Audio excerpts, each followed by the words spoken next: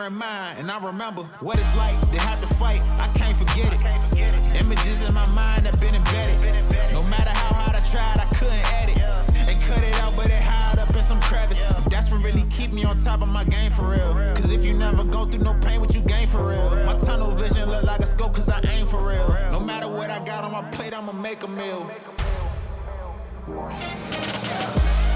I ain't never about to fold. That ain't something that I'm on. I'ma keep it going strong. I just been up in my zone. I'ma get right to the goal. Yeah, that's all I really know. So let's go, let's go, let's go, let's go, let's go, let's go. Let's go, let's go, let's go, let's go, let's go, let's go. It ain't no excuses not to go hard. If you don't move your feet, you ain't gonna go far. Better do it now like it's no tomorrow. I ain't never heard of leaving battle without no scars.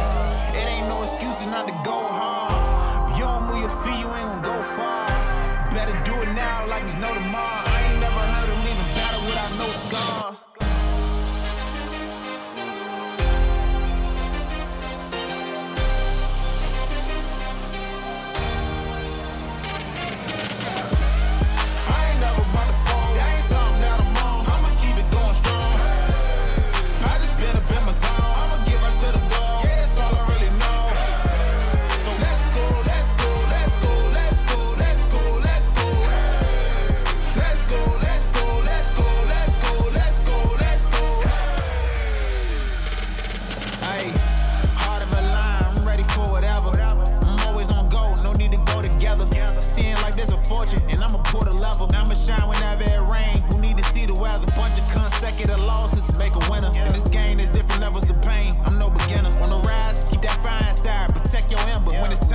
Hunger in mind, and I remember what it's like to have to fight. I can't forget it.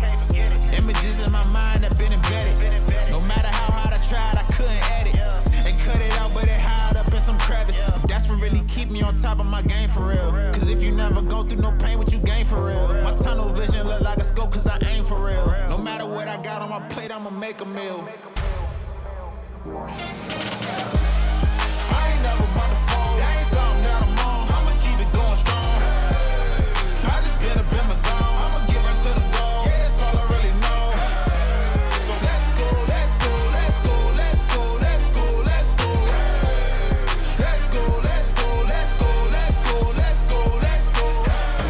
It ain't no excuses not to go hard. If you don't move your feet, you ain't gonna go far. Better do it now like it's no tomorrow. I ain't never heard of leaving battle without no scars.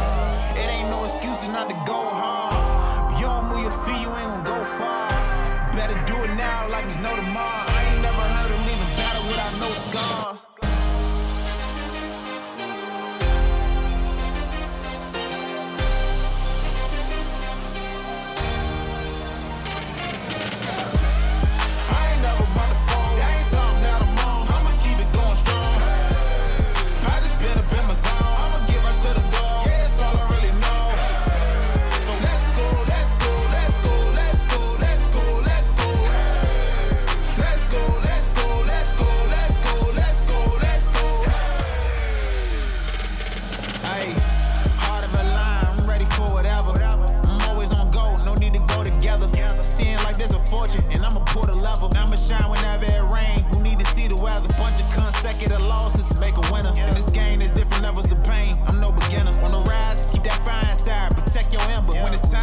Hunger in mind, and I remember what it's like to have to fight. I can't forget it. Images in my mind have been embedded. No matter how hard I tried, I couldn't edit and cut it out, but it hid up in some crevice. That's what really keep me on top of my game for real. Cause if you never go through no pain, what you gain for real? My tunnel vision look like a scope cause I aim for real. No matter what I got on my plate, I'ma make a meal. I ain't never about to fold. That ain't something that I'm on. I'ma keep it going strong. I just been up in my zone. I'ma get right to the goal. Yeah, that's all I really know. So let's go, let's go, let's go, let's go, let's go, let's go. Let's go, let's go, let's go, let's go, let's go, let's go. It ain't no excuses not to go hard. If you don't move your feet, you ain't gonna go far. Better do it now like it's no tomorrow. I ain't never heard of leaving battle without no scars. It ain't no excuses not to go hard. If you don't move your feet, you ain't gonna go far. Better like it's no tomorrow. I ain't never heard of leaving battle without no scars.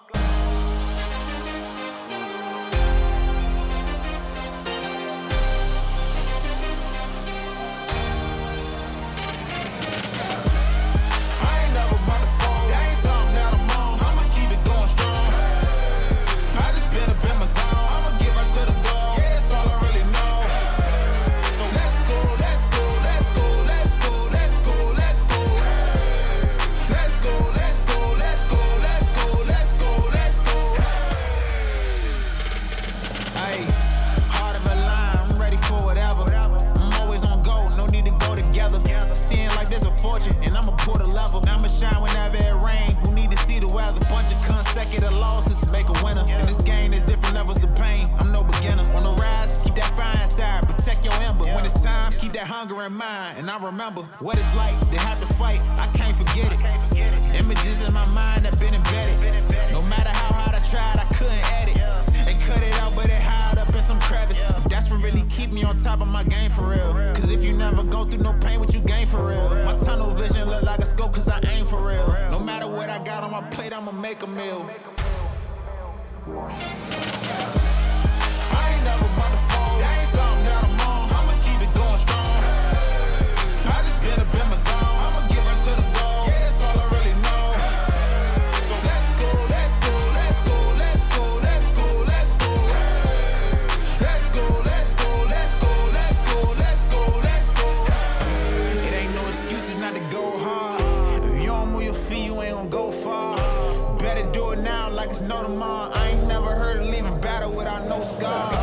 It ain't no excuses not to go hard. If you don't move your feet, you ain't gonna go far.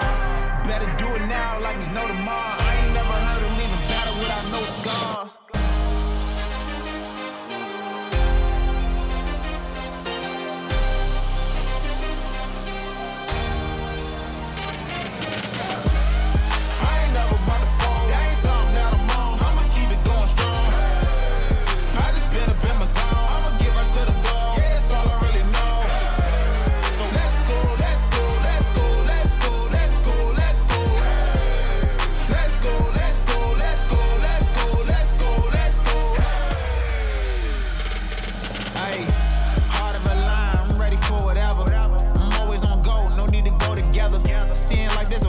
And I'ma pull the level. I'ma shine whenever it rain. Who need to see the weather? Bunch of consecutive losses make a winner. In this game, there's different levels of pain. I'm no beginner. On the rise, keep that fire inside. Protect your ember. When it's time, keep that hunger in mind. And I remember what it's like to have to fight. I can't forget it. Images in my mind that been embedded. No matter how hard I tried, I couldn't edit. And cut it out, but it hide up in some crevice. That's what really keep me on top of my game for real. Cause if you never go through no pain, what you gain for real? My tunnel vision look like a scope cause I aim for real. No matter what I got on my plate, I'ma make a meal. I ain't never about to fold. That ain't something that I'm on. I'ma keep it going strong. I just been up in my zone. I'ma get right to the goal. Yeah, that's all I really know. So let's go, let's go, let's go, let's go, let's go, let's go. Let's go, let's go, let's go, let's go, let's go, let's go. It ain't no excuses not to go hard. If you don't move your feet, you ain't gonna go far. Better do it now like it's no tomorrow. I ain't never heard of leaving battle without no scars. It ain't no excuses not to go hard. If you don't move your feet, you ain't gonna go far. Better do it now like it's no tomorrow. I ain't never heard of leaving battle without no scars.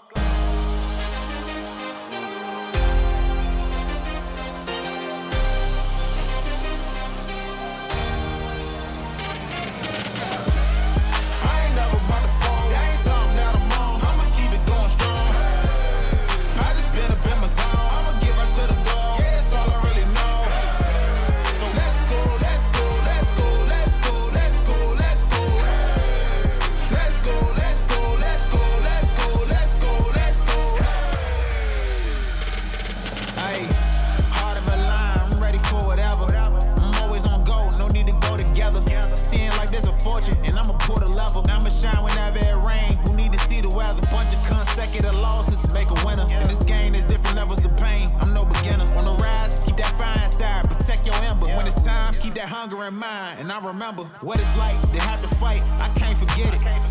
Images in my mind have been embedded. No matter how hard I tried, I couldn't edit and cut it out, but it hide up in some crevice. That's what really keep me on top of my game for real. Cause if you never go through no pain, what you gain for real? My tunnel vision look like a scope cause I aim for real. No matter what I got on my plate, I'ma make a meal. I ain't never about to fold. That ain't something that I'm on. I'ma keep it going strong. I just been up in my zone. I'ma give her to the goal. Yeah, that's all I really know. So let's go, let's go, let's go, let's go, let's go, let's go. Let's go, let's go, let's go, let's go, let's go, let's go. It ain't no excuses not to go hard. If you don't move your feet, you ain't gonna go far. Better do it now like it's no tomorrow. I ain't never heard of leaving battle without no scars. It ain't no excuses not to go hard. If you don't move your feet, you ain't gonna go far. Better do it now like it's no tomorrow. I ain't never heard of leaving battle without no scars.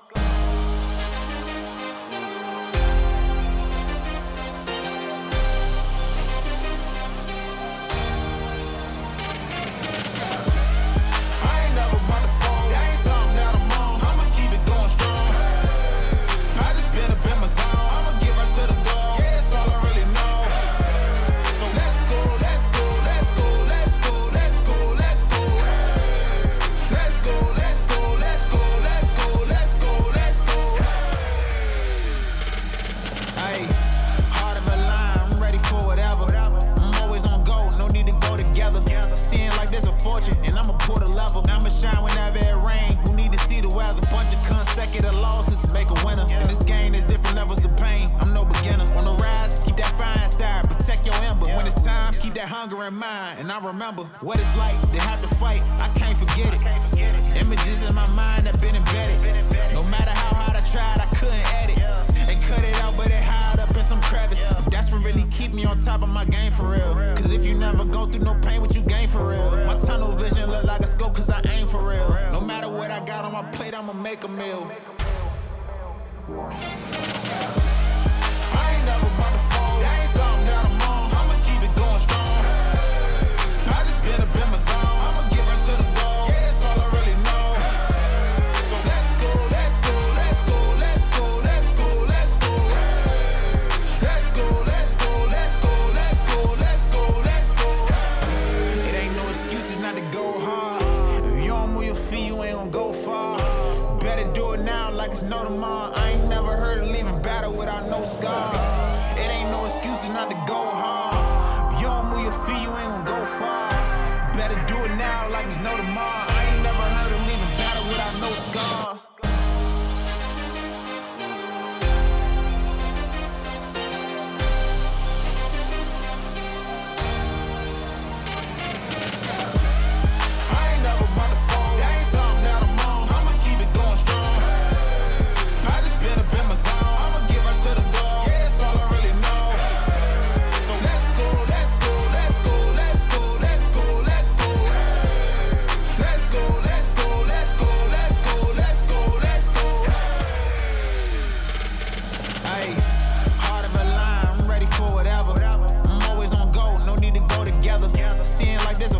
And I'ma pull the level. I'ma shine whenever it rain. Who need to see the weather? Bunch of consecutive losses make a winner. In this game, there's different levels of pain. I'm no beginner. On the rise, keep that fire inside. Protect your ember. When it's time, keep that hunger in mind. And I remember what it's like to have to fight. I can't forget it.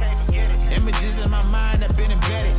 No matter how hard I tried, I couldn't edit and cut it out, but it hide up in some crevice. That's what really keep me on top of my game for real. Cause if you never go through no pain, what you gain for real? My tunnel vision look like a scope cause I aim for real. No matter what I got on my plate, I'ma make a meal. I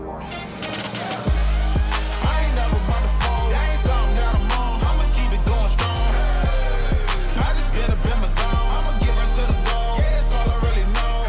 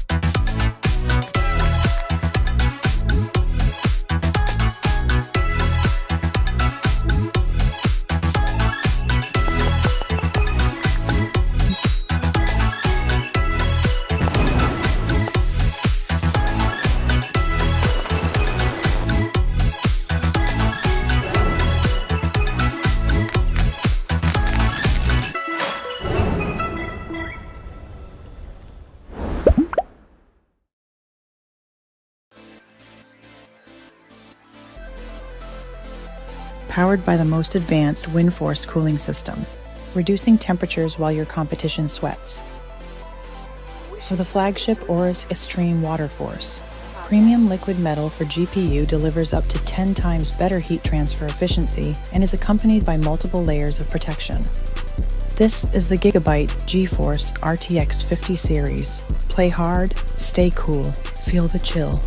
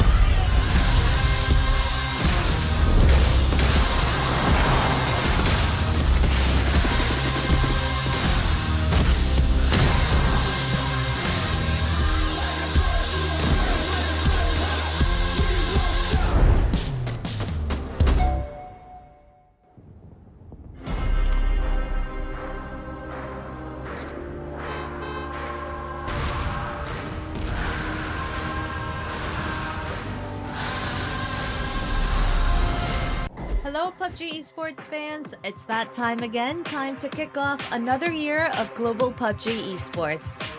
It all starts with PGS 7 and 8. Who will make a statement and take a big first step towards the year's finale, the PUBG Global Championship? 6 of our global partner teams will be returning to the PGS stage, along with 4 new global partner teams and 14 regional series qualifiers, with 3 from EMEA, Korea, Americas, APAC, and 2 from China. The PGS format remains the same this year.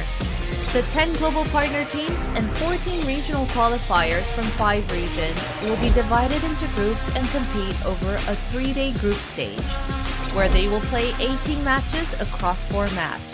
The 16 teams with the most points will advance to the final stage and play 18 matches in 3 days, after which we will crown our first PGS champion of the year. The teams will once again compete for the $300,000 PGS prize pool.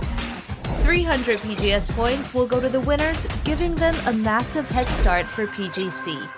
In Shanghai, China, PGS 7 and 8 will kick off a whole new year of PUBG Esports. PGS 7 will be held from April 28th through May 4th. PGS 8 is up next and will run from May 12th through 18th. Make sure to stay tuned to the PUBG Esports website and social media to stay up to date with all things PUBG Esports. And welcome to the 2025 Global PUBG Esports.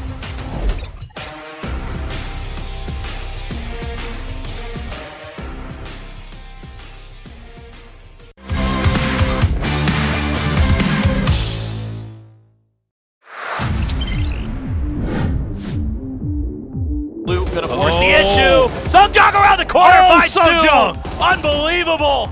Ruining the Falcons' day here.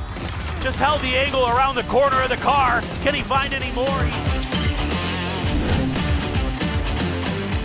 And look at that. The mortars from Souza are going to land right on top of Jacob and Nurens. So the ditch was not the play. Dip not free.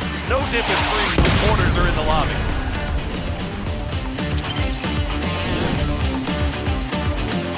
Vectors, they've got utility, and you can see Petrichor Road just has a lot of bodies stacked up on top of each other. Ooh.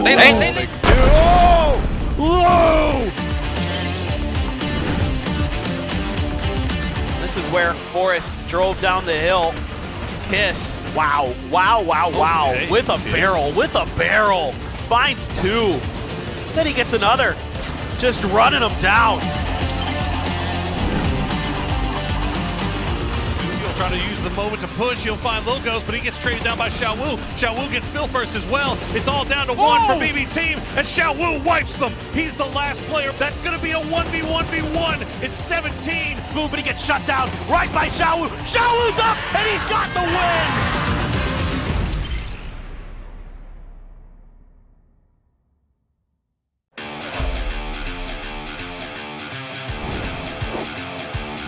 17 Navi lined up against each other. 我在你门口外面。楼顶看到我了，楼顶看到我了你。看房顶，别让房顶上去打了。打这个一楼外， Joseph's 还 gonna 有 go down. 楼顶，楼顶，楼顶，全楼顶。他们这个就闪了，没事，楼下楼顶。能补吗？补不了，在门我口打他。在外面，在外面扩大。我四边防在外。防上边。牛逼！楼顶。九就来了。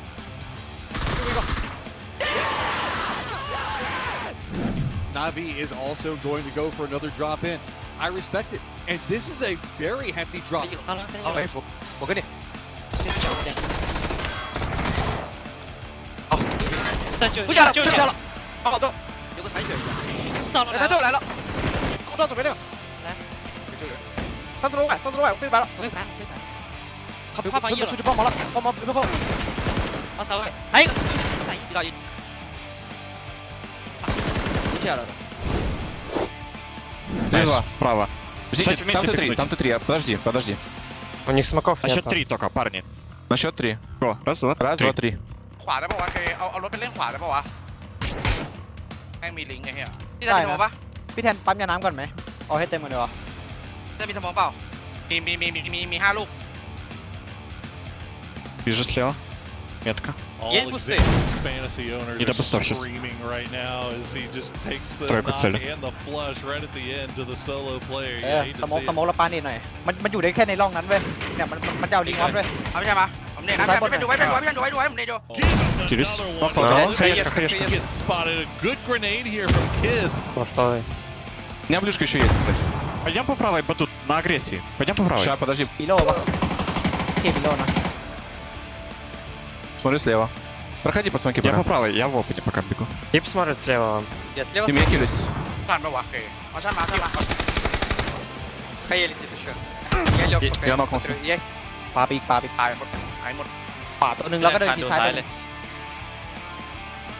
ตายตัวนึง สวยแล้วขวา Now ตัวท้าย Lou is the last one. It's a 1v1. Lou is down to half HP. Прямо в левой части смока щитный. สมองอย่าง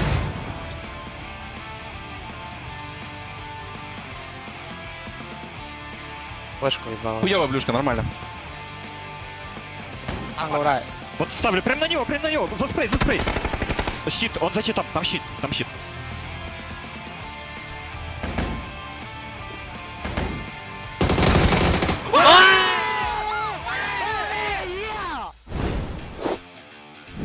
Задам Мухирича. Один бежит еще, ребят, бежит. So crazy. We're in the second to last game. 16th, 17th, 18th, and 20th are all still alive.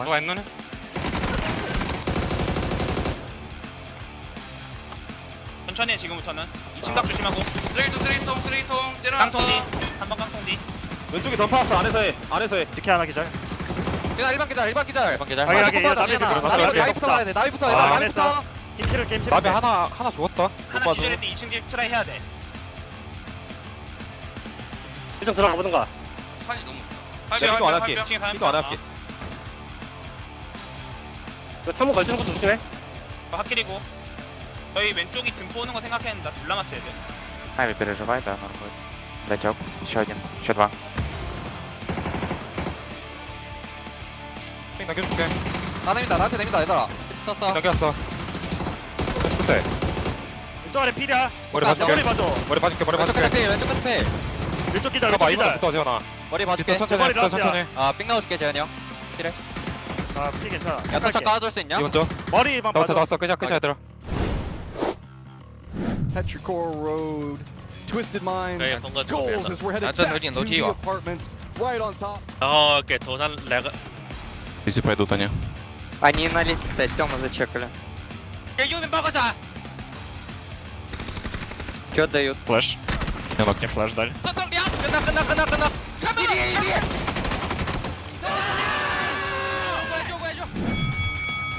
Seemingly, I think Perro has a 要么就他妈的下一楼， maybe 要 slightly 么就 better 跳一楼。 job. У нас в центре аккуратно. Надо Поэтому- перепрыг смотреть. Я еще одну флешку хочу накинуть, смотреть перепрыг. 二楼左右一个。我一颗烟。 Может полутаться сейчас. Быстрее, да. Слышали? Надо на буст. перепрыг смотреть. Да, мы слышали. 可以误大厅懂吗？就误你们这正中间，然后往楼下面的。对。 Смог. Смог дают. Я флешку даю. И за ней хаешку буду давать. Отойдите. Давай.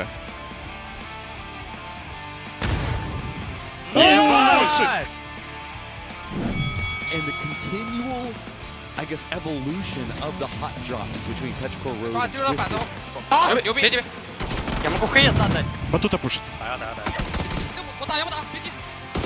Заходи. ЛХП на мне. Убей его. Добьешь, сейчас добьешь. Hey, what's going on?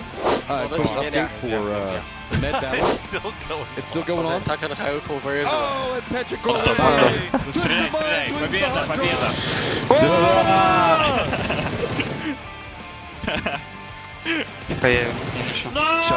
Сейчас кажется, что... А, нет, ты не можешь, да?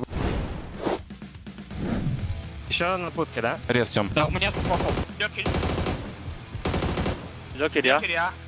3번 차이 하나. 나 오른쪽 파도 돼? 아, 하나? 추가 3번만 나 오른쪽 팔게 이거.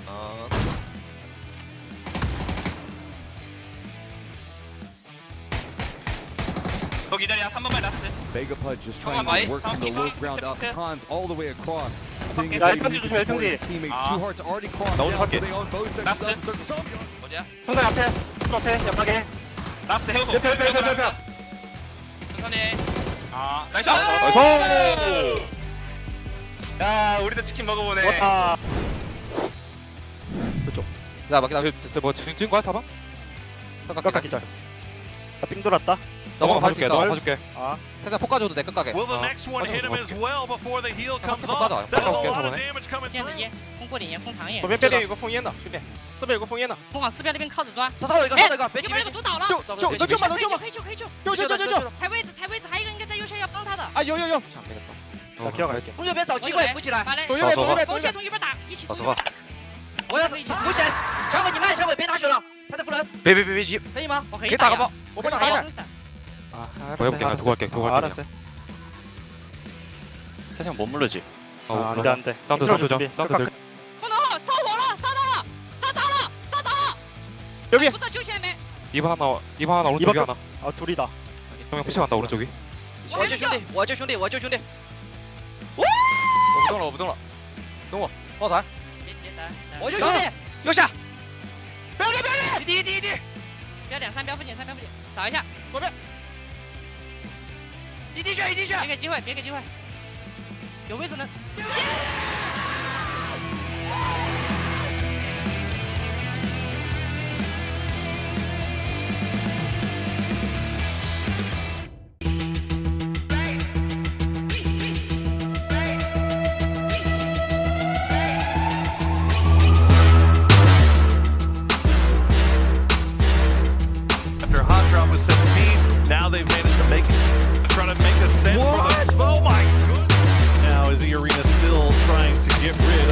left the Petrichor Road. There you go. Nurins will find the control.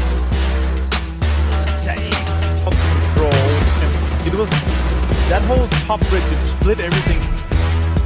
Bodies stacked up on top of each other. All they can do. Oh! Heat up a little bit. Good grenade throw. It's right on point. Last man's favor. And now comes in a big way. Guns are out. Blue. Also, will he get involved in Wentworth as well? It's all down to going to be a 1v1v1.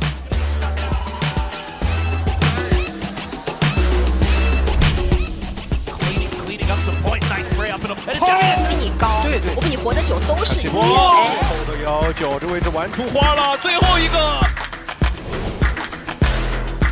这波压枪又被击崩倒了，赢了！前炮过来，哇，意外反制成功。Some jog around the corner.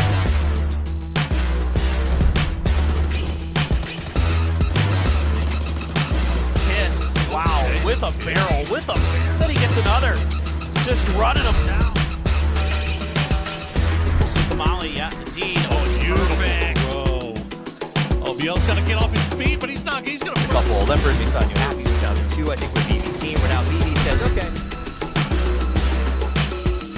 Hard peeking around that rock. He's going to find Zizzy. Zizzy tries to get him with the drive. Fighting Freaks. Got to be fairly gun for Freaks, or what do you?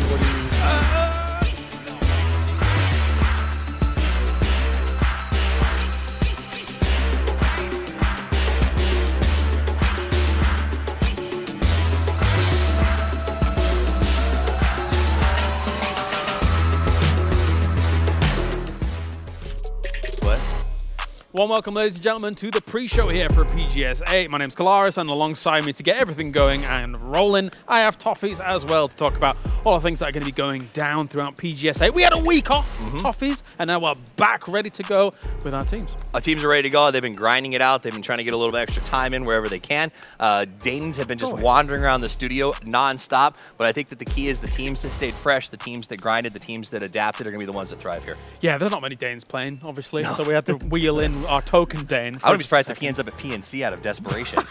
That would be ridiculous. Right? If he shows up at PNC, that's done for the Danes. They're 24th place, guaranteed. But anyway, let's talk about everything that is going to be going on throughout our next couple of days. Of course, we have got ourselves 17 Gaming at winning PGS 7, looking fantastic whilst doing it. We had one of the most rip-roaring finishes to a PGS we've ever had. It was absolutely wild. It's so, sometimes it comes down to these 2-horse races. We often pray that no one jumps ahead, but the fact that this came down to that final game for our 3 top teams having to battle it out was intense to watch. 17 Gaming comes away with a big win. It's a big win because they get the repeat finally. They won PGS 1, then in a crazy feat, they get PGS 7, which they said that 1 and 7 together just worked so well from 17. And I gotta be honest, you add 7 to 1, that makes an 8, so it'd be great for them to take a PGS 8 as well. Definitely scary, scary considering that they've kind of broken a little bit of that Kong curse for me, that constant second place position that they constantly found themselves in. Yes, technically they won a PGS, but multiple second places at World Championships, never mind the multiple second places at PGSs as well. But obviously, they've become one of the most consistent teams in the world. Yes, and here's what I love about their win this time. PGS 1, I'm going to be honest, they crawled their way into first place. It wasn't a spectacular take in that win. They sort of got ahead and held it. Here, they had to fight tooth and nail right up to that bitter end and have shown that they are super consistent and are now even bigger powerhouses. And will they be able to challenge a Twisted Minds in terms of that consistency, right? If we look at how they kind of perform things, obviously we come off the back-to-back championships for PGSs. But this, I'm not running the numbers in my head or anything like that, but this might have been their worst showing at a PGS group, Grand Finals ever. Yeah, it was definitely one of their worst PGS showings. I mean, this is the thing about Twisted Minds. Traditionally, they dominated PGSs, and they kind of let off the gas when we get to like EWCs and PGCs to a certain extent. This has been sort of their area. The fact that they finished this all the way down, I think it was, what, 12th place was shocking. Set 12th place for them to finish there. And I do think it's hard to say that they are not the most consistent team. Twisted Minds by far today, most consistent team when it comes to PUBG. However, if it continues the rest of the year like we just saw with Twisted Minds getting these 12s and 17 with the 1s and 2s, they may lose that title. 17 is on track to become that. I think there's been major landscape changes at the start of 2025, and Twisted Minds, well, let's see if they can kind of adjust things here for PGS 8. On the other side of those kind of landmark changes as well we saw, especially in PGS 7, never mind our current world champions, we have the wall of APAC. Boom. All right, this was intense for PGS 7 because we came off the back of day 2 of that grand final with 5 of them in the top 7. 5 of them. So 5 make it to the grand finals, which already sort of sets this lobby into a certain amount of chaos, and they come out smashing. The problem that we run into, and it's funny you call it the wall of APAC, is because when you end day 2, APAC seems to hit a wall. They slow down in a way that we can't explain. EA looked so good coming out at a dead sprint, and everyone's chasing the White Rabbit, but at the end of the day, it was a tortoise and a hare. They could not close the game out, and we keep seeing this traditionally with APAC teams. They get to the top of the leaderboard, the third day comes, and they just play too soft. They let go of that rope. Now, I do have some good news for you. Traditionally, we don't have tons of back-to-back tournaments, but if you go back over the last year where we've had sort of these PGSs a week apart, they almost always do better in the second one than the first one. So maybe they figure something out and come back stronger, because if they do, it's going to be terrifying when we get to the grand finals. There was one anomaly to the rule whilst we take a look at a record-breaking game coming out from Theralon 5 as well, which was awesome. 21 kills and a win. Ranger X absolutely popping off. But there was one anomaly to the rule, which was Cerberus's day 3 on their championship. Looked fantastic. But we were talking about a team that arguably looked like the best team in the world at that time, with a Himas, with a Tycon, etc. So the region is obviously leveled up in an extreme way. Whether or not they can kind of continue things going into that day 3 or get everybody into the final. I mean, I think a lot of the players here talked about experiencing fighting APAC in the opening sequences of PGS 7 and had to adapt their play. So the question then comes, if there are this many APAC teams continuing to push the bill, have the Western teams, and I think the Chinese teams to a lesser extent, figured out how to deal with APAC? And we saw in the grand finals it felt that they kind of did. So that's my question going into groups. Is it, did APAC let go of the gas and fall off in the last day, or did everyone figure out their play? Well, you were kind of talking about 12 games versus 18 games. If we go back to what we saw with the group stages from PGS 7, Day Trade exemplified those 12 games spectacularly, because it's rare in our group stages we get to see quite that difference in points from kind of first place to second place. Yeah, I mean, I do think they went out and added some new strategists to the team. They're able to sort of push forward and sort of understand exactly how to go up against these guys. And I think that helped them. Now, again, the sprint has been their story. Can they make that transition into the grand final? Well, the good news is they don't have to do it just yet. It's still group stages. They can play their 12 here and hopefully make the same moves. A team like E-Arena and Therafront 5, of course, just kind of squeaking into that grand final, really made it up into the grand final, right? So very impressive stuff from APAC all around. We'll see how they're going to fare coming into PGS 8. Let's shift focus a little bit in terms of talking about some of these other regions as well, because we had a tie between two of the most prominent regions. America's North America. North America, the only one, the only team. And Korea, South Korea. You had Falcons on one side, DM Freaks on the other, tied at 133 points. And a wild story to get here, right? Falcons actually got in on their GPD credentials. They got 4th in their region.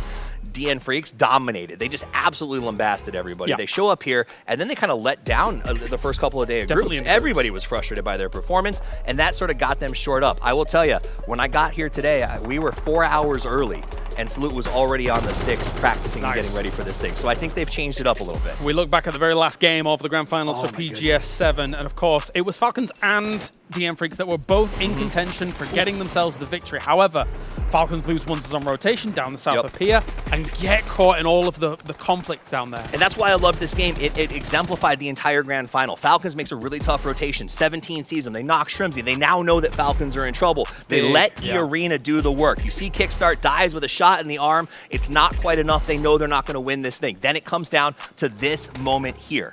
Yeah, of course. For DM Freaks, losing Human early felt like tragic. Well, the knock-on effects of PUBG are very evident here, right? The butterfly effect, because we even listened to the comms of this kind of final state moment that actually goes down in 3v4. And if DM Freaks wins this, they win the tournament. Not having Human, though, it did feel like the comms felt a little bit deflated. Obviously, we don't speak Korean, but it did feel way less energetic compared to where 17 was in these moments. Absolutely. You could almost hear 17's excitement build once Falcons goes down, and then 17 gets this crazy outside rotation where they get to backstab the team that DN Freaks has been trying to shift off of the high ground. That opens the door for them to go, all right, we're 4v3. And if you go back and you actually, in the pre-show, they have the translated end game here.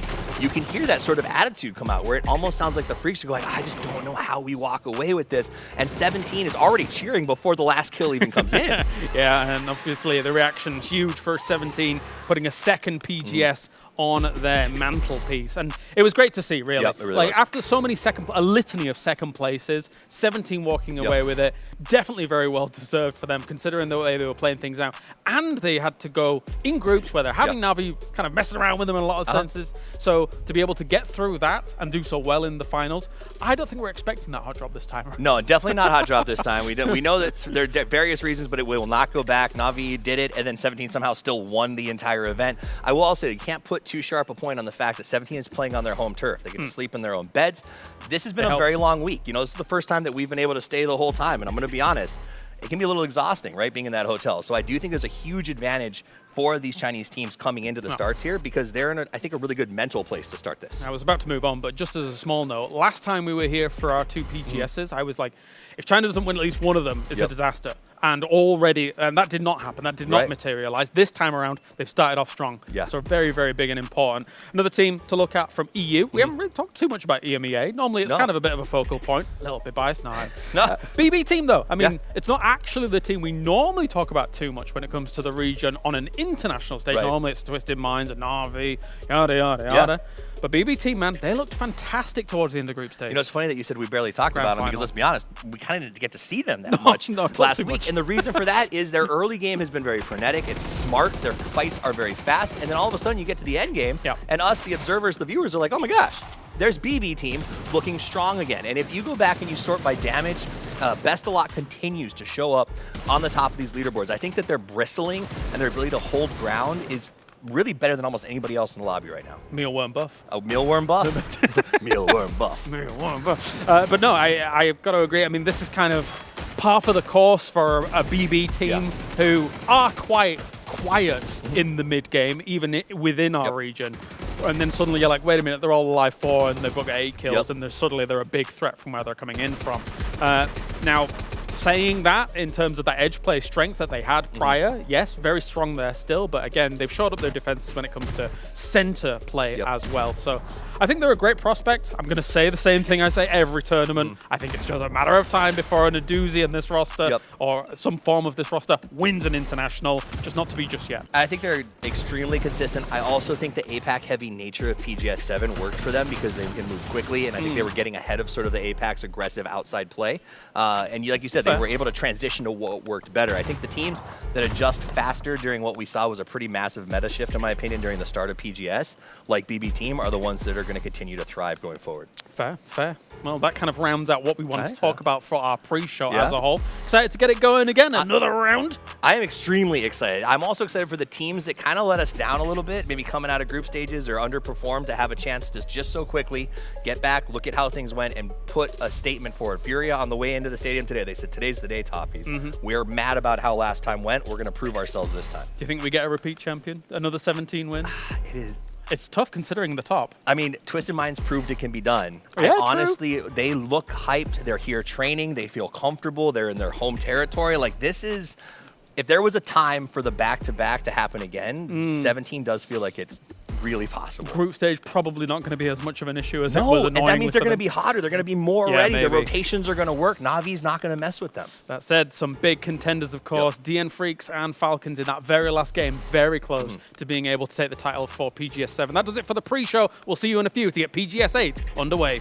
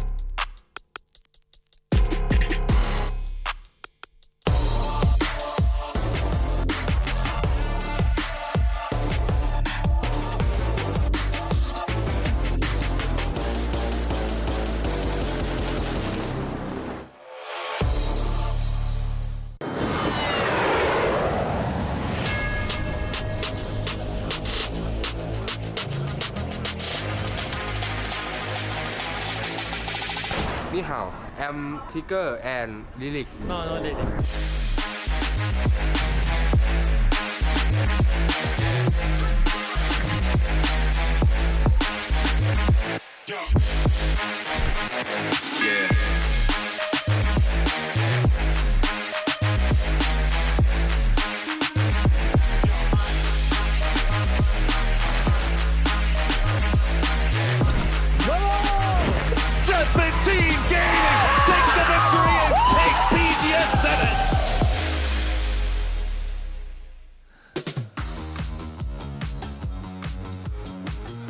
Oh, good. Ah, that's a shame.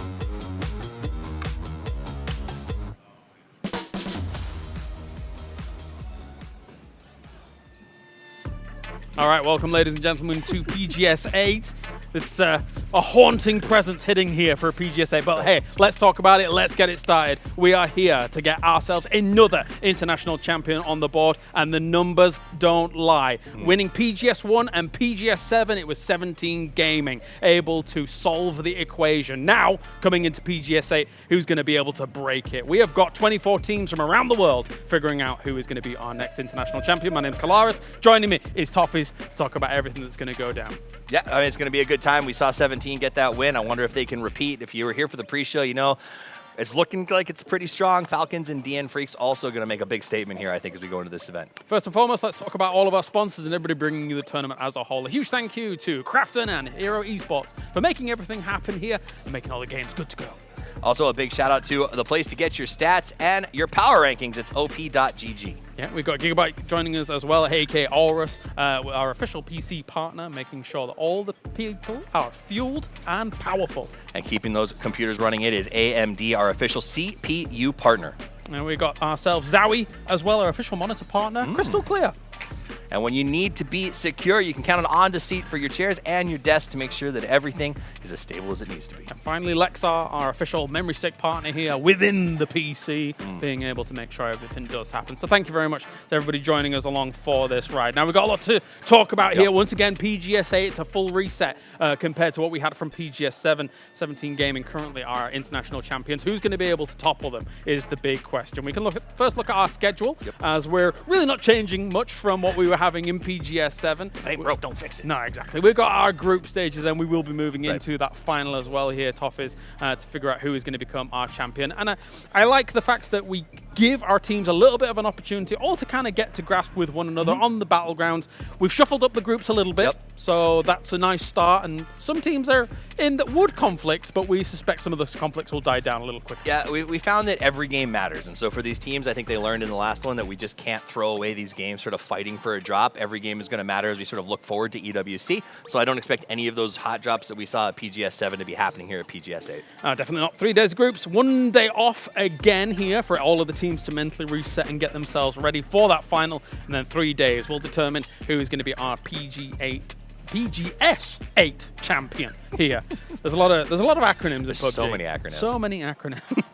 We can take a look at the format as well and how everything goes, but it's kind of exactly what we just mentioned, right? The fact that we're also playing 6 games a day to figure out exactly how all of those points are going to be distributed. Again, the top 16 will move on to that grand finals, so there's no wishy-washiness. Nobody's going to be able to get another chance here, no last chance. You know, there's 2 ways to look at PGS 7 to PGS 8, right? There's this idea, well, it's the same, you know, it's basically the same turn with some shuffle one after another, or it's a really interesting way to test teams and see just how true they are to their ability. Did you get really lucky at a PGS, or did you have that skill level? Are you like Twisted Minds, who could win a back-to-back despite all odds? And I kind of love this idea that we get to see the same teams take the field again with adjusted strategies and see how it changes our game. There's the makeup of the new groups relative to what we had at PGS 7, as we can see. Now, obviously, everybody's eyes are turned attention to, wait a minute, 17 and Navi are in the same group. But we're suspecting that that is not really going to develop into something as aggressive as it was at PGS 7. I think Navi realizes, wait a minute, 17's just suddenly won a load of PGS points. What are we supposed to do? Yeah, they've tried multiple times to do this, and it's never worked. So at some point, you just have to walk away and say, okay, so this is why 17 has had these drop spots since time immemorial. They're hard-headed, and they can still win tournaments with it. Yeah, got to agree. I mean, it would benefit them as we take a look at the prize pool if it was just a slightly weaker team. Yes. But you're going up against literal champions. champions. 100%. And you've seen it all the way back to like the Face It Global Summit, Lord knows how long ago, where like they will throw a tournament away to keep these drop spots. So I think Na'Vi has learned their lesson, will not mess with that, and will go somewhere else. And I respect it. So much so that 17 in the previous tournament won $100,000 for first place. Of course, a big chunk of change. And you guys at home, you know the super settings, you know the format. Tried, true, and tested. We got ourselves 10 points for a win, 1 point per kill as well. We saw quite the difference in some of the teams in terms of kill points to placement. I think it was Falcons had 94 kills, getting up towards the top there. But they lost on placement. They lost on placement to Freaks. And so I do think that is something to keep in mind here as you guys watch it. Traditionally, we're always like kills, kills, kills because they're fun. But there is this incredible value to placement. That was a $20,000 difference because the placement points were the tiebreaker. Definitely scary prospect. As for all of these teams, they also have their eyes on the road to PGC with 300 points for first place if you're able to get it done. 17 Gaming's already been able to bag that, and likewise, you know, DM Freaks 180 points. Even though they're very likely already qualified through their own region because of the way PWS works, but they would love to be able to qualify via this method so that they can open up another slot for their region. And that's why you should be cheering for your region as hard as you possibly can. Get that extra slot. And we, of course, our global partner teams on the left-hand side. All of them will be present, all of our PGSs, but everybody qualifying on in. Now, when you take a look at the breakdown of the regions, some that I was more surprised by when it came to PGS 7 were teams like Taikula in the group stages. I didn't expect much from them. They looked fantastic in the groups. Didn't quite make it happen in the final. You know, and I think that's the magic of the group stages because it is sort of that shift. You do manage to get some folks. I think the hot drops helped Taikula a lot in the group stages at PGS 7. So I don't think they're going to have as much room as we go into groups A and B starting out today's group stages. It is going to be, I think, a pretty good combination here on day one. We've got a nice mix of those aggressive teams. I think with 17 and Na'Vi stepping apart from each other, I do think APAC may struggle a little bit in the first game or two if they run into some of those early rotations. 17 is coming out of the middle uncontested, and I think that could be troublesome. That is scary. That is scary. As we take a look at all the PGS records that we have across the board as well. Oh, look, even Ghibli's up there from PGS 1.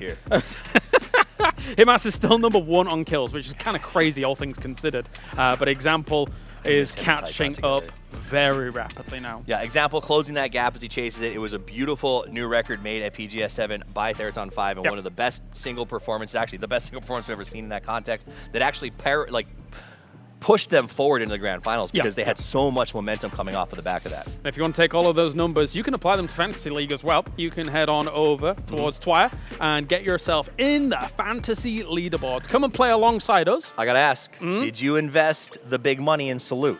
35,000. I know. It's crazy money. I went for, I was about to say budget Salute. That's not true, though. I went for Gumin because I'm assuming DN Freaks will do well. Okay. And Gumin has been on the up and up and up. That's a really good way to manage your cash a little bit. I went for Salute because, let's be honest, it's fun to do. Also, you can win G-Coin. You can win keyboards. You can win cool stuff. And more importantly, it's just fun to brag and, you know, call Toby and be like, ha, I'm better at you than Fantasy.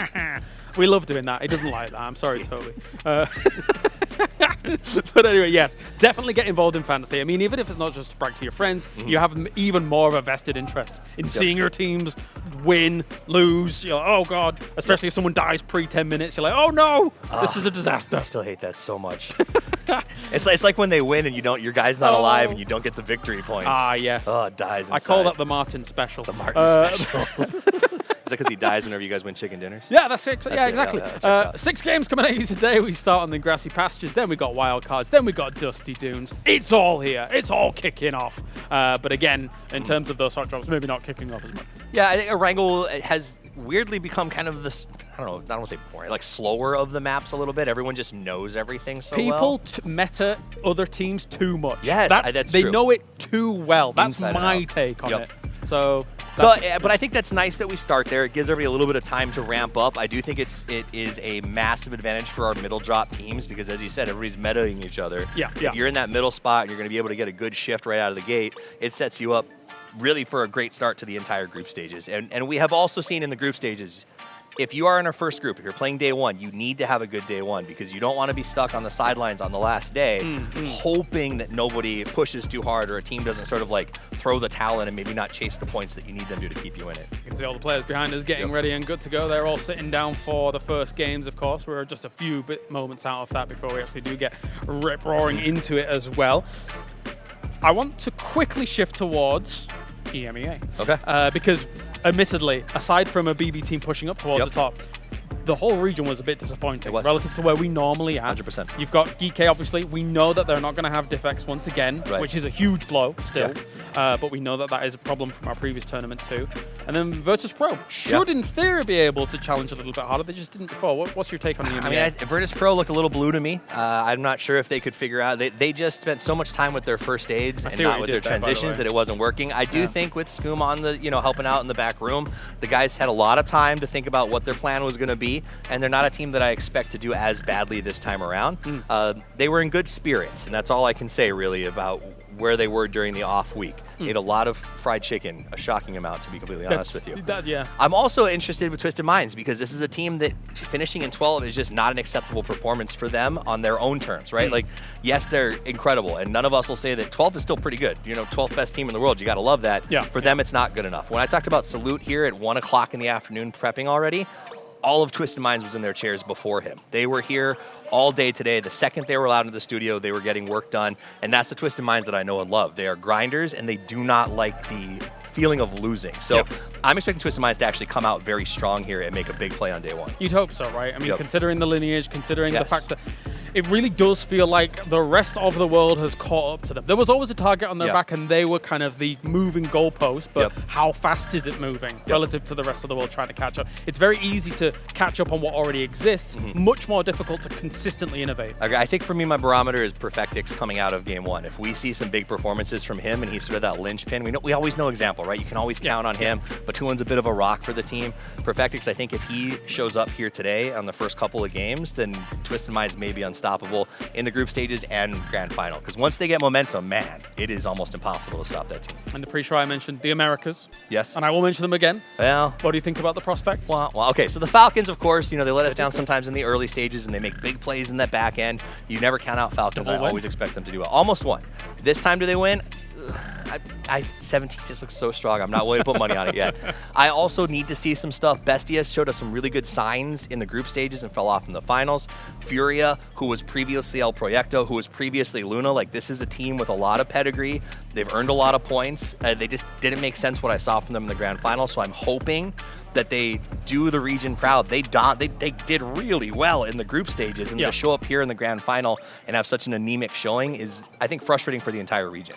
I can understand. I mean, it's a weird situation Americas was in, right? Because some of your teams that came along, you expected like a Team Liquid, right? Yes, for example, 100%. to be here, and then I guess pundits to argue to a certain degree with a Team Liquid who has far more experience internationally, relatively speaking, and especially with their previous year. You would have loved to see how they would have done internationally, but did not materialize. I mean, I'm dying inside that they're not here. If I'm going to call it a spade, it would have been nice. They were one of the most consistent teams in the world coming into this. They were on my radar for World Championship. They still are. I would agree. And they only lost by a point. But that, again, shows you the danger of regional qualifiers, right? Falcons do the same thing that they do. They play their international style in regionals. The problem is the Falcons also ended up in 4th place, but because they're GPT, they got to come through, right? So having to adjust your play style in regionals and then bring it here is a very big challenge that I do think some of our teams, particularly Korean teams and APAC teams, seem to have actually gotten their heads around very comfortably. I'm still hoping that we see big performances continue out of the when we came into PGS 7, we thought to ourselves, Group C, Group of Death right over there. Look, they've got Pero, they've got DM Freaks, terrifying dominators of their regions. Pero's final, 16th place? A disaster for them. DM Freaks almost being able to make it. I'm hoping for a bigger performance out of Pero in general. I mean, I think across the board, everyone needs Petrichor to step up. This is not a team that is made of junk players, right? We've got Ike's left, who is a legend in the game. He's got Mingming backing him now. And then nothing. And then nothing comes of it. To be at that position from Petrichor Road was, and I'm going to be honest, completely shocking. They were a pick to potentially take this win, and to see them where they were, wasn't okay with me. So I think they bounced back. I think New Happy, another team that needs to kind of show up a little bit more. I think they've been frustrated with some of the changes in the region recently. But that's no excuse. You're New Happy. You're a fabled team. You got to come out here and you got to perform. Yeah, obviously all of the teams as well. Well, the majority of the teams got an opportunity to even play the Douyu Race tournament that was going on, which coincidentally was actually the New Happy LAN area, which looked awesome, by the way. Cool. It looked really cool. So there has been some, I wouldn't say like practice games, because obviously they were far more serious than practice games. So people got together, feetwear a little bit. Obviously they had some decent position as well here.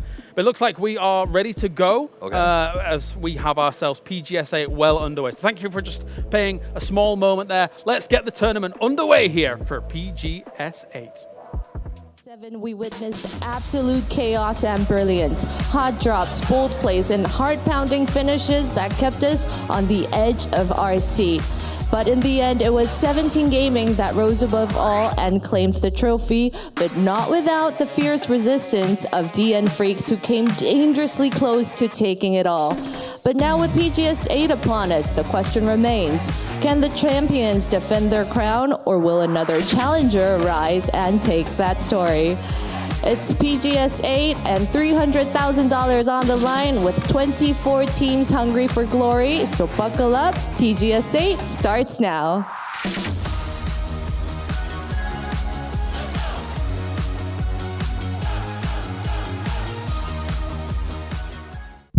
This year, this tournament is where the new legacy starts to get written. Will it be the age of APAC?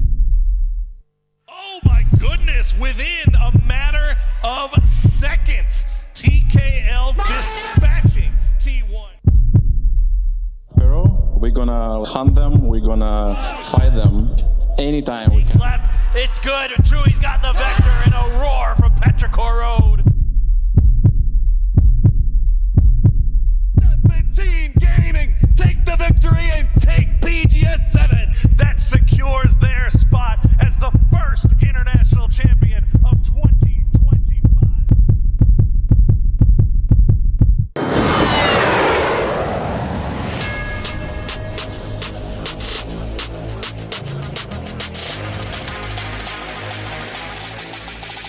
Ni hao, I'm Tiger and Lilik. No, Lilik.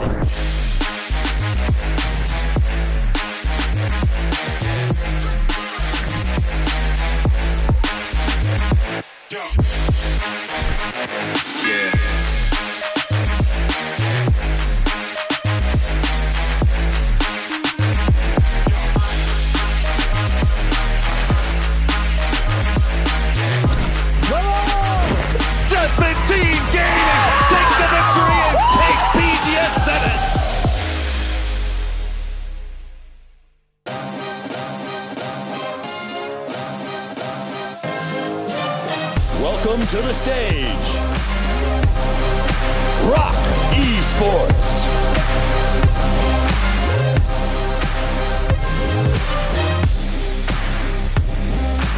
Virtus Pro.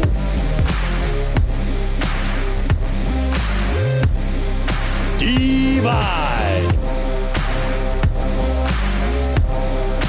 It's Genji Esports. Here's GK Esports. It's 4 angry men. Here's Navi. It's T1. Welcome, Petrichor Road. It's New Happy. Bestia.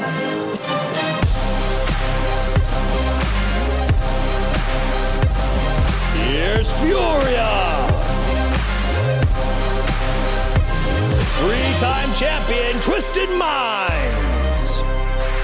It's Begopa. Tai Kool-Aid. PGC champions, the Expendables. Day Trade Gaming. on 5. Forest Natural Gaming. Arena.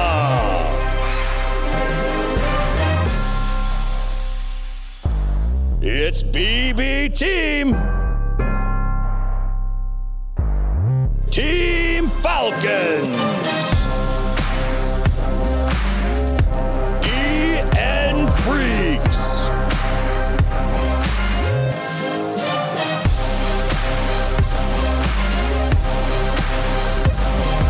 And your PGS 7 champions, 17 Gaming.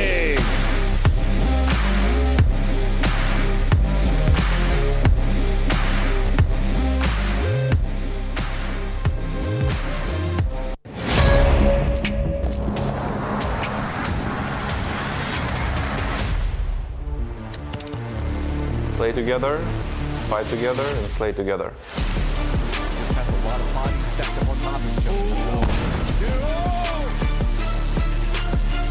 That might open up the doors.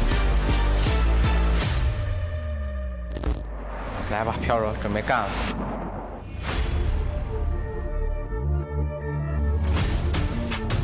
Got an example on that window spot. Gonna find a second. Goes for the shot. He finally.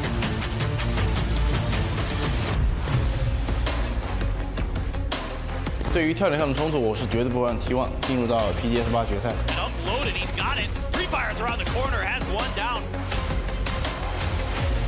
Oh my goodness, within a matter of seconds, TKL dispatching T1.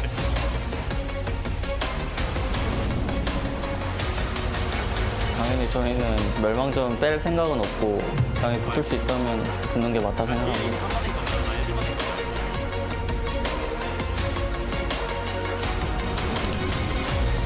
不要惦记不属于你们的跳点，就算跳点给你了，你也把握不住。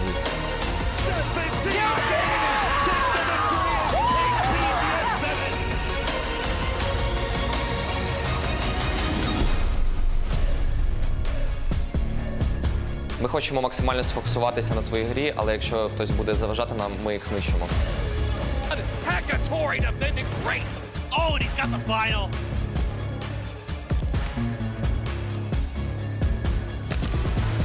ก็คิดว่าคงต้องพ่ายแพ้ไปก่อนครับจนกว่าเราจะพร้อมที่จะคว้าจริง He gets punished. Jacob says, hell no. Shuts that one down. Zong Zhang's gonna go down. We're like a snowball team, so if we have a good game, some good games, we're going to be really good.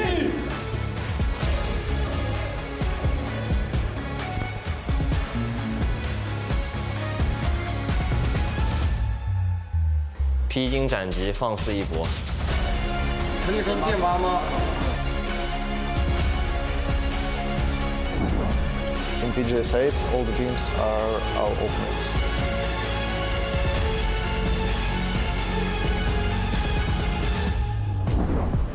Em nghĩ là việc mà bọn em tự tin đấy là do bản lĩnh của người Việt Nam.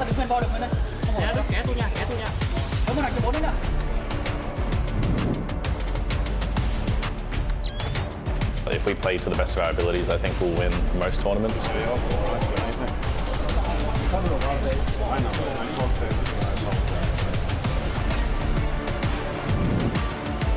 PGS 8에서는 꼭 우승컵을 가져오도록 하겠습니다. 한번 더 땡겨줘 그냥.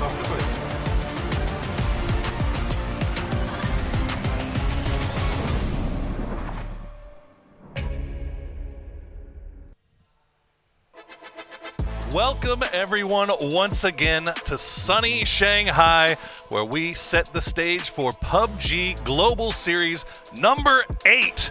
I am Porosaurus. Joining me once again is Matcham. And Matt, we set the stage beautifully with PGS 7.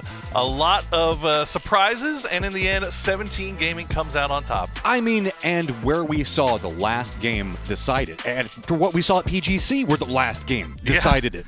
Is that the meta now as we're going to be looking at grand finals? It's just gotten so neck and neck, it's going to come down to the last game? Because if so, man, count me in. This year's going to be awesome. Parity is the meta. And not only last game, that was down to the last fight. That is the first time, I think, in a long time that we have seen a winner-take-all type scenario between 17 and DN Freaks as we finished up PGS 7. But that is in the past, everyone. We are moving on. We are down to PGS 8. Clean slates around, and that is good news for a lot of teams here. Yeah, I mean, we had the week off. A lot to do here in Shanghai. A lot of the players kind of went out, kind of toured a couple of places. We saw a lot of people kind of trying to catch sections of the city, mostly the Bund. You probably spotted all the pictures that are going on social media with it, but now it's time to settle back in. Yeah, we did. Yeah, get that nice river going right there. It's beautiful stuff. But now it is time to get back down to business. And when first thing we talk about business, obviously the first thing on the top of everybody's mind, 17 PGS 7 champions coming into this in the same group once again as Na'Vi, which we saw back to back Na'Vi just getting kind of destroyed by 17 in these hot drop scenarios. But it's not happening now this time. So what do we expect to see from Na'Vi? I mean, whenever we're looking at this, it's got to be modifications. The desk was talking about it. If you're 17 Gaming, you're just coming off of a PGS win. Who's going to mess with that? I mean, we've got eyes for looking towards EWC, and so a lot of teams might make sure that they're climbing up those rankings, getting in good positioning, so that way they can strike into that.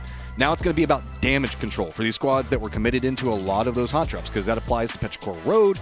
That really is twisted as well. So it's time. We've talked about the potential for hot drops. There's tons of things going on, but it is time to get ourselves into game. Let's get this thing going. We are starting on the grassy pastures of Erangel once again. And they are hyped. They are ready for it. And we are getting into game. As, you know, we talked about it. We heard them talking about it a little bit on the desk. Erangel has kind of turned into this more meta map where everybody knows exactly how everything. And at this point, these guys, even internationally, have seen each other so many times that they kind of start now knowing what to expect, especially coming on the back of PGS 7. Well, it's weird because, yes, Erangel can be rote, specifically when we get into the grand finals sometimes. But it's kind of like you were talking about before we went live today, that it's probably because a lot of the hot drops where we were seeing in the group stages, Erangel was spicy every step of the way, except for like the first game where everybody was trying to figure out what was going on. Yeah. Everybody getting their feet underneath them. Well, there is a possibility of a hot drop still on this map. Now, Na'Vi electing to go for that farm split now instead of fighting for Patiki. But 4 a.m. and T1 both still have eyes on Yasnaya now. In PGS 7, this happened, and the first game, 4 a.m. just gave the Yasnaya away. They looted spots to the south, but the second game, they did take the hot drop. They ended up losing, but they did drop T1 down to just 2 players. But both teams desperately in need of something to start their ball rolling here in PGS 8. And they're both making a commitment into the north, and it looks like 4 Angry Men is going to be going for the double stack just right along the road, just to the north of that. Pick up whatever weapons you can, spin it back around. It's going to be a Tong move, finding himself an SMG, a good way to start this one off, but also picking up an AR. It's going to be loot as fast as you can, see if you can set up the defensive, as the new circle is going to pop, and it is over to the west. It is going to make this, this does end up lasting any longer. They're going to have to play it out in the blue zone, but both sides electing to take one block of apartments to themselves, just trading shots between the two. Now 4 a.m. does have HSM with that side angle, but all he has been able to come up with is an UMP right now. He's already done some damage with it to E-end, but now Godv on that roof, just kind of feed this information over to the rest of the boys. Looks like 4 angry SMGs right now. There we go. We're finally starting to see some other weapons come out. Couple of peaks. Also kind of keep an eye on helmets, body armor for these early skirmishes. That is very important. Huge. So while 4 Angry Men does have a bit more that they can stretch out, we have seen that Raining is starting to maneuver his way up to the north. And there you go. A couple of shots coming out from Type to at least force HS away. Now it's just going to be a high ground versus high ground. Type on one side, a Tongmu, and Godv on the other. Looking around, it doesn't look like any other teams are anywhere near this to do any third party. And that is just a slightly overcooked grenade there from Godv. But no damage done to T1, but they do have a pretty good idea of what the situation is. Now, did they spot out Raining? Godv looking over in that direction. But if Raining can get on the move and get a flank angle here, they might be able to put something together. Man, trying to cross that little bit of a hill and the incline, it puts him in a very precarious point. So I have to see. HS looks like they're going for a bit more of a regroup, trying to get some more loot of his own. Raining still way off in the distance, so this is kind of a 3v2 lineup for the time being. But I mean, it's all about trying to get the economy in a better situation. Nobody really wanting to make the firm commitment just yet. But, I mean, I really like the fact with the 4 Angry Men holding these 2 members here, they've kind of contained in T1.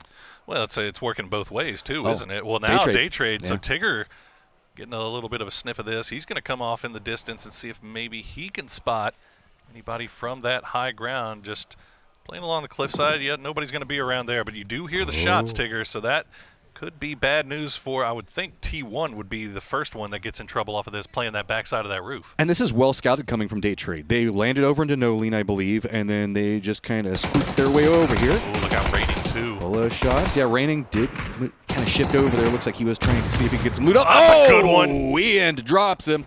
But a Tongmu can use the opposing side. Oh, Tigger also spotted out Raining. That's bad. Oh, you got to hit those shots, Tigger.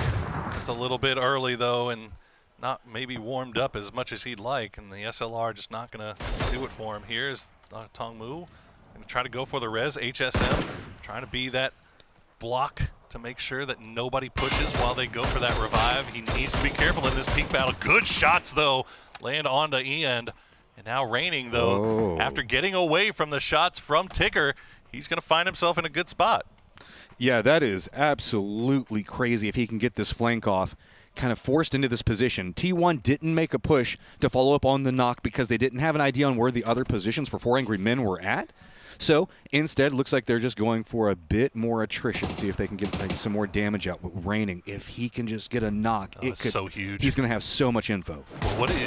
Oh, there he goes. He's going to get the first shots into logs. He's going to get the knock. Tongmu very low, but he's going to be able to get off the roof. The last bullet just not landing for Raining. Here comes the push. T1 realizing that they've got the advantage. Shotguns in hand. Not going to line in just quite yet. Spots him on top. Easy pop. And Godvi actually taking out his own man with the Molotov. Ian will flush out Tongmu as well. And now 4 AM rather, in a little bit of a shambles type situation. Down to Godvi and HS, who's still off in the distance. Godvi, I don't even think he's managed to find any heals. No, he's got nothing, but he's got a face full of shotgun shells as T1 cleans up. All right, HS looks like he's decided that discretion is the better part of valor, trying to get out of there. This is not inside the safe zone, but all of T1 knows exactly where HS is going to be at. Can he defend up? Can he get away? Looks like he's got himself a good angle. Does get the knock onto 1. Gets some damage back on a type, but there's just too many members for T1. He is too disadvantaged up here. He has to retreat. That was a really nice job there by HS, though. Slow things down for T1, if nothing else. As the long grenade going to come in, that would have been good had HS not been on his had his Nikes tied up real tight. And now Heather has the grenade in hand, but he has no idea that HS has dropped down. They know now. Yeah, there's a couple of shots. HS doing a good job on really annoying him. I mean, at this stage, if he can just drag out T1 and force them to be late to the circle, that's a benefit just to kind of slow down the pacing and punish T1 for this. I mean, that's really what you're looking at with Hot Drop, to make it as hard as possible. And right now, 4 Angry Men don't have a lot, but they do get another knock. Oh my goodness, HS almost up to 400 damage now just by himself. There you go. Heather will finally take him out, and T1 once again will win the battle for Yesnaya's type. Gives him the dab. I mean, that's a pretty clean start on the Hot Drop if you think about it. Oh, getting another one. Dab on him, type. Let him know. All right, well, you saw in the kill feed as well, there was another little scrap going on. This was on the north side of the Georgia Pole Bridge where VP and I believe it was Theraton 5. There's a kerfuffle going on up there. There's VP, Furia, Theraton 5, Forest, and soon to be Day Trade all hanging out on the north side of that Georgia Pole Bridge. And meanwhile, Begapa, they have run into Twisted Minds here just north of Pachinki. Yeah, this is a full 4v4 too. This is a peculiar fight for this stage for both of these teams. I wouldn't be surprised if maybe they just both rotated in pretty close to each other. But Two Heart has been a very strong performance coming up from Begapa, and a lot of their successes have hinged off of some of his flank maneuvers that he's managed to pull off. He has to be careful. He does have Lou that's going to be pretty close to him, but Lou looks like he's got his eyes set more into the west, whereas Two Heart's kind of a bit more to the south. Speaking of a menace, Lou showing out in a big way during group stages last time around, stepping up at a time when it is very rare that we get an opportunity to say this, but Example kind of underperforming. And here we go. This is what we were talking about earlier. Day Trade coming in to that VP split. They're going to trade right off the bat as Beamy will go down after taking down Flash. Both sides like, okay, wait a minute. I think we might need to see if we can get a reset on maybe some heals. Going to have to be cautious with it. Another nade's going to be coming out pretty close to Evie, but he's going to step forward. Okay. Little flash. Still down. Now a second one's going to go down as Ibby gets spotted out by Belmoth. Now Lucarux in the vehicle might be going for the reposition, might be just leaving altogether as VP. They might have given up on this. Nixie now the last player left alive to try to 1v1 what's left of Day Trade. Now then, just using this hillside, it's going to be Day Trade up on top. Tigger does go down. Lots of damage. There you go, Nixie. Stepped in. Can he get the flush onto it? That's what he's going to commit into. Now it's going to be all the other members for Day Trade. Are they going to just go with a couple of nades, or are they going to try to get out? Looks like they might be eyeing just to try to get out. Lucarux's position just too strong. And now Lucarux, went for the flanking position. Finds Flash, finds Thanadol. Belmoth, the last one alive. Can he escape with 17 HP left in the bag? No helmet to speak of. Nixie will lay down the smoke wall, try to heal up before engaging in this peak battle. Belmoth run away? No, Belmoth has new goals. He's like, you're going to go after my friends? Can we see if he gets the meds back up? Is he just going to make the full run? There you go, but it's going to be enough time for Lucarux to spot him. He had to stop off, go for the meds. That's a good headshot. Can he cross the top of the hill? Day Trade narrowly escaping. Oh, boy, okay. Well, they will survive, and VP, they'll collect a couple of points for it, but they do lose Ibby and Beamy in the process. So Luca up to 3 kills, and now they're going to have to fight their way down from the north. Remember, once again, Furia, Theraton 5 still playing around the north side of that bridge section. Okay, T1 does find themselves an emergency pickup. That's really big for them to be able to manage to get into the circle. There's not a lot really happening on the eastern edge of the zone, though. Yeah, right back behind where the leaderboard's at. There's nobody over there. Rozhawk, open school, open boatyard. New circle pops, leans into the west, so Everest is going to be a core component, but also all of Georgia Pool at Georgia Pool Bay. Okay, see a number of teams on the move. It looks like Navi trying to reconnect as we get a little bit of a replay here with that 4 a.m. T1 hot drop. Took a little bit longer this time around, but in the end, T1 coming out ahead, keeping all 4 players alive this time. And that, I mean, that was huge. Raining with the godly flank, and then the instant collapse from the rest of the team. Very, very well played by T1.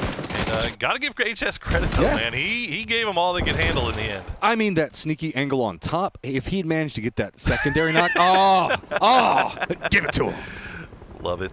Absolutely love it. Well, T1 making their way in via e-pickup. They got to have to find a place to play now. Everest is the western part of Everest actually kind of open here. So Theraton 5 has 2 on top, but 2 down in South George. So and they are playing kind of towards the center, even a little bit to the east of center.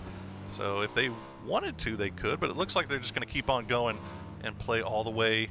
Oh, maybe not. They're going to drop now, and they are going to go towards the hospital where Forest is in a bit of a, well, I think Forest down to 2, so this could be bad news if T1 gets caught slipping, but look at all the bullets coming in their direction here.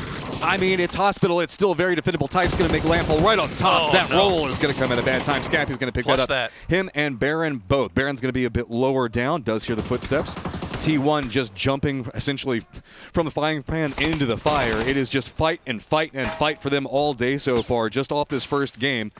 It's going to be EN down, Heather reigning now the last 2 up. So in a 2v2, but they are the aggressors in a defended position. Gotta say, that was a really ambitious drop there for the E-pickup for T1 to be as split up as they were.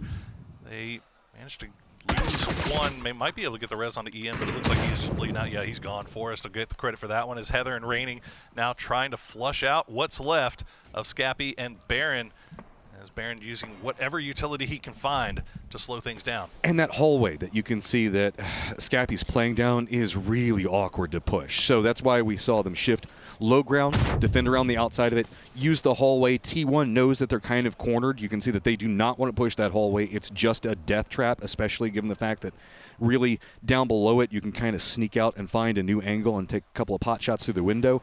Continuation of what's going on with what's going on with Begapot as well as Twisted means the fact that Twisted is in pretty decent control of the firefight for now. Looks like they might have had a 1-1 trade there. Lou and Too Hard being traded up. Songjang has been just spotted. He is Cornered like a rat as the utility is going to keep coming in, but Batu going to go down to a good grenade from Songjang as he works his way up to the roof. Example and Perfectix, they're on the clock. They've got to get rid of this guy. Park Pro going for the res on a 2-heart. Yep, that's what I was about to say is Park Pro has managed to come in, is trying to do the damage control, does get 2-heart back up, so Songjang doing a great job on just surviving. That little ledge that he's playing on the outside will buy him some time, but isn't defended from the other 2 members that are presently up. With Lu being down in that spot, though, not a lot of information being able to be fed back over. So Twisted now, with the aggression, finds themselves a bit more contained and trapped. This is going to be a very difficult push for Twisted, specifically trying to find the angles where they can really approach to come after Begapa. It'd be interesting to see. I don't know if Lu was able to feed the intel over to the rest of the boys. Nice blue zone grenade will force Batu to move once again as they are taking already some damage. And there you go, Park Pro will get the knock onto Example as we see a number of fights starting to kick off here. This is all going on the south side of the new zone, the western part of Everest. A number of teams starting to make their way in, but Example is now down. Can Batu go for this res? Park Pro just dancing around with that grenade. Yeah, he just wants to spout out one, has no idea. Songjang's got to feed that information over. He can hear footsteps, but doesn't know exactly. He was expecting it to be on the second story. Instead, everybody from Twisted down on the first. That's tricky. Does Batu do Perfectix here? This looks like Perfectix does look back around, and I don't know if Songjang could have seen it. I think that there was a smoke down right there for him. Instead, it's all going to be about footsteps. What can he hear? He's going to go for the jump down. Looks into the smoke, goes for a spray. Good play coming out from Songjang. Boy, Begapa is doing a really good job of getting a read on exactly where these Twisted Minds players are. But Tulins, though, he'll find both. Try to go for the heal as Perfectix will bleed out, but at least get the points, but the nade gonna fall just shy. Batu has to stop down to heal up once again. It is just 2-heart versus Batulins, and Batulins has the hard cover, but 2-heart just rushing down. But I mean, Begapa has all the information. Multiple members down means the fact that it's going to be Batulins to have to kind of sneak away from all of this. As we start to see everybody bleeding out, that means that finally it's going to be a bit easier for Batulins. There is still Songjang right next to him, be like, nah, bro, he's right here. So Batulins now firmly in the 1v1, but his position has been revealed. Meanwhile, 2-heart gets any option on approach. Batulins finally knows where the 2-heart's approach is going to be coming from, so this is going to be very, very hard to hold. Oh, 2-heart. Batu stopping down for the heal before going for the peak battle. 2-heart, I think, will stop down. He's down to half HP. Batu has the pro. 2-heart gets him with the peak. And that is Begapa winning the 1v1, the 4v4 rather, against Twisted Minds. What a big victory for them. Circle, as it popped, did keep Georgia Pole Bay in play, but lost most of Everest. So Furia, 17 Gaming, right on the outskirts of it. Most of our teams are already inside of Georgia Pole itself. We do have VP that's playing up into the north of it. Furia's going to be in kind of over in the crates to the east. T5 is going to be running a bit of a split just to the south of that. Navi due up in the center. Freaks are going to be kind of center down from where Navi is at. And then we've got Geek K down to the due south. T1 that we saw just a second ago looks like they did finish off their fight because Forrest left and went into Georgia Pole south. So with this E-Arena now lined up, but it's just a lot of pot shots, really. Well, really, I mean, we're all of a sudden down to 37 alive. I feel like we've watched maybe 4 fights. They've just been lasting that long. True. And we've lost 2 of the Freaks already. Make it 3 as Lil Ghost is going to spot out Heaven from the high ground, and they're going to make a rush for that spot. Human, the last one left alive, has to defend his fallen teammate against the Rushing Bulls. The PGS7 champions will claim this dip as their own. That gets them into a great spot. I mean, it was Navi that was taking some shots.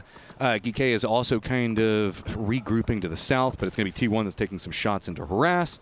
VP as well as Day Trade. Belmoth still alive. Still alive. He's still in it. VP as well. But, boy, you don't think there's some Navi fans in the chat just pumping their fist in the air right now? They've seen Navi avoid the hot drop, and now they're 4 alive, dead center with the compound. It is looking pretty nice for the boys in yellow. Yeah, they just have to be very careful as a couple of teams, specifically T5, is running a very large split around them. So if we do see somebody decide to kind of punch down, we know that T5 can decide to do that and just say, you know what, I kind of want the center. So good spot onto Fluky to kind of keep him off and away from them for the time being, because this is a very strong position for Navi to be playing. The problem with it is it can be vulnerable to a couple of car drives. You can just kind of, with those long warehouses, it's really hard to hold every single angle. Yeah, it's true. At this point, you wonder how many vehicles are even left in the game, as the Kraken, the rest of his team is still over in crates. They sent him over on top of Everest, but he has been spotted out by 17. Should be able to avoid their eyes, though, as he's got some good terrain to work with over there. Geeke, meanwhile, haven't really talked about them. They're still 4 up on the south side, and we get to see how they did it.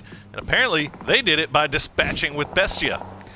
Yeah, I mean, oh, that is just, look how filthy, fast and clean that was. At range, Hyruzen. Is that a coach? That's not a coach. Coaches can be fraggers. Oh, man, okay, we see you, Hyruzen. Well, I mean, Gunner's got gun in his name, right? That is true. That is true. Nice grenades going over the top, and yeah, Bestia. Unfortunately, they're getting it from every angle, so they go out a little bit early. But Geeke down to 3. They have compounded themselves on the south side as our hero Belmoth, all by himself for day trade, manages to get the swim across, and oh, Nixie's going to spot this, isn't he? Nixie's looking.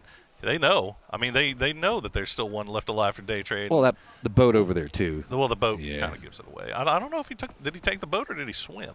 I'll be honest. We'll assume he took the boat. I was busy watching the replay. I didn't see how he got there. That's fair. Luca Ruck's on the bridge. He spots him out as well, so they know exactly where this guy is.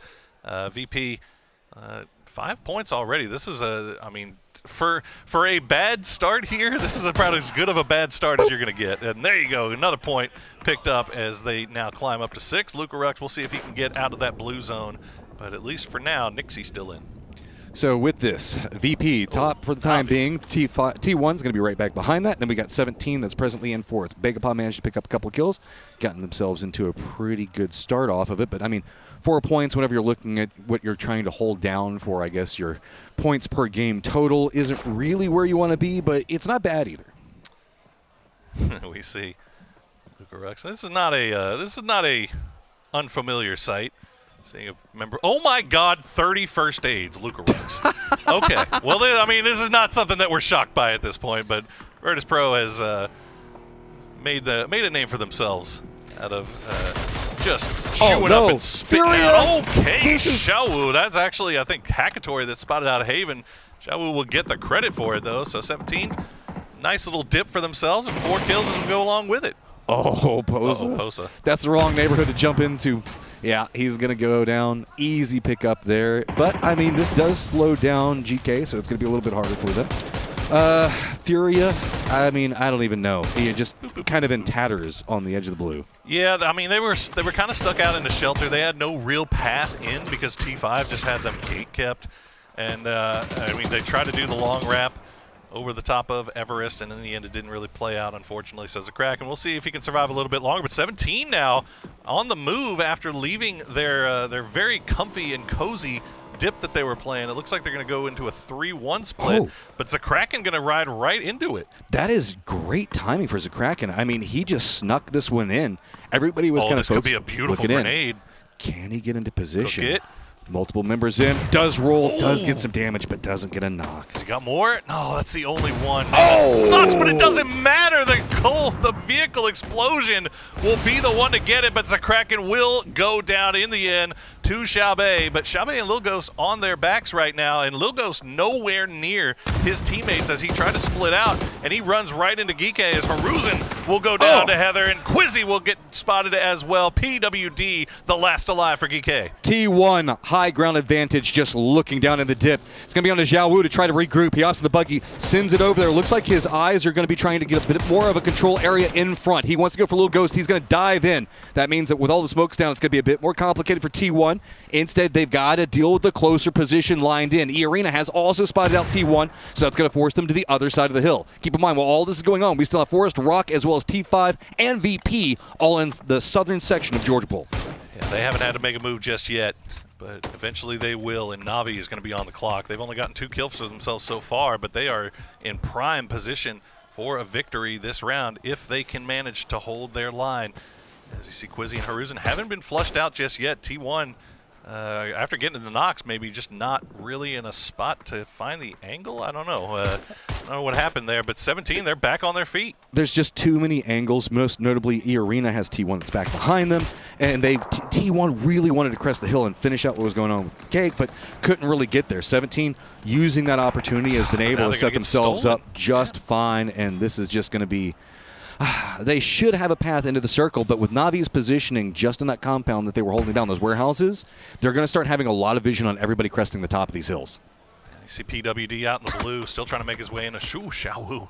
Gonna hit that nice shot there, and Heather gonna be forced to retreat once again. So despite getting the knock on both of those Geekay boys, T1 only getting credit for 1, but that's good enough. That's gonna get them up to 6, and now Navi's starting to come alive as Theraton 5 has to go somewhere, and unfortunately that somewhere is right into the path of Navi bullets. There's just too much control from the Navi position. So that means that everybody else just realizes it's time to sweep the edge of the safe zone. That means that 17 is going to be trying to wrap around to the south, make sure the fact that they can contain where T1 is going to be at.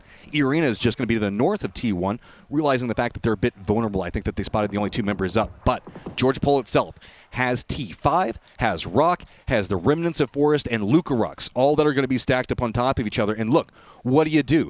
There's going to be so much vision from Navi to contain a lot of these firefights. Rock can't even cross, really, to get over to where T5 is at. That's what you want to see in the late game. P90 falling right on top of Ferris, but that is a dangerous cop. Heather? You're going to go around this. Heather is going to find the E-Arena boys. E-Arena still 4 strong, playing that ridge line, but Heather has them dead to rights as we cut now to that south side of South George, where Rock has an opportunity here to make a statement in the first day of games. I mean, they've got Scappy that's behind them, and he is just stalled out.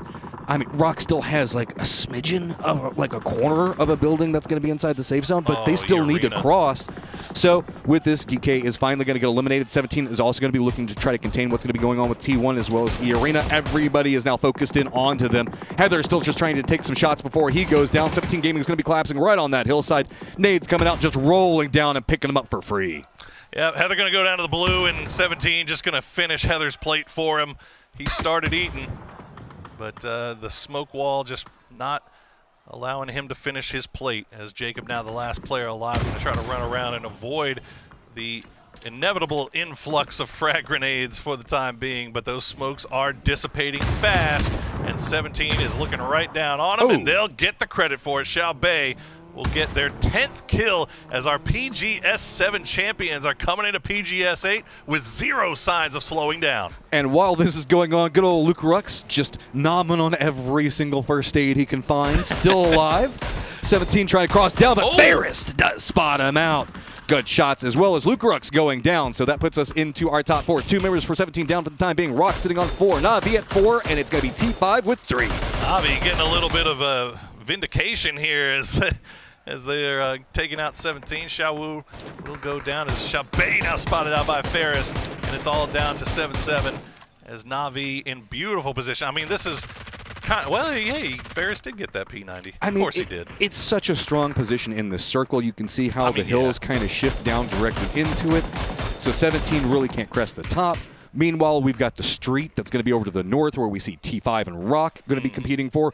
Really, it just feels like who can jockey for the better position to maybe assault or distract what's going on with Navi enough. But Rock is kind of the odd team out. They have to push their way into T5. Rock making the push off of the knock. They're going to go ahead and leave Solds behind. Oh, no, yeah. But that Molotov, ooh, that's going to do a big damage, as he will have to stop down here. Santastico definitely would like to improve upon his performance last time. We saw such great things from him at PAS, as 7-7 will go down and 17 will go down in 4th place. And now feels all kind of academic here. Navi might want to start thinking about spreading out from their compound, seeing if they can maybe get in on this fight over here, get some more points. I mean, kill points are great, but at the same time, Navi is just like, we'll take the victory off of position, man. I mean, sure, yeah. Let them fight it out. 13 grenades, man. Come on, you can get a nade range. I mean, yeah, but it's also like, that's the double side to this, right? Is that it's hard for Navi to run out after them, but they should have been able to spot Rock. That's they can fair. hear what's going on. There's also just not much cover. Like no ridge lines, PGS no nothing. 7 didn't go well for Navi, so well, they'll just take whatever points they can get. I mean, that's fair. But no, it's a I mean, good start. look. We know this is a strong team. I'm not trying to talk bad about them. But I mean, coming off of a victory after what was happening at PGS 7 is big. Look, all I'm saying is that if Navi gets enough points today, then the next time they play, they can hot drop 17 and Pachiki for free. No. See, I'm thinking ahead here. This is portals. As T5 has escaped their compound after Rock making their way in. They are going to go down to the blue zone grenades. Patampong not going down without a fight here, playing around that wall. Navi, they're just completely content to just hang out inside their spot and just look off into the distance and pick off whatever reveals itself. Everybody out here starving for points. Meanwhile, Navi is like, let them eat cake. Stacked up on top of each other. New circle pops. Shocker. It goes over to Navi. So Who'da thunk? now Navi is starting to get the warm. Oh, there we go. State's going to be able to spot a couple of them, and that's going to be Huge. a full collapse coming out from Rock. Now, Fluky, the last one up. Fluky, what do you want to do? Do you want to go down valiantly, or do you want to take yourself out, use the blue zone? Look at Path and Pong just trying to get away. Oh! Nope. Wants to deny out the points. I get the feeling that's what we're going to be seeing for a while. Not sure who got the knock there. Oh, Patapong. I don't even know who got the knock on the Patapong originally. But Navi now realizing they're in a 4v1. This is looking clean, but nice spray from Fluky. We'll get the knock on a Sosid. The follow-up grenade going to fall a little bit short, but Hakatori, he is right in the spot. Fluky, give him too many 1v1s here, Navi. This is the problem if you leave the compound, right? I mean, Fluky can absolutely unload. There's completely open territory for him to shoot with, but oh no.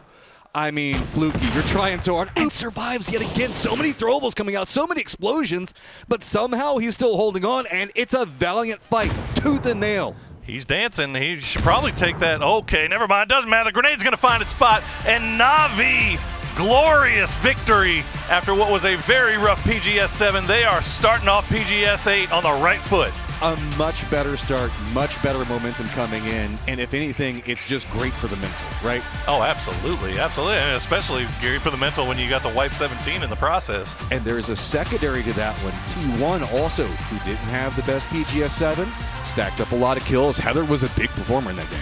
Yeah, no, I mean, they win the hot drop with 4 a.m. They end up going for a little bit of an ambitious drop on a hospital, end up losing a couple for it with Forest, but at the end they still collect a nice little stack of kills for themselves, but in the end 17 still on fire. I think they had 10 plus kills at the end of the day, but a huge victory for Navi here in game number 1. Let's throw it over to our analyst desk to break that one down and get us ready for game number 2.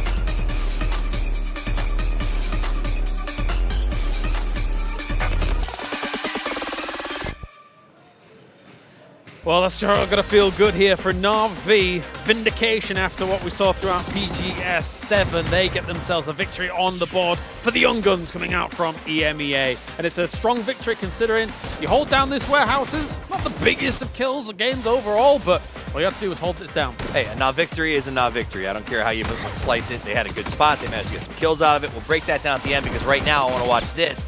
Hot drop out the gate. I don't know when the last time 4am walked away with a win on this one. It's starting to feel a bit like it's just T1 getting 4 free points. Look at them. They laugh. T1 is at a point where they're going, please hot drop us. This is 4 free points. And that, to me, says maybe it's time to reconsider this hot drop. If we get more dabs out of Type, I am all about it. That was a great start to the tournament, a great start for the Circle and how this game went down as well, right? We did technically see circles towards George in PGS 7, but these warehouse weren't as much of a focal point as they would eventually become. And for a lot of these teams, they knew that eventually it would narrow down this way. Some good old brawls, though, heading that direction. A lot of big crashes. This is what we kind of come to see on our angle. We know where the value compounds are. That's what we saw there with this Bestia and GK moment. Bestia did not get the best of that exchange. Sort of GK came over the top. They got helped by DN Freaks in this compound. The problem is everyone knows that this is going to be a crashed compound, so you've already got scouts set up to sort of get as many free kills as you can once those crashes happen. And when we boil it down as well, you saw 17. A familiar dip for anybody used to highlights from PUBG, as we've seen, Panzerfaust blow up vehicles, flying across them and things like that. 17 prioritized that initially, and fair play to them, because our champions of 7 come out swinging in our first game. If it wasn't for having to navigate the very edges of towards this warehouse, they might have done even more. If you made top 5, you should be proud of yourself, because Agreed, the circle going to Na'Vi and giving them warehouses so just nonchalantly means everyone else has to battle for these sort of edge positions. 17 does a really good job of holding off EA. They try to make the best play they can. They say little Ghost over the top, and what I like that they did here is they sent Ghost first to see if it was at all crashable. When they saw that it wasn't, they're like, all right, well, let's replan and try something else. It didn't work, but it showed forward thinking, and I think that was a big deal. I also love the aggression that Na'Vi showed to try to get that last kill, but the person I respect the most is Fluky. He did not lay down and die to the blue. He said, you know what? I'm going out in a blaze of glory, and I'm going to try to get a kill here. And I respect that he did. In the era of die to blue, one man stands above the sacrifice. One man fights every time. That man is the Flucky man. I love it. I love that he did that. He did it. He did it. He did it. I got excited. Yeah. As everybody just rolls off to the blue, and rightly so. Salvage points. I get it. Yeah. But I love that he went and tried to make that happen. Well, I mean, he knocked Saucehead, and there was a world where he almost knocked Stade as he moves forward. So as they mentioned in the commentary, there were a lot of 1v1s being given for, brief windows of time, but as soon as you close the gap, that's how it's going to be. It's going to be 8 kills for Na'Vi in number 1, 17 gaming, second place, technically with the overall points they garnered from this game with 10 kills as well. That's technically as much as Na'Vi gets the win, and that's fantastic. It's the best start they could have had, all things considered, now that they've moved away from the hot drop situation. And then right on the tails points-wise is, of course, 17. What a difference when you're not fighting 17 right out of the gate. I like this also. Hackatory, we're not used to seeing him not be the highest performer. MVP is going to go to a different player. We got 4 knocks from Ferris, but also stayed the newest member of the team, able to step up and make some big moves there. He is actually going to be the man of the match with 3 kills and 2 knockouts and just a ton of damage. Yep, fantastic stuff. I mean, it's fun when we look at that as well in terms of their distribution across all of these warehouses, because if I go back to where 17 was, I wouldn't have minded if they tried something like on one side of a warehouse to try and maybe navigate around some of those angles and try for a crash, but obviously they didn't want to do that. And Stade was one of the guys that was far away up on a different warehouse, so maybe it could have I also will say, when Little Ghost goes down that hill and he gets killed and you hear the P90 shooting at him, you think maybe crashing the warehouse just isn't an option. But where else? Right, but also crashing a P90 is almost impossible to do. And again, there was nowhere else. You saw them go down because of that, as Na'Vi walks away with a really nice start to the group stages. Third 5 in 3rd place with 11 points. From the position of the compounds, all the houses up towards George, there's always going to be a lot of conflict coming out of that angle. So to be able to win that out, and as you say, for Fluky to survive as long as he did, it was very commendable. He dodged grenades. He dodged Panzerfaust. They threw everything they had at him. They did. And he survived. And they had plenty of stuff lying around because Na'Vi got to sit in those warehouses. They tapped it, folks, but all the utility was still on standby. I love that they went aggressive off of this. I love seeing EME with a big start. I'm excited to see what they do the rest of the day. No, definitely. Definitely. As we look across all of these teams, see how they're going to be faring for all of this. Another good start for an APAC team like a Therafon 5 that you can see on your screen right now. And I'm going to tell you right now, in that week that we were off, I saw them multiple times in the gym lifting weights. So they are pumped. They are ready to go. They were making a lot of noise pumping those weights, but they are ready to go, all right? I am prepared. Also, big shout out to VP after coming off of a really tough PGS 7. They come out, I think they get 5th in this one, so able to put some points on the board and get themselves geared up for a good run. Freaks, I don't think the best start, but I'm not too shocked. I think they'll bounce back. They will. They are the Freaks. All right, let's get to it then. The casters are ready to go for our second game of Erangel. Hello, everybody, and welcome back. It's your boys, Porosaurus and Matchroom, and once again, Na'Vi on top as they come out with the big win in match number 1. Matchroom, we gonna see 4AM and T1 do this again? 4AM's gotten they've gotten their you-know-what's handed to them a few times in a row now. But it is also the beginning of the year, and if you're going to commit into a hot drop, you're going to commit. I mean, how many times are we going to talk about it? Oh, my God. But, I mean, that felt pretty dominant in performance from T1, but we might see maybe 4 Angry Men try to do something instead of drop close to them. Maybe go for the apartments a bit more over to the east, push back in. Throw a little wrinkle into it. I mean, that's what you at least have to try, like 2 or 3 different variations before you go, okay, and then just run with your tail between your legs. Sure, that's fair. And to be fair, look, this is the last game they're gonna have to worry about it. True. Right? Like they're in different groups. They're not gonna have to see each other again until grand final, assuming that both of them make it. And it looks like that's what they're thinking as they are going back once again to fight over the Yasnaya apartments.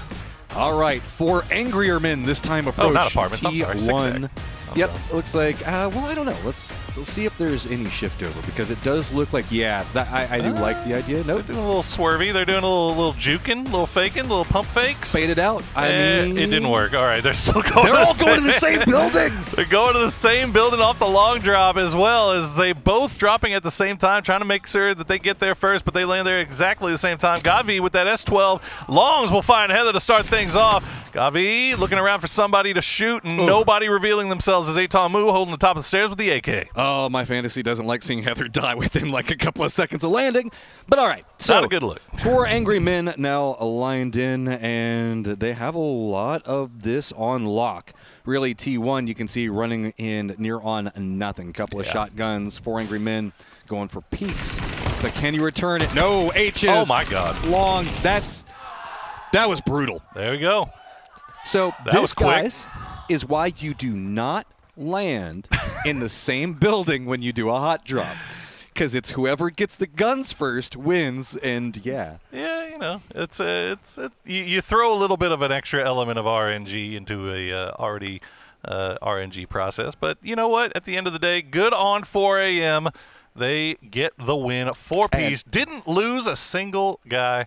That is clean. I know, and I mean, just think of it. You gotta have some cojones to be like, you know what? We didn't necessarily go best in the last one, but let's just commit in and let's drop the exact same place right on top of them, because you know what? We could do that better. But I mean, 4 angry men, you run on rage, right? You lose the last fight, you hulk up, come back, swing a little bit harder. And you know what? I'll give them their flowers. That was excellent parachute control on the part of 4 a.m. to make sure that they landed just in front of them and got all the prime loot before the T1 was able to do so. And meanwhile, we did see the circle pop, and it is going to go half melee, half mainland. We'll see where it ends up going. And that is a feels bad for T1 as well, because we've all had it happen in PUBG. You land, like somebody's right next to you, and you're like, a gun, and then you watch it evaporate. And then you look to your right, and you're like, oh, another gun. And then another guy runs by, and you grab it, and you're just like, start doing the jump punch, man. Just finish me, baby. Just finish me. GG, go next. Well, and you know, and it's especially feels bad because they had a good game 1, right? Like they win the hot drop and they end up getting 8 kills despite going out a little bit earlier. But you know, that was still a decent start to the day. Now, again, don't have to worry about it for the rest of the day, right? Like they're done. Like that's the last time they have to worry about 4 a.m. in Yaz. As 4 a.m. still just shooting around, letting them know.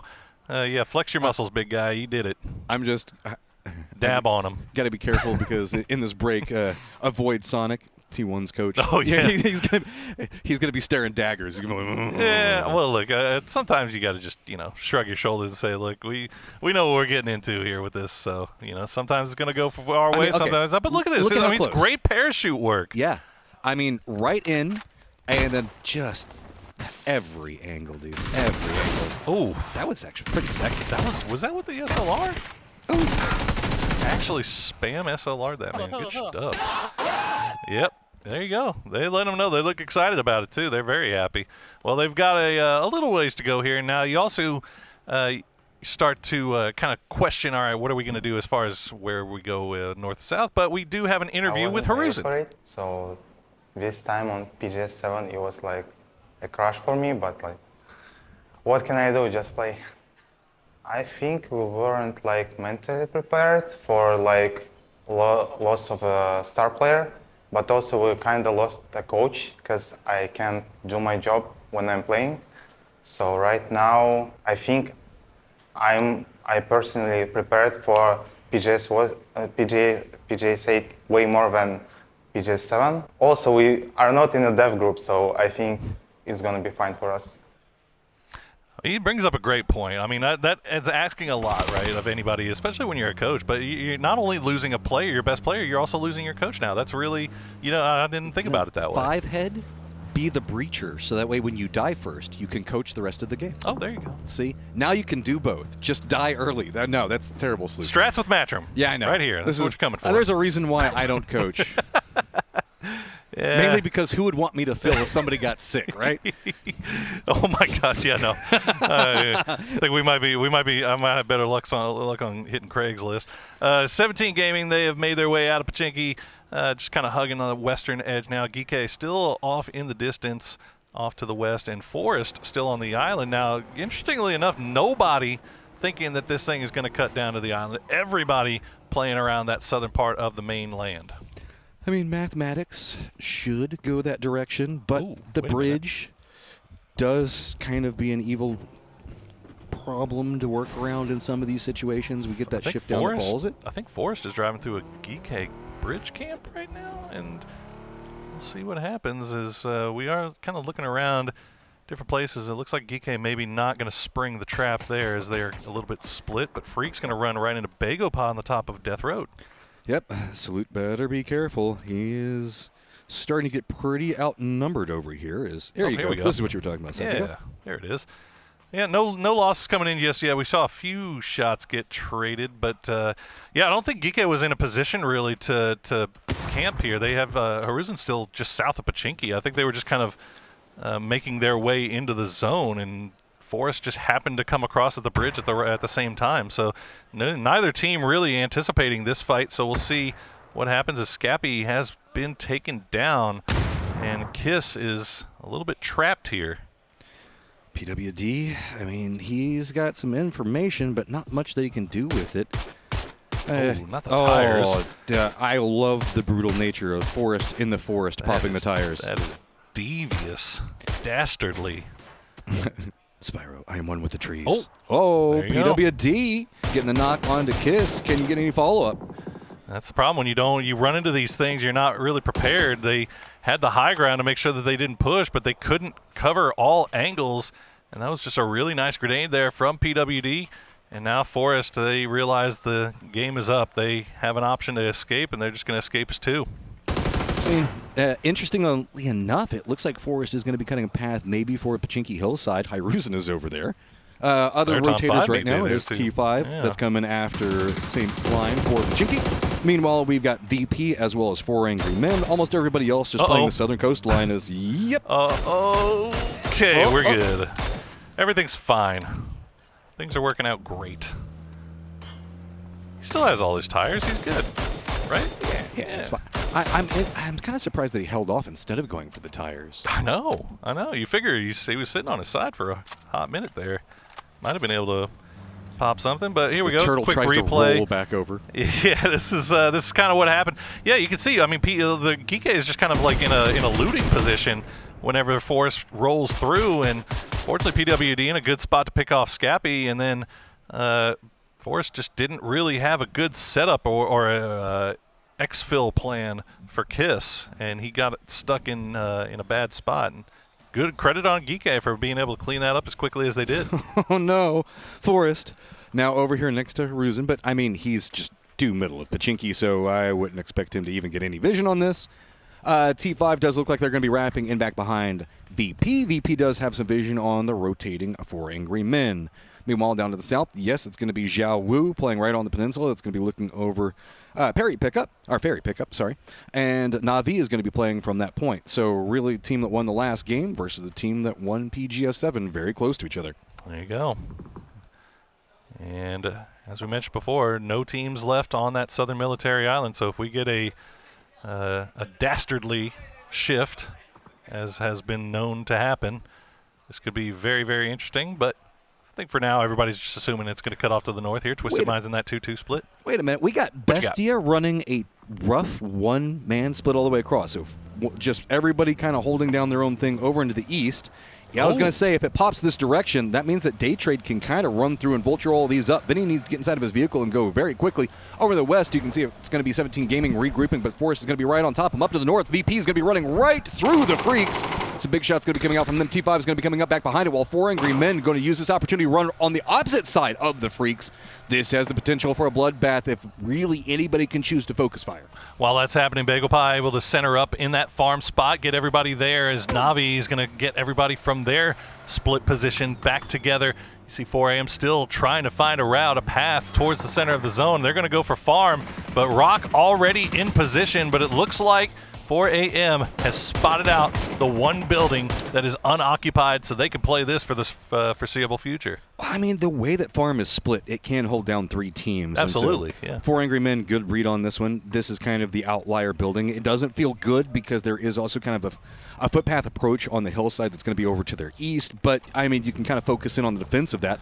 It's great until you have to leave. Right? Well, or if it stays in-game, because then everybody starts just pushing that point. Sure, yeah. It's and it's also going to be very tough to keep those tires alive, as BL will so deftly demonstrate for us right there at Theraton 5. Still on the move. They had a big wide split on that northern side, and right now Patapong going to lead the charge. We'll see where he decides to stop off, but they are coming in way too late for Farm. Hopefully, and I think they're realizing that now. T5, I mean, what's your goals? They're running right through the gauntlet. It's going to be Begapal on one side, Fury on the other. Now the regrouped Bestia, probably going to get some vision depending on how they path in. Instead, going to find this dip. It's a pretty solid dip. I mean, it's a decent dip. It's the best you got for right now, and it is the safest stop, except for not being too safe for tires. Yeah, Furia has kind of a line onto this, as you see Posa demonstrating for us through the eyes of that 6X. And yeah, Ranger X, I think, realizing, okay, let's drop the vehicle just a little bit lower. That is great map knowledge there displayed by Theraton 5, just knowing exactly what the sight line for Furia is. And they should be pretty safe for the time being, it looks. Well, we did see a pretty decent amount of farm games looking through what was going on with PGS 7. I mean, we did see them kind of shift over here. We also played around Death Road a bit. So teams, fresh memory, should have an idea on how they want to play this one. Couple of big updates is the fact that we do have GK that's playing down to the south, still on Military Base Island itself. So with the bridge still in play, that's fine for the time being. Twist is also playing over into the northwest. They're making an approach still pretty close to the Freaks, but the Freaks have control over all of Death Road. Issue is, it's so close to the edge of the zone. I mean, unless we see a couple of hard shifts, it's going to be kind of interesting to see how they rotate out of that. Let's see what we got. What we got. Ooh. That's a handy dandy little item here. As you see, yeah, Theraton 5 still in very, I mean, you gotta know the lines of sight, right? Too hard. I don't know how he finds that angle, but did get the knock, but the res should come through, so Theraton 5 will be back up to 4, but a little bit busted as you look at helmets and armor. And do a backflip, go ahead and pop that one up. Looking back over where that Lynx was, yeah, Begapot could kind of get to it, but I mean, with Rock and 4 Angry Men so close, Navi also pretty close. Leaving the comfort and safety of a building right now. Yeah, I don't think you go for that. I don't think you go for that right now. But at the same time, it's so close to their building. It is. Oh, my goodness. Okay. We were talking about the potential for a bridge. Looks like we are going to be leaning into that. We do have Shark Fin, so everybody up into the north, that means it's going to be Forest, Twisted, it's going to be the Freaks, Furia, VP, all need to collapse in. That farm situation also needs to be handled as Begapot. Odd team out inside of farm. GK on the inside track. They are going to go right for gas station, and that is going to be a great pickup. Almost due center. Day trade going to shift over. They're going to be on the eastern side, right along that peninsula leading into the bridge. Man, sometimes having your coach be your player as well, working out a treat, is Haruzen doing great calls there for GK. Coming around from the south, taking that long route, paying off dividends as now 4 a.m. trying to rotate in, and nice shots for Xiao Bei will force Jacob to pull back. E-Arena not in a spot really to combine their forces here. They're 2-2 splits on north side of the road. I mean, it's just a shooting range right now for everybody that's running into it. I do want to point out the fact that we also do have the Freaks that called an emergency pickup, but Twisted already spotted it out. We might see Twisted be absolutely capable of just running and mowing all of these guys down on the Freaks right as soon as pickup happens. While this is going on, though, you can see the 4 Angry Men full on damage control. Everything is popping off next to them, but they at least got a good position in the circle. If they can hold it for now, do the Freaks know that Twisted is coming? They had to have heard the vehicles at this point. Emergency pickup looks like they might be pulling off of it. They can't make too much of a commit, and there you go. Lou is going to spot out Deal. Yeah, this might have been a bait from Freaks as they must have heard something because the helicopter arrived and they were already spread out ready to take the fight, but Lou will get knocked and flushed as Salute will get credit for that one.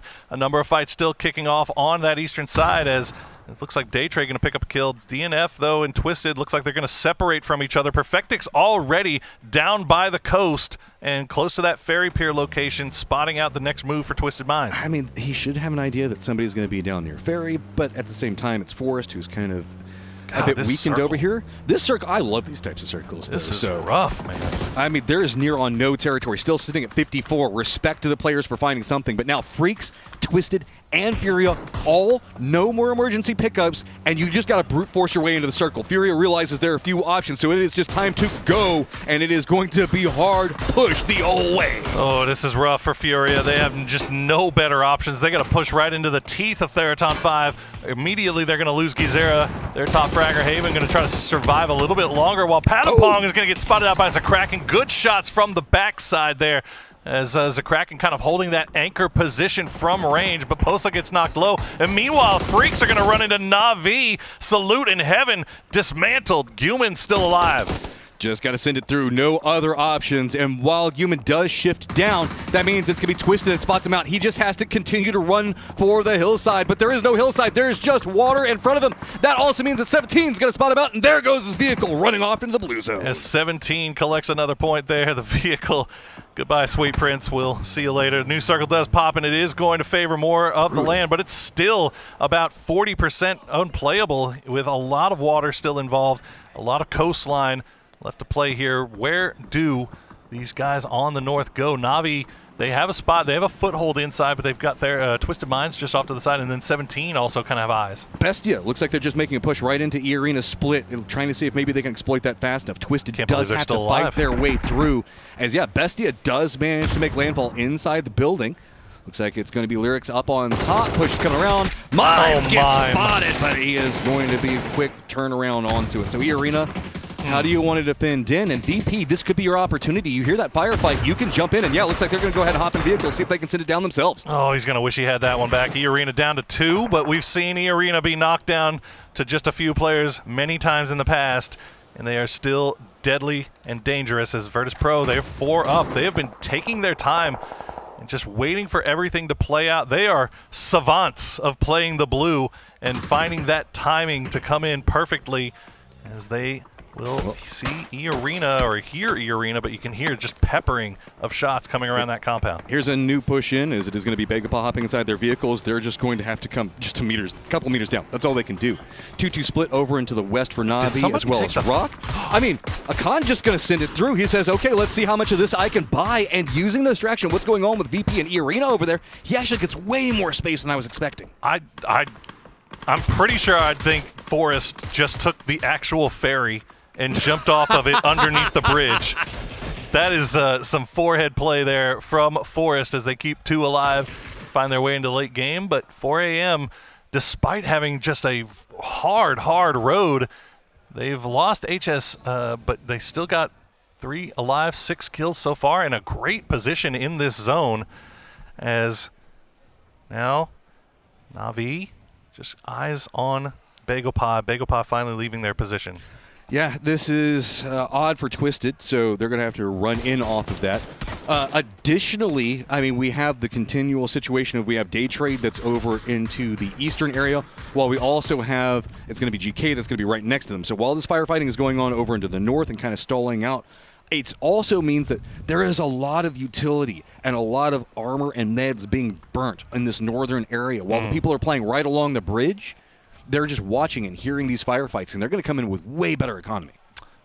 Example, just surviving a little bit longer here in the blue zone, as Twisted Minds will, well, they're not going to get into placements by any means, but this is just kind of a survival mode here. Let's see if he can get a little bit more. He's got 11 first aid, so he might be able to pull it off for a little bit longer, but Perfectix, he's dead on the shark fin as the new circle does pop, and again, still good percentage outside of the off the coast. A lot of water still in there. But look at Tinker's position. Nice. He's right up next to Forrest, who just crossed over the bridge. 17 with that regroup. They should have an inside track. Because realize, there's also a lot of field. While we do still have a lot of water, there's a lot of field still inside the circle as well.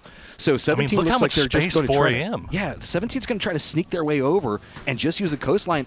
I still think in the north, this is going to be really hard pressed to make a way in the circle. Yeah, Navi's got some work to do here.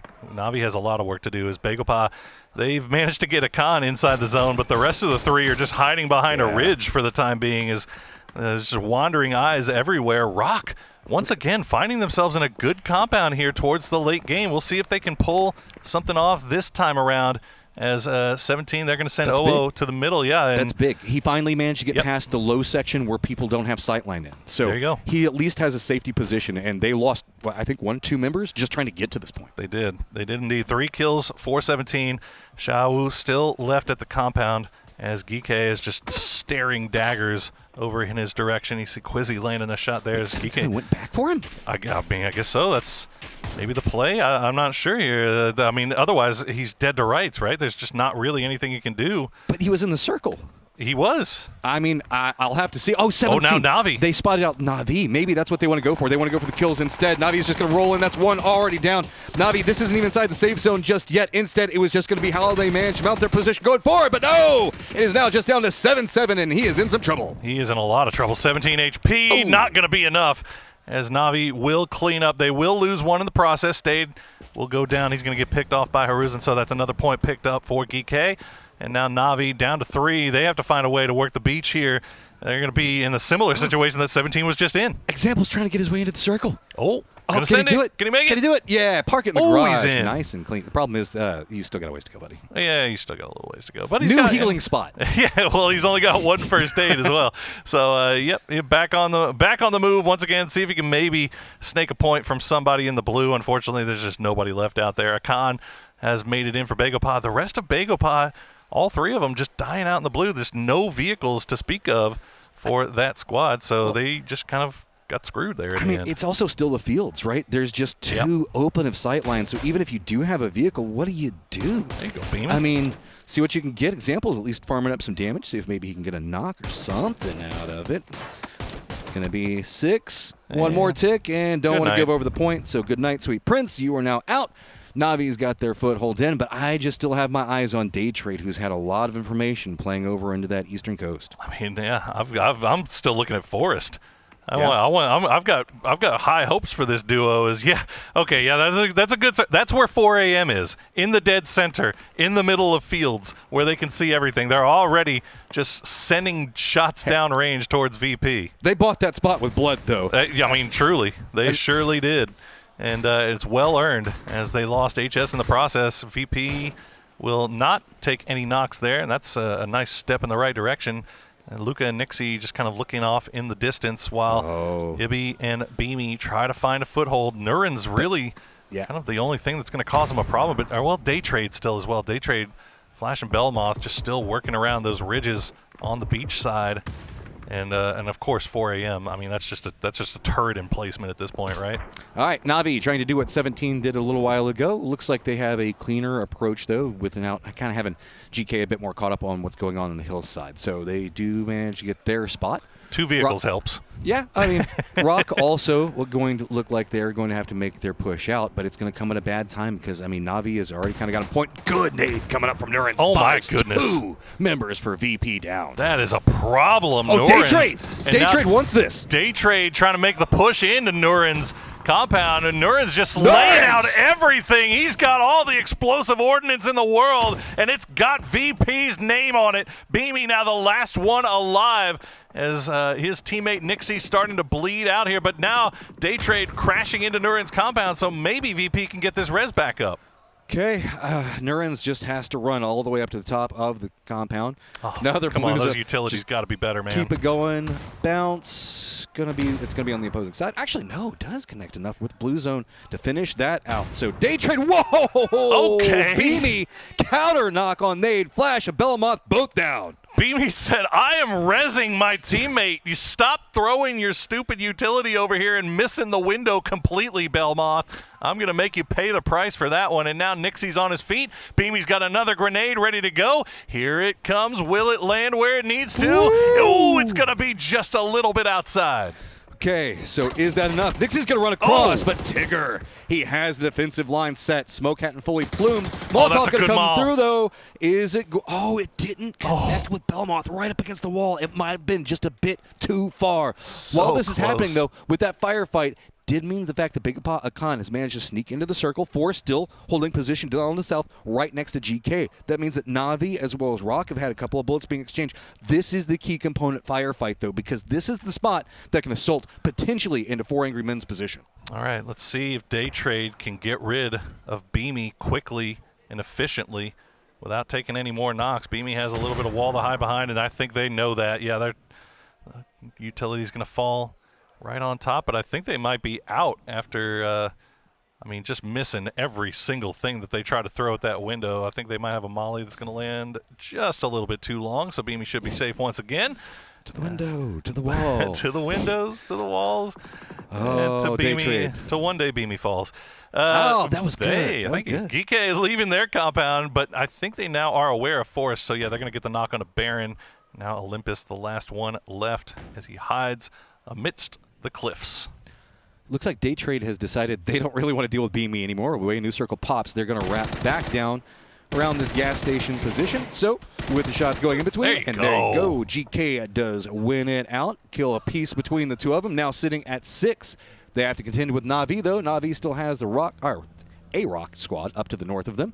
And Day Trade, though, look at this, man. They're on their roaming pattern. And this is whenever Day Trade feels so strong. Whenever they start bouncing between points that they know are safe, it gets scary. Yeah, this is going to be tough. And they left Tigger on that north side, keeping eyes over towards Beamy, as Day Trade just kind of working around. Flash getting knocked very low here. So Geeke realizing that they were getting backfilled, and Haruzen on time with the grenades, doesn't get the knock. Na'Vi at some point lost Ferris as well, so they're just down to 2. And Geeke doing their best to avoid that line of sight from Na'Vi. And that actually might be providing them some defense here. Day Trade actually left Tigger back behind with Beamy. What's going on? This is so cool. So Virtus Pro does get eliminated. Blue Zone's going to take him down. Tigger hops inside of the vehicle. He's going to run right over here to try to support Akan. Still just trying to creep his way in. I mean, not a lot of good options, but he can maybe distract 4 Angry Men enough for, Tigger to regroup. So that's a ton of members for Day Trade now looking down onto GK. And, man, what do you do?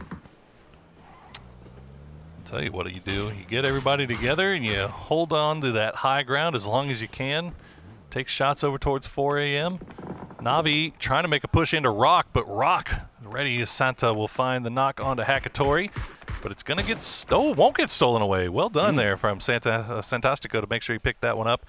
As RBM will take a knock. Oh, we get to see a late game Rock once again. Haven't seen that very often. In 4th place, thank you very much. There you go. I mean, they have kind of been it's been a struggle over here, let's be honest. This has been where the death funnel is at, and you can see it's just stuff raining down on top of them time and time again, but they still manage to hold together. Day Trade does manage to take out K at range, but that means that Day Trade going to continue. Looks like they're going to go ahead and hop in a vehicle, and the assault going to put them in a position to where they can try to gatekeep out what's going on with Na'Vi as well as Rock both. Seems like they've been doing a lot more work than it shows on paper here. Only 5 kills for Day Trade so far.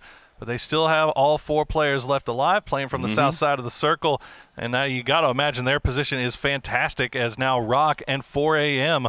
are going to have to square up because there's nothing but field in between Day Trade and the rest of the lobby. 4 Angry Men now starting to get the nades out, see if they can connect.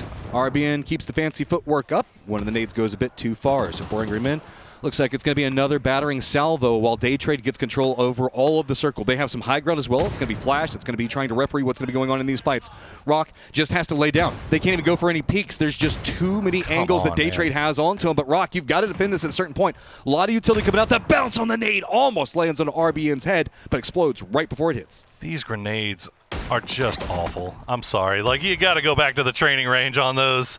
As they should have had them absolutely dead to rights. 6 grenades, they had them pinned. They weren't even looking. They were on their bellies.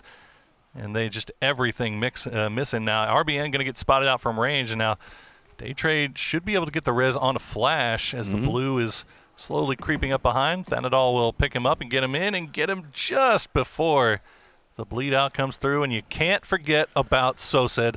He is hanging out just on that beach ridge line. Oh, and now it's going to be 4 Angry Men. They finally crawled close enough to be able to do some damage with their guns, so feeling better about that, but God V did go down. So said, he's got a weird angle. It depends on how Day Trade wants to step in, but, I mean, Day Trade has so much control with this little lip coming up from the beach line. So said's just going to opt into full defense mode. I mean, he's got multiple layers of defense. Why not? Why not? Stick around, see if you can get a little bit lucky here. Godvy's not going to get rezzed. He's going to bleed out. It is probably not going to be possible for 4 a.m. You see there just down on utility. No smokes to be found. Sosin with the spray. We'll find one. He's going to find two, but he gets taken down in the end as Day Trade will get the win in match number 2. Big game from Day Trade. I love how they played along that peninsula line once we started seeing the bridge be a core component of the circles. That's the way that this squad plays, where they can get a ton of information, and if they know that nobody has got like their back behind them and they can just start bouncing, shifting from point to point, they can really just put so much damage on squads around them. I know. I mean, I feel like they kind of they were limited by the terrain and the area that they were working with, really. They were playing like a team that was going out there to get 15, 20 kills, and they were just pushing into every fight. They were taking every fight, winning every fight, but they weren't getting points for it. And in the end, they end up with 6 kills and a win, though. That is huge for them to start off here at PGS 8. Let's throw it over to the desk to break down Erangel.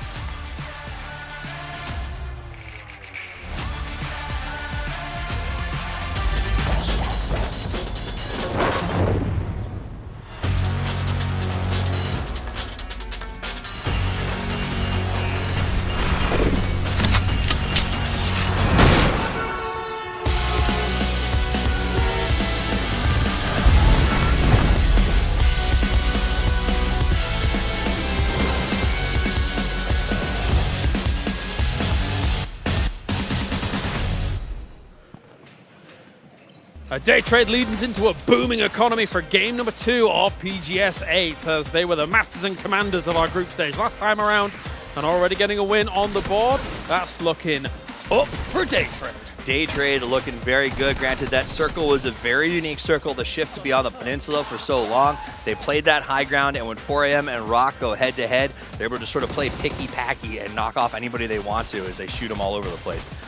And, that's what I'm saying. Like, it's picking and packing any points they want into that match. Here's a nice little bounce here as you push in onto Forest Natural Gaming. A lot of contentious fights, particularly for that compound just past the bridge. I think we saw the arena sort of make it work over there, VP surviving, and you just crash after crash to hold that area. Ultimately, that's, I think, where Day Trade was able to set up themselves for the win. Not bad at all, not bad. But as you can see, as we take a look at Na'Vi once again, doing a lot of work after already putting a win on the board in the previous game. So extremely impressive by good old Na'Vi. As we said in the previous game, look what happens when you're suddenly not hot dropping all the time. I know, it is wild when one is not hot dropping. Not only not hot dropping, but hot dropping the arguably best team in the world right now. Yeah. You can make a lot more happen. And again, this was a bit of a wild circle. I think a lot of teams probably didn't expect it to stay in this area for quite as long as it did. But Day Trade Gaming able to really, I think, capitalize on everybody else's sort of getting stuck out here at the end. No, definitely. Let's take a look in the final moments and see what was going down, because obviously a lot of this terrain we're very familiar with these compounds and how they do work out. Virtus Pro obviously getting caught against such an arsenal of explosives, always going to be difficult to get off their position, and then from there the rocks become a huge focal point. I'm impressed at how DK's done so far, considering they don't have a Diffex on board. Hiruzen was actually popping off as well. Yeah, I mean, Hiruzen looking like the new Diffex. I mean, it's a little too far, but I will say that they have been playing very well. They did a great job in the last game. They come out with another big one here. You know, Paper joked as we sort of watched the end game, is this another Na'Vi win? And I'm thinking to myself, no chance. Because at that point, there was only 2 of them left. There were still about 6 teams up, and they were able to salvage a very good finish. I think second place. It ended very quickly, but able to get that second place, I believe, off that game is a huge start for Na'Vi and a full 180 over what we saw last week. Yeah, you're totally right. The final moments were a little bit boop, and they were gone. Day Trade was like, I see you both now. Pop, pop. Yeah, not bad at all. It's only 6 kills going the way of Day Trade, but a win is a win, and that will put them up and amongst the pigeons at the very top. Likewise, though, Na'Vi, though, still has themselves another 8 kills and almost 2k damage to their name, man. If you give them an opportunity, if they're not scrambling for the early portions of the games, they will thrive. And the thing is that they're pre-existing drop of just basically southwest of where Pachinki is anyway, still offers you great rotation paths. It's not bad at all. It was never a bad drop. No. It was just they wanted the best drop. And I do like that mentality of I want to be a PGC champion. I need the best to do it. That said, I also like that they walked away when the time came. Day Trade, not a team that traditionally walks away from anything. These guys do generally like to take fights. I think they showed some patience here. Their crash on that E-Arena VP fight that we saw a little bit, they were smart when they did it. They've been a little more tempered so far in this game, and it looked really good. Yep, as we will actually have a very close call on that MVP, but it's going to be Flash in the end, just pipping the post by about 50 damage, I think, here for a day trade, taking man of the match to get things rolling. And across the board for a day trade, it's been very clear that as much as towards the latter half of like say PGS 6 and stuff like that, I was like, yeah, Thanadol, he's the man, right? The skill across the board for this team has kind of evened down a little bit. Tigger has been a fantastic pickup for this roster. We saw that in PGS 7, and we're seeing it once again here. I think the wonderful thing about Tigger is that he fits in with this roster. They feel comfortable together. It feels like they've been searching for that fourth piece. Yeah. He works very well with them, and when they do play their game, they look very good. They seem comfortable when they walk around the arena. They get here early for warming up. I think it's no longer a story. I'm used to in APAC having teams that are like superstar driven. Day trade feels like it's developing into a true four-man roster. Yeah, the whole region, I would say as well, to be honest with you. Like, if you look across all of these rosters, constantly just power, power, power. As they look at the overall standings here, Na'Vi really does set themselves apart already after just 2 games. And it's even placement, even kills. Give them a chance, and Na'Vi will prevail. I mean, this is one of those things. We talked about them all last year. They had this big change with Diffex's departure, and they look like they're getting their feet back under them. And I think that they've always had a lot of young talent. Hackatory, obviously an incredible fragger that I think has maybe fallen off radar because of the kerfuffles they spent PGS 7 in. So not surprised to see them doing well. 17 Gaming in 3rd place. These are the defending champions. Honestly, on a really good track already to sort of head into the grand finals, looking really good. Definitely. So that's how the leaderboards do shape up at the moment. A few teams floundering towards the bottom, but again, we're only 2 games deep out of their 12-game campaign here for all of these, all said and done. With Twisted Minds and DM Freaks not having the best of starts, I'm not too concerned just yet. No. However, you know, if teams like Na'Vi continue to do what they're doing, soaking up a lot of these points, that then means that the threshold, in theory, down the line, we already saw it in the previous ones, becomes a lot lower. Yeah, I mean, PGS 7 was wild in terms of thresholds and sort of what to expect out of that one. It seems like we might be seeing something shake up there. I will also say, Na'Vi has started to run with it, and this could be a more classic PGS where we see 1 or 2 teams break out at the top and just start dominating those points, which again creates a real mess at the bottom, because that means if you don't have a good day one, you're going to find yourself the next time you take the field struggling to catch back up. All right, well, we're going to go to a break. When we return, we have got more from PGSA. It's the wildcard maps. Don't go anywhere.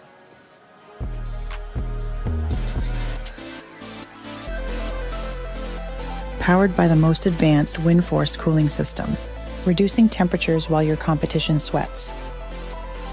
For the flagship Aorus Extreme Water Force, premium liquid metal for GPU delivers up to 10 times better heat transfer efficiency and is accompanied by multiple layers of protection. This is the Gigabyte GeForce RTX 50 series. Play hard, stay cool, feel the chill.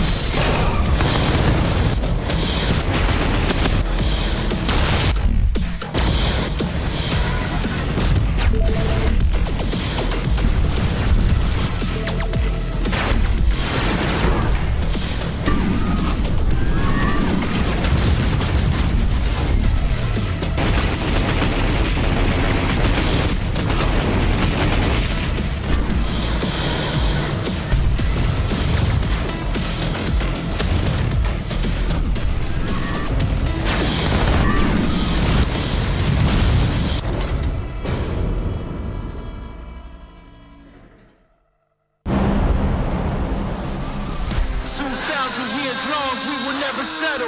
Hard days, no way, with a heavy metal. Real life mainstays, tear it up, brothers. Like a torch to the flame when it burns hot. We won't stop.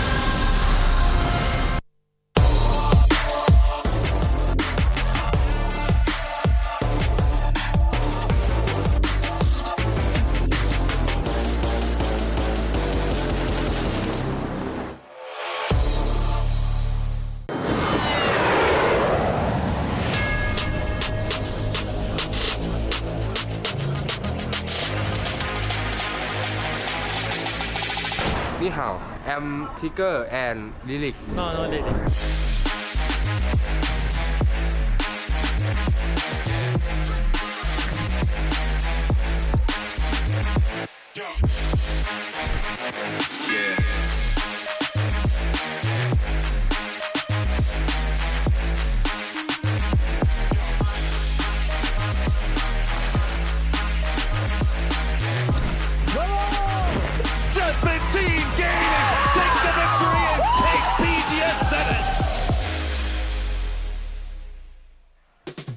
Welcome back, everybody. Once again, Erangel is in the books, and now we are ready to head over to Tego. I'm Porosaurus. Joining me once again is Matchroom.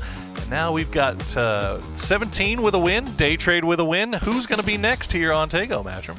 I mean, it's Tego, man. Like, why are you going to throw that one at me? It's like, what? I love putting you on the spot. Yeah, before we even see a circle or any idea what's going on. Matt, just what do you think? Pick a team. It'll be fine. T1. There you go. Okay, T1. there you go. T1's going to get. Well, I mean, I think if you look at the way things are playing out so far, Navi might not be a bad choice either. They leave the hot drop, and all of a sudden they remind everybody why they are one of the best teams in the world. I mean, Navi and their control in game one was just good. I love the fact that, yes, they even went after kills, but whenever they secured a point off of it, 17 has had a good start as far as everything going is moving forward. As really, though, I was very impressed with how fast we were seeing shifts coming out in that last game, because that was a very brutal set of circles that just continued to push along that coastline, and that bloodbath up in the north was just so hard to handle coming down from Death Road Farm. It was a really tough one to play. We'll see if this one is any better as we are ready to jump into the plane, jump out of the plane onto the pastures of Tego. And is a dead center plane. Everybody's ready. They're hyped up. They're shouting off in the back. They're ready to come in here. APAC players being loud and hype? Who would have thunk? No. Right? Who would have thunk? But I always loved it. Like, that's one of the things I love about them is, man, they're always so happy, excited to be involved in stuff. And, like, anything, like, even during the breaks, they're, like, listening to music and just, like, vibing together. And they're like, hey, you know, it was the best game. Doesn't matter. Let's go. I want to know what song. Do they have the break playlist? Like, what's the song that they're listening to? What do you think, chat? Good. If you had a break and you had to listen to one song to get you pumped up to go into Tego, what would it be? Let us know. I can't see it, but let everybody else know as we see where everybody's dropping this time around. Call your shot. It looks like based off of the drop channel, it looks like everything should be copacetic here, as nobody really picking the same spots. We had a couple of teams move around, but down towards Ohyang, DK and Bagopod getting a little bit close. I'll give you a couple of them. We got Darude Sandstorm. Oh, okay. Barbie Girl. Oh, okay. Now you pull it Gangnam up. Style. Yeah. Gangnam Style. Okay, I'm down with that. I got it. I can get with that. You know what? If there's anything that can get me hyped to go ready to murder, it's Gangnam Style. So we see Hey, Tigger. I mean, dude, it is kind of hypey. Yeah, sure, don't why be not? hating on side. Hey, I'd never. I would never. But yep, you can see. Interestingly enough, okay, there we go. A circle going to pop off to the east, and it's going to center up on O Young, right where 4 a.m. is. Well, okay, not O Young. I'm sorry, that's a little bit different there. That's down towards the south where Geekay is. But either way, it's settling up right on top of 4 a.m. and a lot of free area to the north right there.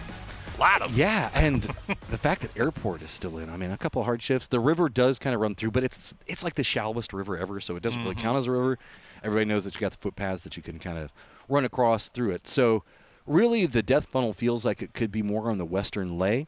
We also do have, it is going to be T5, Furia, Freaks, and T1, as well as Bestia, with one member of Rock that are playing the northwestern island. They could maybe do some emergency pickups, territory wrap over towards Shipyard, that northern area, pretty open. I'm more concerned about the Na'Vi, Day Trade, VP, and the other 3 members of Rock that are all very lined into each other on the west, as we do have ourselves an interview, I believe, ready with Stade for Na'Vi. Hello guys, it's Bella for the mid-game interviews. I'm with Na'Vi Stade. Oh my goodness, the first day here is so great for you at PGS 8. Although you did miss out on the chance to play in the PGS 7 final stage, today is looking very, very different. What changed? Yeah, hello. We just changed our wood spots, but it's not very big difference with Pachinki. It's in the center of the map, so pretty the same for us. And we just gonna play the same game from the middle. It's kind of same, different, I guess. Same, but different. Not a big difference. All right, thank you, Stade. And we're gonna go back to Tego. Yeah. Bye. Bye. Bye. Well, thank you for getting to hear from young Stade. I know everybody's was very excited to see what this lad had to give to the team when they announced him as the replacement for DiffX early on. I know that there was a lot of talk about who would be the one to come in, but Stade so far looking pretty good as a filler here. I mean, big shoes to fill, right? And absolutely.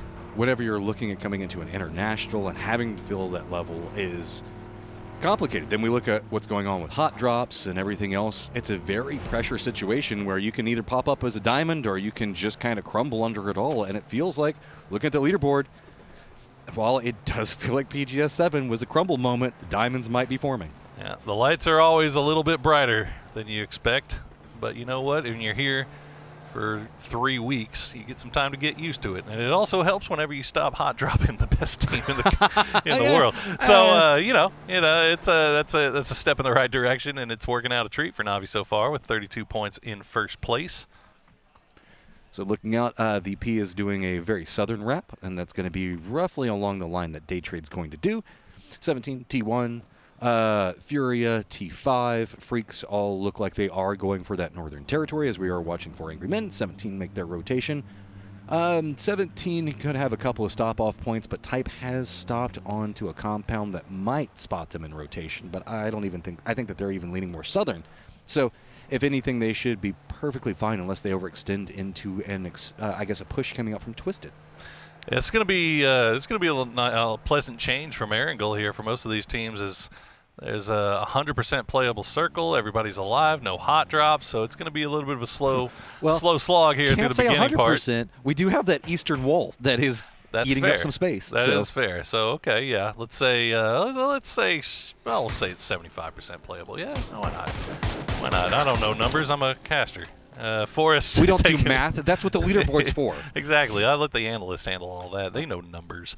But Forrest taking a few shots towards Na'Vi as Navi's just kind of making their way in and just kind of figuring out where everybody is. You see Olympus all by himself, but it looks like he should get a partner in crime here as Baron is slowly arriving. Yeah, and this is a very strong position to be playing from. Good job on keeping the vehicles pretty protected. So 2-2 split can kind of cover each other. Territory is not being too contested yet, as this is kind of northeast of Buksansa. So what do we got going on up here? Shipyard Bridge. We got a T5, couple. We got Furia going through, T5 coming through, and Freaks coming through as Haven will spot out Rosseted, gets that first knock. Should be able to get the flush as well, and that's a point that Furia would very much like to have. Oh, get Well, them toesies. here's the There we issue, go. though, is the fact that now T5 is very firmly gate-kept. We have the Freaks are going to be just to the south of them, and now with this bridge camp going on, T5, you can see that they just have no options. They have to go to the west, which means they're going to have to do a much bigger wrap. As long as they can make it around the Freaks, they should be fine, as long as they can make it by Yongqian and get to that bridge. Issue is, Day Trade has got a whole different situation going on down to the south. Bestia's in some trouble. They have one of their members down. It looks like we might be going for a bit of a stop-off. Belmoth's still hungry after that last game. Oh Young, not as safe as advertised, as Vinny will get flushed out. Day Trade do lose Flash in the process, but Bestia taking the 1-1 trade, and they should be making their way on. Draft King kind of got left behind, but now he's going to run right into Bagopa. And yeah, I think he sees that. He's going to stop down, maybe. I mean, he can wrap along the field and just kind of slow down the pacing. The rest of Bestia, though, they're just kind of sending it in. It looks like they're going to be running right next to K, as well as if they continue going east, E-Arena. This is just damage control stop. Yeah, just whatever you can find, man. Nothing feels good, so find at least a rock, some cover, park up your cars, get something good for it, because Freaks over here have a ton of information. One of the few gliders that we have in game right now, scouting out a ton of what's happening in the north. Yeah, worth noting, for future reference, just in case it comes up, Rock, we're holding a bridge camp on that far western bridge, and nobody came through. But that's something you like to see from that South American squad. They definitely did not have a great PGS 7, but they've started PGS 8 off pretty well, getting into the late game with a lot of guys up, and now they're feeling confident enough to start pulling off bridge camps. Trying to keep the momentum going, right? Even if it's not going to be anything that comes out, seeing them make aggressive plays to try to continue point gain is what you want to see from a squad that was struggling in the last PCS. So I like the modifications coming in. Damage control for T5 still over on that northwestern island. They're just kind of hunkered down around Army base. You can show signs of hesitation for the first time in T5 in a while. Yeah, maybe stopping down whatever compounds are around that area, just looting up, getting some more meds, anticipating eating a little bit of blue zone here. But fortunately for them, all is clear on that eastern front, and all bridges are free. So they should be able to make their way into the zone fairly easily here as we check in with 17. Twisted Minds just off to the south. We'll see if 17 starts to stretch their legs a little bit from this position, or if they just kind of elect to kind of keep everybody together. Belmont scouts with his body better than almost anybody that I've ever seen. He just drives out and he's like, I dare you to shoot at me. Show me where you are so that way I can shoot back. So a man after my own heart. I mean, hey, we are very good at being pincushions when we play. It's true. I am very much a scout by getting shot kind of guy. It's the secondary part where we've got to like really hit the shots back onto it, man. Yeah, where I've got to survive the problem. That's where I'll start running into issues. We know who kills us though. Who's that? Well, I mean, we spot them before they kill us. Well, that's true. Yeah, that's fair. That is fair. Well, the emergency picked up for Day Trade and popped as the circle is coming in. Just in case this thing hard shifts off to the north, they will be ready and raring to go as everybody's just kind of holding put for the time being. That is a very defensive position coming out from HS at this stage. As, I mean, full-on protective point. The rest of the squad still holding down pretty center. Ooh, that is still a lot of unplayable over into the east. So it's going to be Kanyong going to be pretty big in it. Day Trade, I wouldn't be surprised, says no to that emergency pickup, because why would you? You can just do a bit of a shift over into the east. GK, another good position. Oddly enough, that send that Bestia made puts them in a pretty strong spot for now, but also kind of at the focal point for a potential death funnel that's coming. Yeah, that ain't bad. But I think Geek is going to do a lot by being on that top of the ridgeline just to do a little defense here. But you start worrying about what's coming into the south, because you got VP, Navi, Rock all kind of making those long wraps down to the south here. As Twisted Minds just going to start making their way into Kanyong. 4 a.m. they centralized on the eastern part of Kanyong, leaving that western edge open, and Twisted Minds ready and willing to take it. What I love is over here into the east, we can see that it does look like the Freaks have put their back right up against the wall. They still have the glider scout that's going on, so they're very aware of what's happening with Furia, so they should be able to regroup And it feels like in these first couple of games, early rotations have been a bit of an issue coming out for the Freaks. So at least getting their back to the wall, they know that they only have to contend with squads that are presently shooting at them. T1 is going to stop off a bit further away into the west, but Salute has at least a decent firing line into Fury to kind of push them away. But man, that was some good retaliation shots onto Salute. Wasn't even retaliation. That was Akon from Begopa. So over Furia. Doing a little bit of defense for Furia, and that's nice of them, as Furia now has a rock to play around, but they do find themselves sandwiched in between the Freaks and Begopa and T1 even to the just off to the west. Old rivalries die hard, right? Begopa spots out, going, "Hey, look, it's the Freaks, bro. We got to take the shots at the Freaks. Who cares about Furia in front of us? We got to get back at them." Gizeri did get that knock on a Deal, but it looks like Deal should be able to be rezzed, so no harm, no foul just yet for these guys, as Furia still getting into their vehicles. I don't think they're comfortable at all, and they should not be. Yeah, I mean, I don't even know where they go. Really, now there's even more containment up into the north, as 17 has kind of crept in right back behind T1. 4 Angry Men still has to contend in with, it's going to be twisted pretty close to them. Begopa still holding down to the south. Furia is kind of finding a way around to find some safety, but it don't feel good. It don't.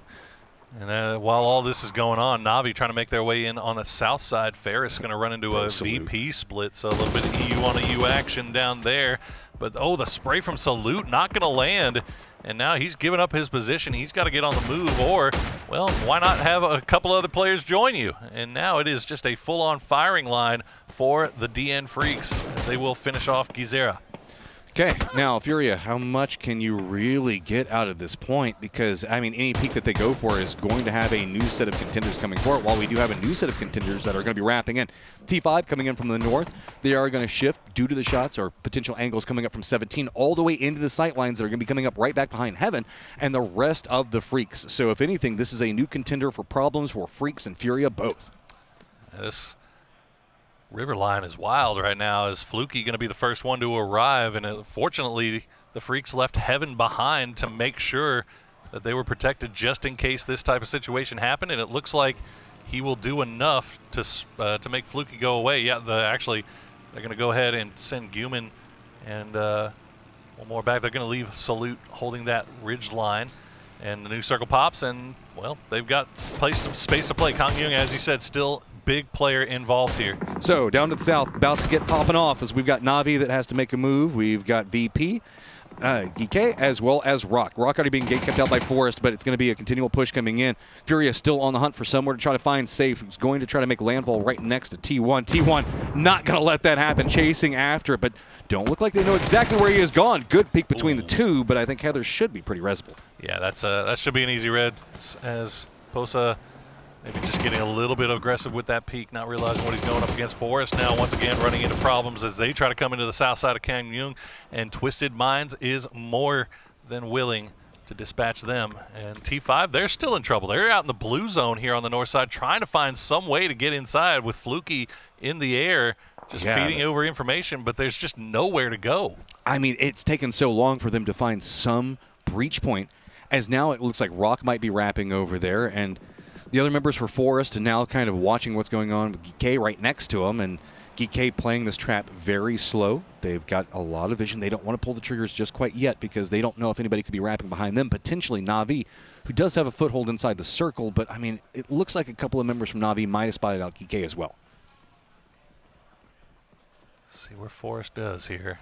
Looks like they're comfortable just playing the one safe place they have, and it's inside the zone, and they just don't realize that GK is slowly putting themselves in a position to collapse, as you see PWD and Spiro going low, and now the shots are going to come out. And that's going to force Olympus to get back on the move. Spiro being that anchor man.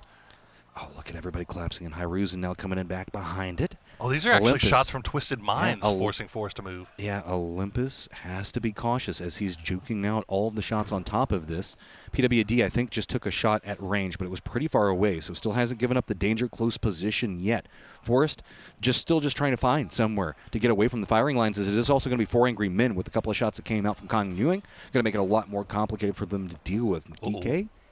I mean, if you crest that hillside now, you could have to deal with 4 angry men, but you could just have a perfect beat into Forest. But I think that Forest is starting to get a read on it. Yeah, PWD's low man, the GK low man PWD got spotted out by Navi, so he's going to have to rejoin the rest of the squad in vehicle. So Forest is going to hear that coming through, and yet they're just going to hop in the whip and get on out of Dodge. But there's not really a whole lot for them to play here. Navi just going to find the smallest of footholds here on the south side, sharing a compound with Virtus Pro. They've got Day Trade off to the east. Hey, this is the information from earlier. Can they manage to make it in? Do have one of their members get dropped? Does Baron? No, he doesn't even want to go for it. He says nope. That's just bait, can't go for the res, instead just goes for some form of safety, but it does not feel safe at all. At least the vehicle providing some protection from the line of Twisted. As a new circle is popped, it's just going to be staying pretty much center on where we were at beforehand, so teams down to the south and to the north going to have to make some pretty desperate moves. Freaks are going to be ahead of it. 17 hopping inside of vehicles, they're going to be trying to wrap in. T5 already found a position to play from. Rock still kind of the odd man out, but down to the south, it's going to be Navi, Day Trade, VP, and GK all having to make moves. I see a lot of teams starting to send it for very small little ridge lines like this, or shacks in the middle of the zone, just trying to find any hard cover to play around. Theraton 5 is already there.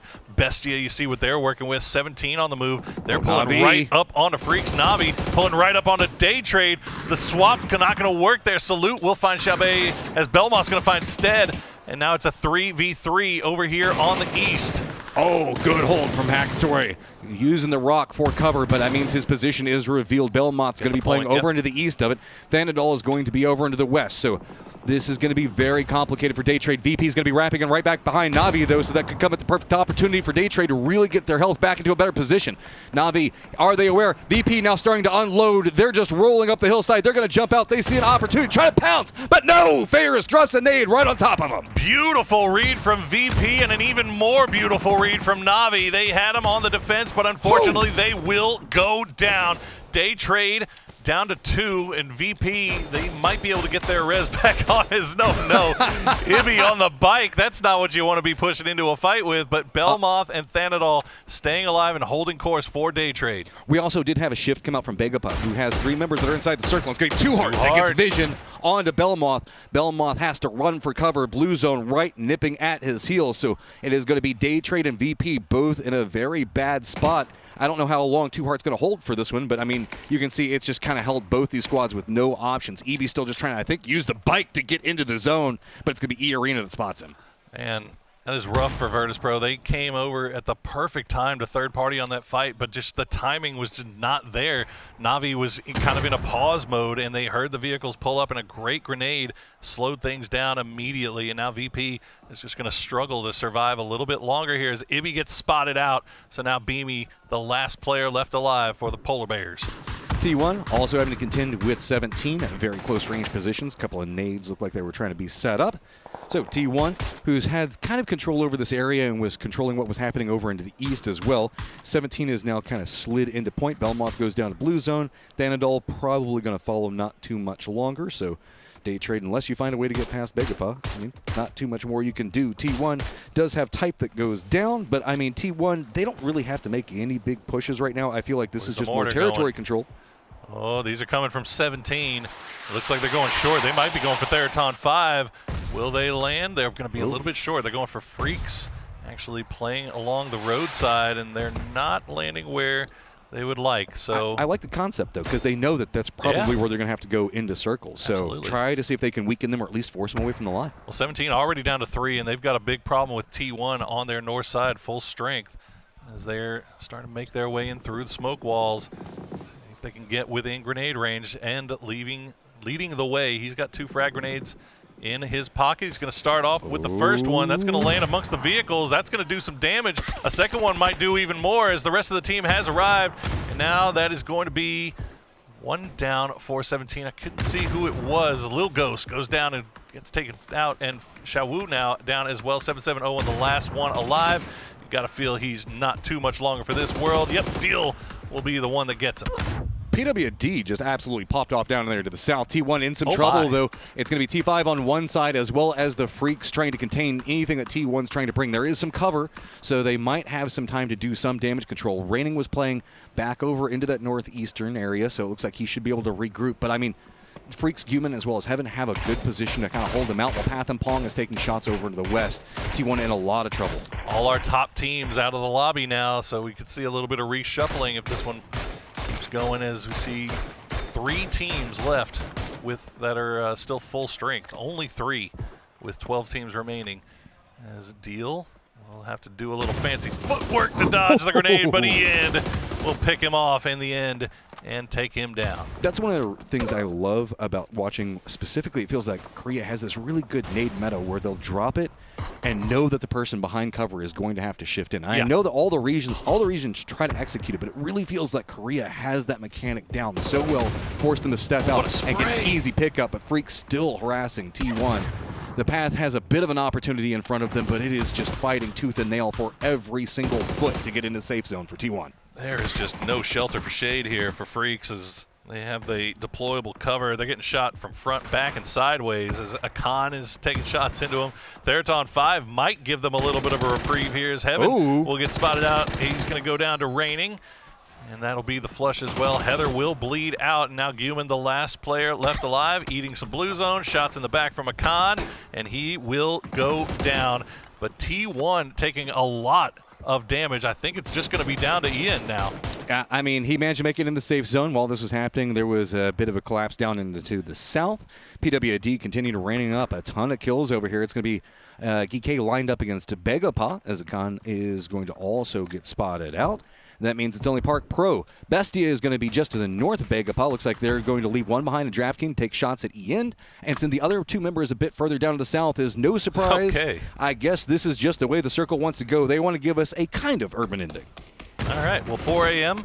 They've got some decision making to do. They know that there's teams off to their west sharing the city, but it looks like they're going to go ahead and center up, circle up in the compound down, well, closest to the center of the circle, and kind of watch all this play out on the outskirts, as Geeke, they're just kind of going through, deathballing through whatever's left on the edges. They'll stop down long enough to get the res onto Quizzy, but that ALM in the hands of PWD doing some work right now, as Ranger X will finish off T1. VP still has Beamy alive. He's nomming on some blue zone for right now, but not too much more he can really do, given the fact that there are 3 squads in front of him. 4 Angry Men still have a very strong fortified point play from, but they have a lot of contenders inside of the city itself. So Rock, as well as Twisted, and let's not forget about Baron. He did manage to make the send over there. Bestia, though, in a lot more of a dangerous spot. They're kind of playing low ground, as it is going to be GK that's starting to wrap in. Looks like they want to just start seeing how many kills that they can get along this line. Park Pro hiding in the bushes right next to him could be a big, big problem if they don't pay attention to him, though. Never doubt the power of Bloomy. Park Pro is in the bush. He's a bush pro, and he can get involved at any time here. I mean, he is part.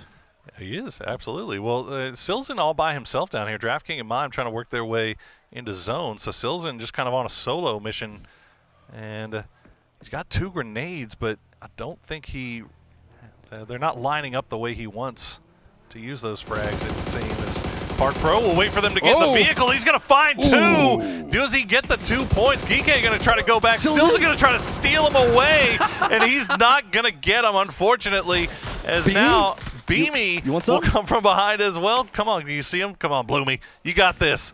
I mean, he could pick up something for it. Bestia, though, still kind of held out. Rich get richer, as well as 4 Angry Men have a ton of crates that land on top of them, so they're in a good spot. Snakes in the grass. So many of them, all stacked up. They're just everywhere. That feels bad, because Geeke was doing doing really good. Well. They were just constantly controlling everything that was going on to the south. I mean, sometimes it goes. Here. Well, this is going to be a very hard push in. Yeah, I was going to say 4 Angry Men, pretty stacked. They got some crates, they got a lot of cover, and they are very defended up. Well, Quizzy and Spiro have a rock. Yeah. And that is 1 car and an exploded car. And there you go. I mean, that's more than some people could ever ask for.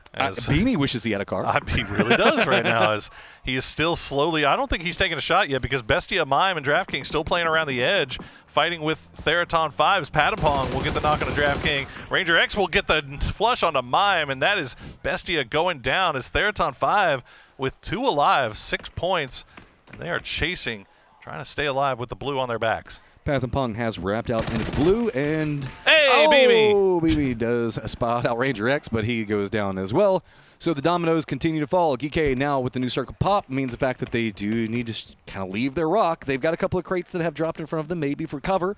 Rock also, not the rock that Geeky is next to, the team Rock, does have some position up to the north that they can kind of regroup in, as well as they did get some separation away from Twisted. But Twisted and 4 Angry Men are still very strong in the circle.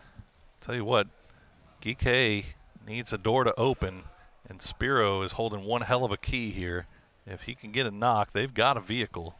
They can get on the move once again. 4 a.m. That would be very brave to peek that, knowing that you've got an ALM on the other side. Tong Mu is just trolling at this point. The Longs will take a body shot. I mean, Spiral will take them damage. See what he can get. What is he doing? I mean, what else are they going to do? They're kind of stuck here. He's like, come on, do it again. Do it again. I bet you can't hit it. Can you do it the third time? You can't do it. How many rounds you got left, buddy? How many? Look at Spiro. Spiro's got a smile on his face. He knows. I mean, I mean, 4 Angry Men have kind of lost a bit of control over the circle. They had to send God V over to the north. Twisted, meanwhile, has actually shifted across the road with Perfectix.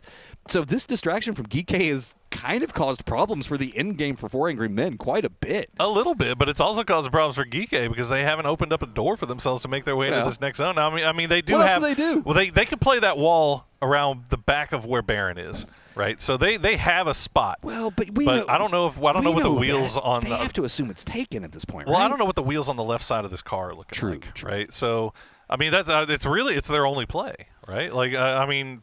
4 a.m.'s just going to keep staring over here. 4 Angry Men can keep peeking the window. You can get multiple knocks and then just drive in that way. Sure, why not? Yeah, I mean, hey, I respect. Or we can do that. I'm tired. I want to get a headshot. Hey, yo, can you come here? I want to make sure I get this. ADR farming. 11 first aids into the pocket of Spiro now, so I think this is. Yeah, I'm assuming that the left side of that car is pretty busted up and. Inoperable. So this is just not. I mean, 6 kills for Giga. I mean, considering they're playing one with their star player in Diffex, they're in 4th place. They're doing really well for themselves. Oh, okay. No, not enough damage. Okay, so here we go. We've got our top 4. It is going to be 4 Angry Men with 4 up, Twisted with 4 up, Rock with 3, and Forest. While he doesn't have 4 up, he's got himself an M249, which can kill 4 members of a squad. Accuracy through volume, baby. That's what we always say. Well, 4 a.m., they need this. I would feel for just the psychological value alone would go miles here for 4 a.m. if they can pull this off. But again, Rock finding themselves late game with multiple players up in a decent position to get a win here, as they've only got 1 kill so far. Twisted Minds, though, this is going to be the biggest nut to crack. These are professionals, man. These guys are experienced, and they know how to shut this thing down. Baron has actually left the building itself, and he is looking down the hallway that Twisted is trying to roll through, and he does get the knock onto 1. Oh, it is instantly punished. But Example goes down. God Veed, and that outside position does spot what's going on with Twisted. So Twisted, while they did manage to get over here, does have some issues to deal with. 4 Angry Men has to look back over at Rock, spots them out. Rock's going to do a wrap in because they know where Twisted were playing. These guys were jockeying up against Twisted for quite a while, so they know that this should have an open path. Can they exploit it? Can God V stop them is the real question, as he doesn't have any real support over here. He does not, and meanwhile, Twisted Minds able to get everybody back on their feet as Lou's going to go for the res onto Example. They've got Rock pinned behind the RV. They've got pinned behind the building. Rock with the blue at their backs. Actually, they've made their way into the zone. They've got a building, so they should be fine. The rest of 4 a.m., meanwhile, are just trying to find any angles that they can. They'll throw the smoke walls out to go and rejoin their captain. Sorry, I hear some player is laughing maniacally right now, so pretty excited. If I had to take a wild guess, probably a Rock player. But okay, Twisted. So they're going to be playing the southern side of the circle. Only team that's going to be over there. So 4 Angry Men, Rock lined up against each other. This is phase 8, so we're going to see the center dot pretty much going to be right on the road. Yep. But it does lean a bit closer onto Twisted's side. So that is going to be a big set of issues whenever we look at 4 Angry Men. Rock, they have to contend with each other and have to move before Twisted, and that is exactly why Twisted made the shift over to get to this point. Yeah, the problem for Twisted is this fence line or whatever is no cover at all, right? So really just kind of have to hope that 4AM and Rock square off, and that's going to start off with the knock on to RBN, almost getting the trade on to Solds as well. Solds will send a grenade back, but it's not going to fall as Longs. There we go. That's the utility use that we want to see coming out from 4AM, but Longs is going to go down as well. Oh, if anything, this just is going to hand over more to Twisted. They've set up a 2-2. It's going to be Example and Perfectix now looking at 4 Angry Men. It's going to be Lou and Batulins playing into the north, but that peak was a bit too much, and that gets punished. HS, look at that. Nate's following up. They've got a lot to still work with. Remember, Twisted and 4 Angry Men, they've been holding this position for a long time. They are going to have a ton of things to be able to throw out. That's really heads-up play from Perfectix to know exactly what to expect. Immediately just goes and picks up his fallen teammates and gets out of dodge. Back up to full strength. Now Santastico all by himself.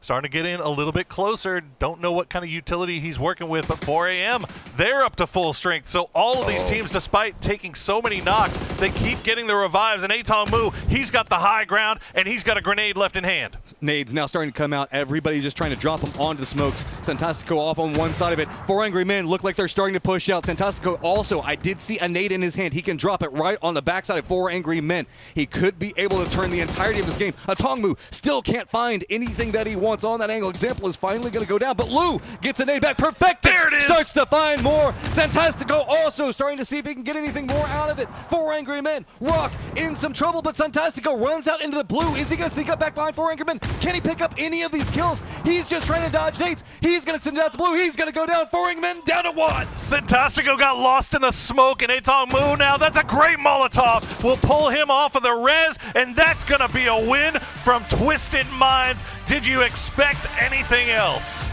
Oh, that has got to feel good for Twisted. The guys that run amok on all of the PGSs last year, now finding themselves with a victory.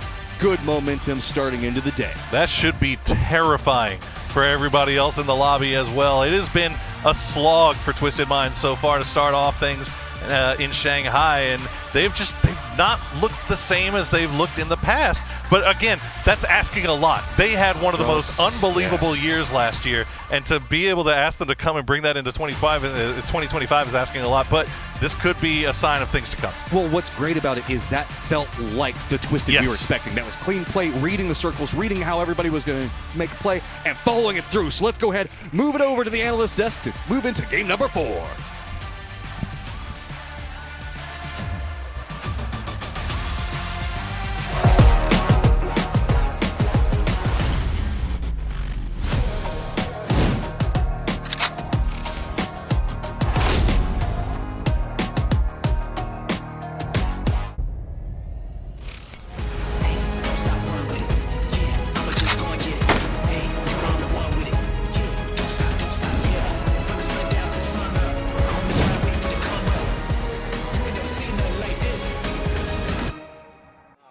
Okay.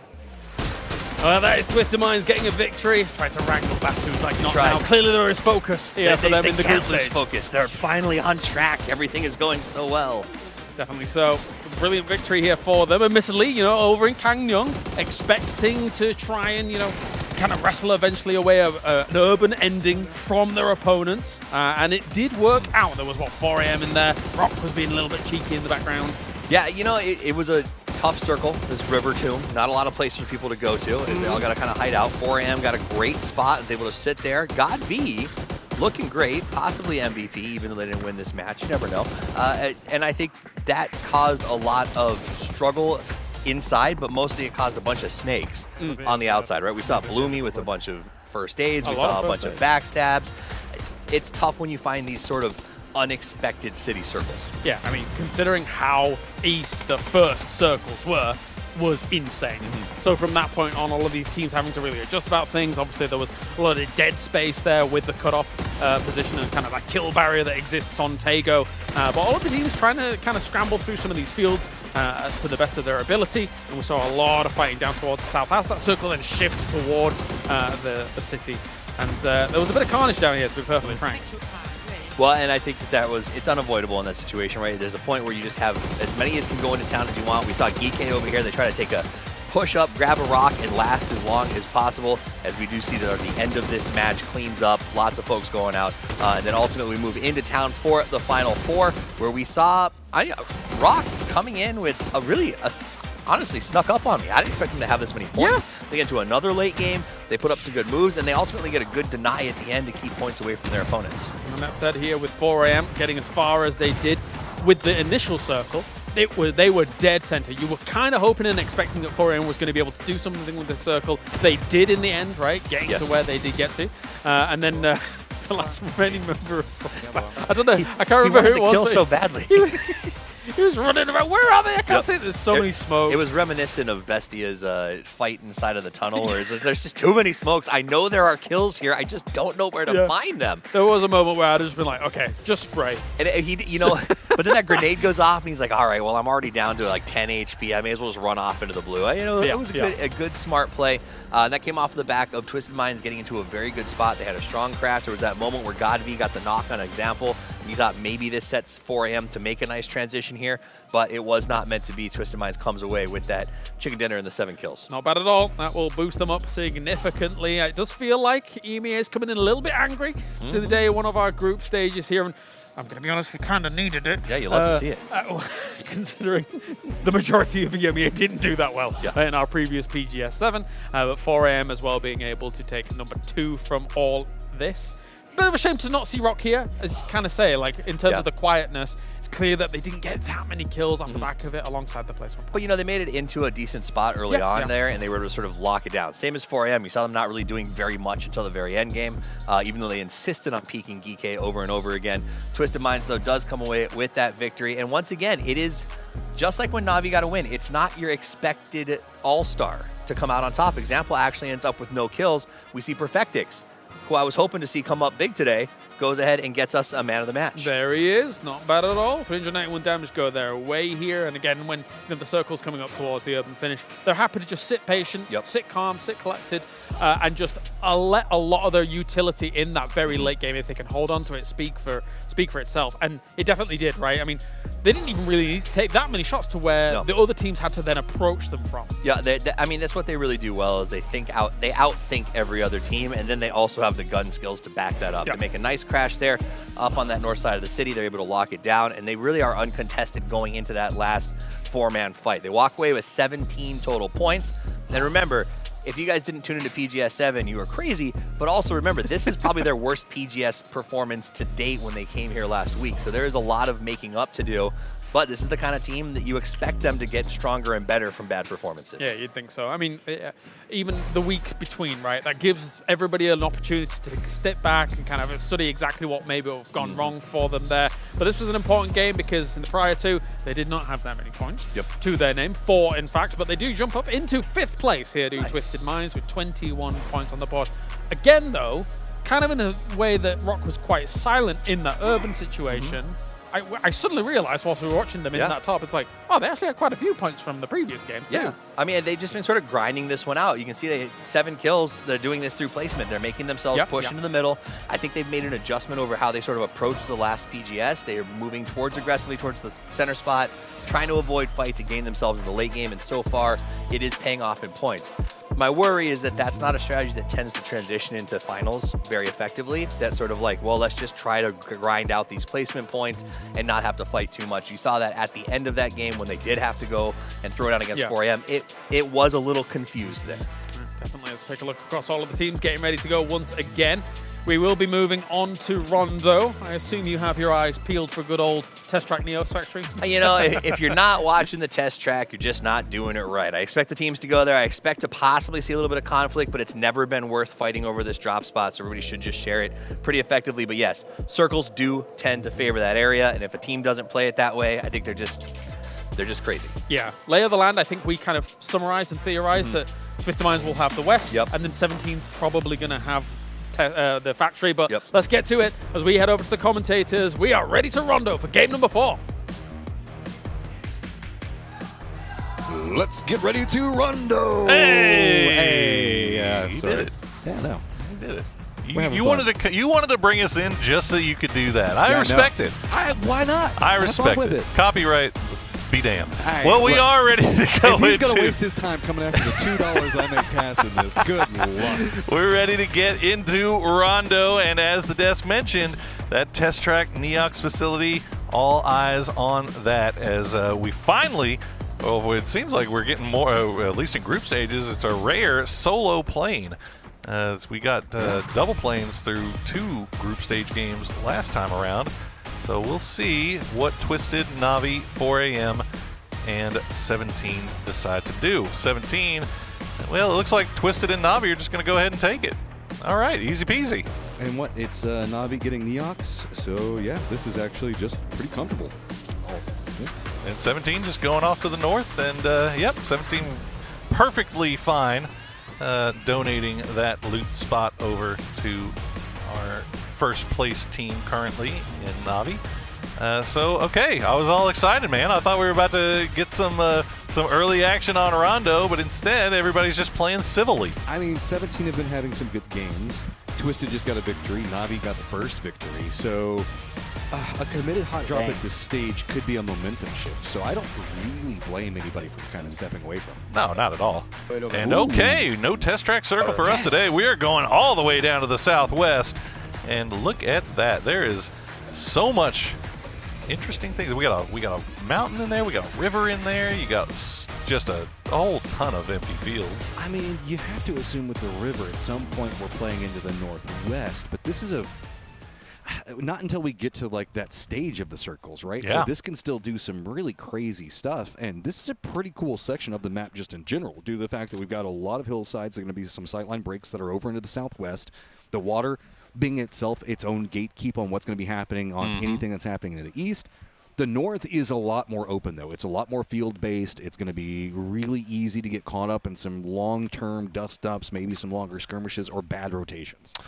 Virtus Pro and E-Arena kind of working, one on the west side of the river, one on the east side of the river. They both have kind of prio on where they decide to play. As you can see which teams you can go and get that first-person perspective on what the teams are doing, how they're playing it here. As we check in with Rock. Rock, 4th place. Rock. Again, still holding it. Question marks? Okay, holding on to it, and they're finding themselves in the late game pretty consistently so far, and they are already in the center, or close to the center of the circle. As we hear from Ranger X.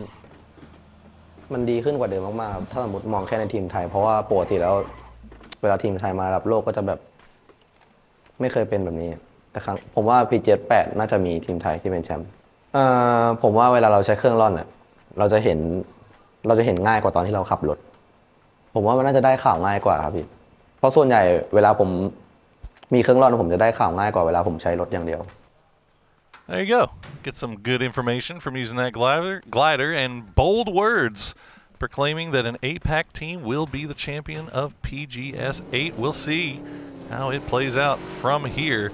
So far, Theraton 5, the leading APAC team here in 3rd place overall.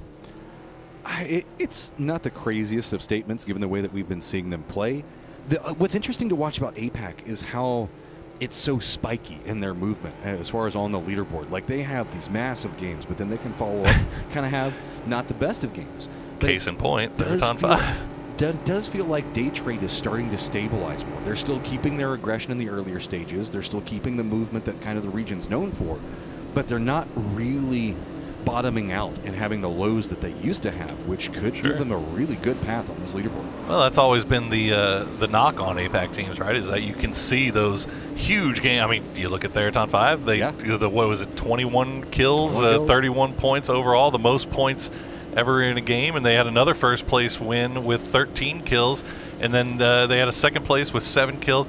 That like those 3 games accounted for 67 points. The other 15 games they got 40 points. So that's kind of what you get with some of these some of the APAC teams. But it's finding that consistency, right? And we started to see that from the Expendables, and we started to see a little bit more, as you said, from Day Trade. Well, it also really affects other squads, right? Whenever you look at squads like EMEA, or just most of the squads from EMEA in general, they play the points per game system very well. It's usually just an efficiency system.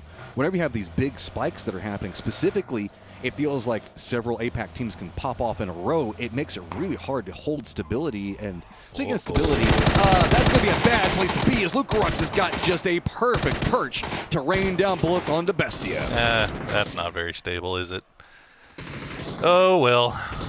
Silzen's still alive. He's all the way back in Tuling, though. He's nowhere near this. And, well, he gets to be, we'll see how he can be the solo for Bestia. We've seen some success from Bestia solos in the past, and we've seen success from Bestia solos on this map. So now we'll see if Papa Silzen can pull out the stops and show us how it's done. Real talk, we've seen solos from Bestia pop off on most maps. They are quite proficient. Look, what we're trying to say is they got solos a lot. But they do know how to make the most of it. Exactly. And a lot of these members really do play very efficiently as solo. That's that's true. its own skill that we really don't get a chance to talk about a lot, because there's the whole mindset of coming with 4, that type of stuff.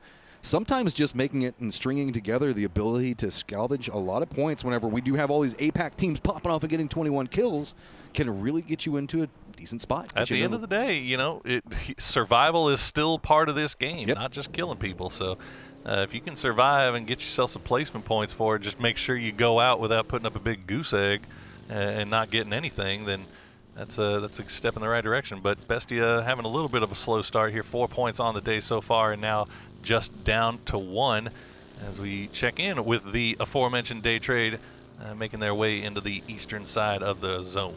And also kind of the eastern point of the river that's kind of making a C shape through the middle of everything. Rock's going to be on the other side of the river. VP's pretty centered up. T1 also pretty centered up. Begapa running a 2-2 split just to the east of T1. Furia running a 2-2 split to the north of that. So E-Arena running a 2-2 split to the south. We have the Freaks that are also trying to salvage into a position that's going to be just to the west of Begapa. Well, we do have 4 Angry Men coming back behind that. T5. There you go. T5, they're just going to go ahead and get their glider. They want to come in with information, and they are the latecomers. Well, them and 17 as well as Geek. Airman Fluky. We've already seen him in the air already. As what are they giving him? Give him something. Yeah, give him a few more bullets. Maybe a scope. Yeah, that's what it is. He dropped the 4X, picked up something else, so maybe he can do a little bit of air combat. As we see him ready for takeoff. I mean, and flight path is clear, and we're up. We have seen him pick up some kills from these gliders. We have. And it's really hard in this lobby to do that. But he does a good job of really finding down members and trying to get finishing shots onto them, or harassing while the rest of the squad is trying to make a rotate, or even a crash we did see one time where he was just kind of dropping a couple of bullets to make everybody nervous, look up at him so that way the rest of his squad can just roll right into their face. Just be a distraction. Yeah. Sometimes that's the best thing you can do, especially when you're coming in from the friendly skies. As you see, pretty clear flight path in front of them all the way into the north side of this zone. If they get a little luck on their side, maybe the zone will pop off to the far north as well, as we see another eye in the sky. I like it. Gliders. They're great. Everywhere that you want to be.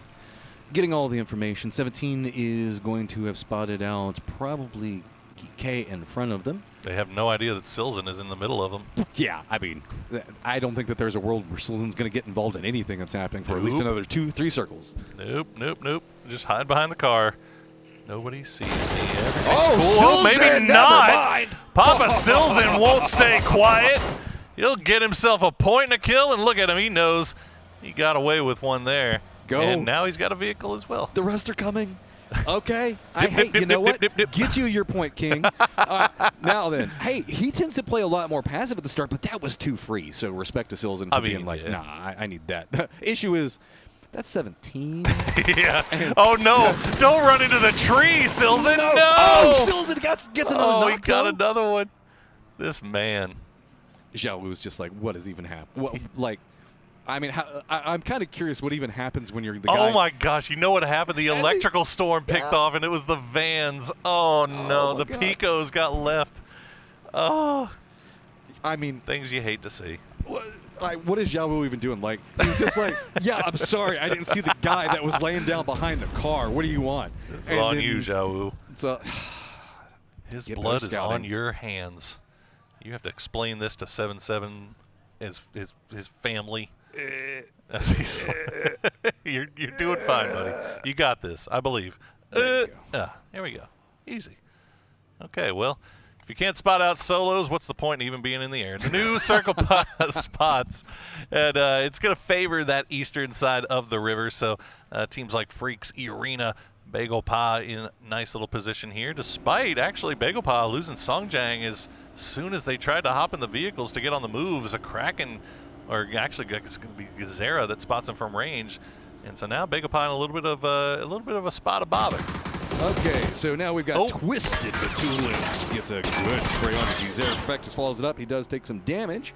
But this is over in the north. Bagel Pa is also going to get into range, potentially get involved as well. Batulin does go down. Perfectix got himself eyes on the Kraken for the time being, trying to fend up his IGL, but he is going to go down. Furia on the hunt for whatever kills they can find, but it is going to be just a continual rope around as there's just too many targets, too many people getting involved. Oh my goodness, and T1 has eyes on this from range as well. As example, down to just 2 HP. You're gonna have to stop peeking for a second. They lose 2 teammates though, but that is not how you want to start your game here as Twisted Minds. They lose a couple of Fury. I think they pick up 1, maybe 2.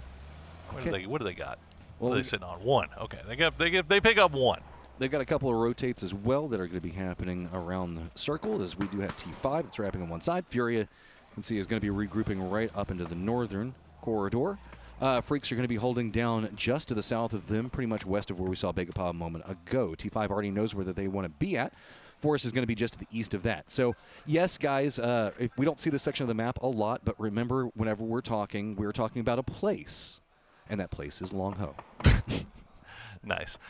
I'm just going to go ahead and leave that one on its own. Virtus Pro has managed to sneak in the middle of the 2-2 E-Arena split. So, you have to keep eyes on that one as it's going on dead center circle.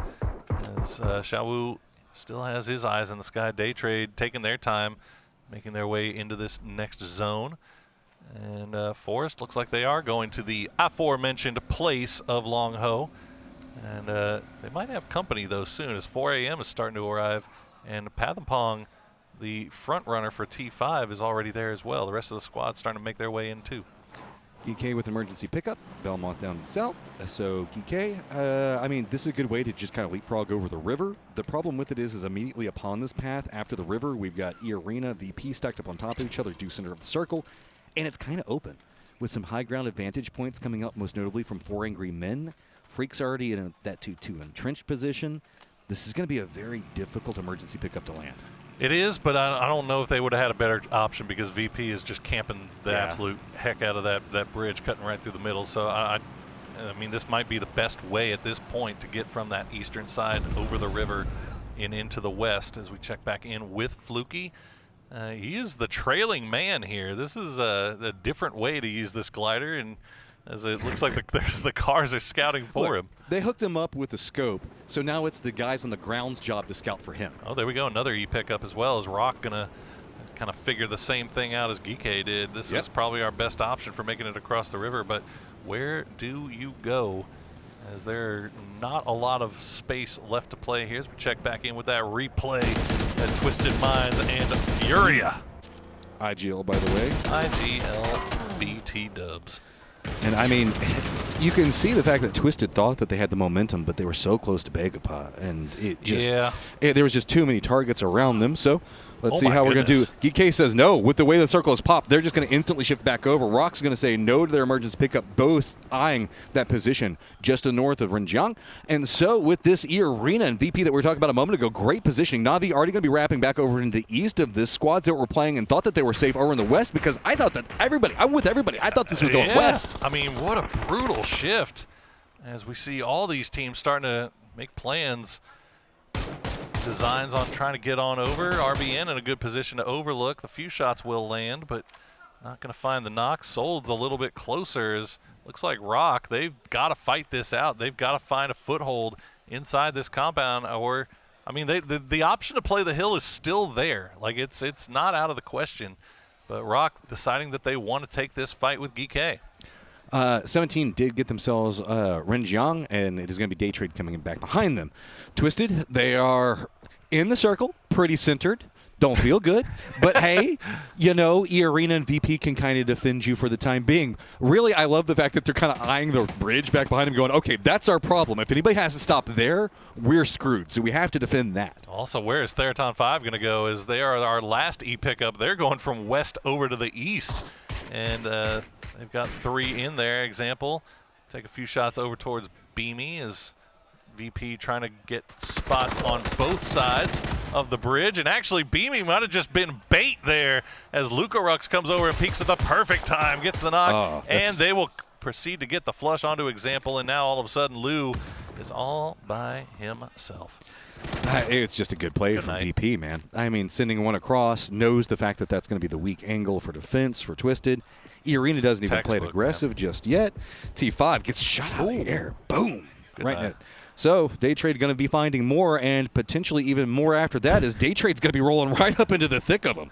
Sorry, you think Patum Pong is the sound it makes whenever he hits the rock and falls down? Oh no, Tigger will spot out Sosid, and the follow-up grenade from Flash should be able to get the knock here as T5 had their high ground. They've got Ranger X up high, they got Rosseted up high. But just no angles down, and Navi now in a little bit of a trouble here with Daytrade on the edge of zone as Thanadol doing some big damage on the Hackdory. So while we see Daytrade trying to regroup over here, we should also note that it's going to be Furia, 4 Angry Men, and Forest caught up in a firefight you might see happening on your kill feed.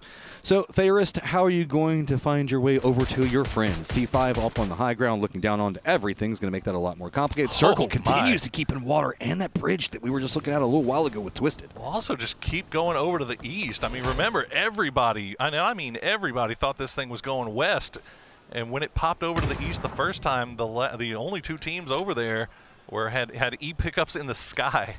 So this is going to be brutal. We'll see what VP can do as far as holding the bridge goes. As Hackatory down to 3 HP, tries to go for the repeak. That might be a little aggressive, and Tigger is ready and waiting, gets the headshot, gets the knock. Daytrade still 4 up. Fairest and stay at the last 2 left alive for Navi, but they are split. And keep in mind, I was going to say, we need to see T5 and the amount of control they have. They are very high up here. And this circle has just beated into their position. They can just really unload on anybody they want to and dictate almost every fight. This is the best third-party position. Look how high up there he is. Nobody's taking shots at him. Kings of the Mountain for the foreseeable future as the grenade is going to fall right on top of the vehicle. Lil Ghost has the spray over towards Stade, but Stade has a tree to hide behind for the time being. As the rest of 17 starting to arrive, and this might be it for Navi. Yep, there they go, out in 14th place. Okay, they've got a lead. How much can 4 Angry Men, Daytrade, and T5 manage to find? Twisted already being out means the fact that VP has an opportunity. VP also still in control of that bridge.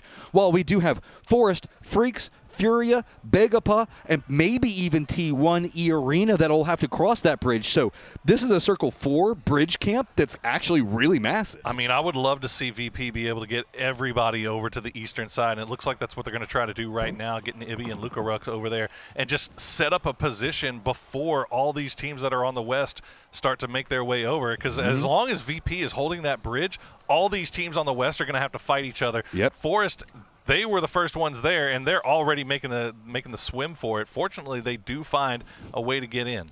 4 Angry Men's going to be wrapping into the tail end of what's going to be going on with Forest. T1, this is just the mess that's just on the western coastline. I mean, Begapa, T1, E-Arena, with so few options. Get the kills that you can. See if maybe you could manage to swim across. I mean, this is going to be harsh. Yep. Itamu and Longs go down as now Freaks are fighting with what's left of Furia and Begapa and T1 on the north side. E-Arena, they still have a little bit of a compound that they can play around, and you can see they're just kind of throwing utility, raining, looking for anybody making a peek. I think that VP might be actually playing mostly under the bridge because the Freaks have actually crossed it on one stage, so that's big to keep an eye on. So now T1 looking into Begapa. Park Pro looks like he's trying to get his wages down to the bridge, but now everything's unloading on the bridge. T1 going to use that opportunity in the distraction. We also do have 2 Heart that's over into the west, and that's kind of what's corralling going on with T1. T1 with this new circle pop, you have to figure it out. Okay, are you just going to go for the swim, or are you going to go for the push into E-Arena? Something's got to happen, and with this Park Pro finally going down means that 2 Heart has to make an aggressive shift of his own. Nice grenade there for Jacob. to get the knock on the Park Pro to start things off. Raining must be on his 7th bleed or something by now. Yeah. He will go down to that blue zone grenade from Sizzy. They should be able to get Ian back on his feet while Type just make sure that the push isn't coming out. E-Arena kind of maybe taking a little bit too long here to pull the trigger, being a little bit trepidatious in leaving their compound. But we'll see if T1 can get their act together and make this push. They get the opening knock on a Nurens. That's a good start. Okay, Hype on Type. Step through the lyrics. That it was a disgusting peek around the wall. E-Arena, big play.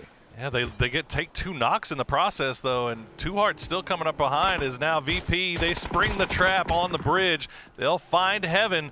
Gubin gets through, however, and Forest, they still have a little bit of a foothold on the south side of that bridge as well. Gubin just sending it. Nowhere to go. Belmoth takes the shots through the roof. He'll find him, and that is it for the Freaks. They go out in 10th.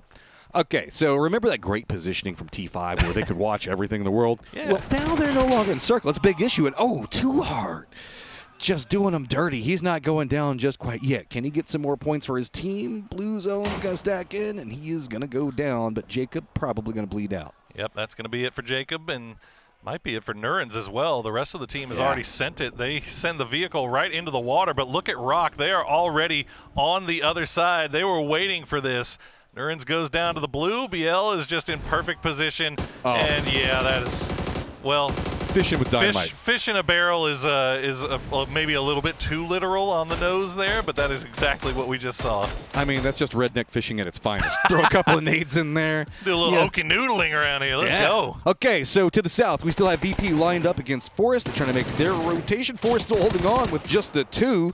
But look at this, 7 kills for VP. Limpus now down. Kiss, the only one up for his squad, trying to limp his way into the circle. 17 Gaming also caught in between VP as well as Daytrade. T5 are trying to get themselves out of the high ground, but they're having to deal with Daytrade very close. It's going to be Geek K. Remember the compound that they fought for a little while ago and lined up against Rock? Both of those squads, great positionings in the north. Yeah, they are vibing right now. Yeah. The only difference is Rock has angles on everything that's going off to the south, while Geek K is just kind of playing a little bit of tower defense, although it looks like they may have spotted out T5. As T5 coming through from that, they're trying to wrap to the north from the east and avoid all that mess that's going on down south. But this is what they're having to push into, and it is not great. Oh, and I mean, Tigger is very close to Ranger X. I was going to say that is definitely nade range, if not just go out and punch somebody range. So, new circle. Shock stays up into the north. The way it's going. Ranger X, though. Good play. Gets the knock on to Tigger. That should buy them at least the ability to maybe push over into the east. But 17 Gaming now spots out what's going on with Daytrade. That's allowing VP to play along the coast, and now VP can sneak up back behind 17. I was expecting VP to pop back today, and it has been a good day for them so far. 9 kills in this match alone, but they still have some work left to do. As we see DK finding angles here on the Theraton 5, and unfortunately can't get the flushes, but that's another point there picked up by VP as Nixie will steal that one away. I mean, DK played this very well. They got back into position off of that emergency pickup that they passed on, and everybody else has just been having to fight their way for every single step. Flash is going to go ahead and get the drop on Fluky, get that nade. Daytrade sitting with 2, but they do have 5 kills.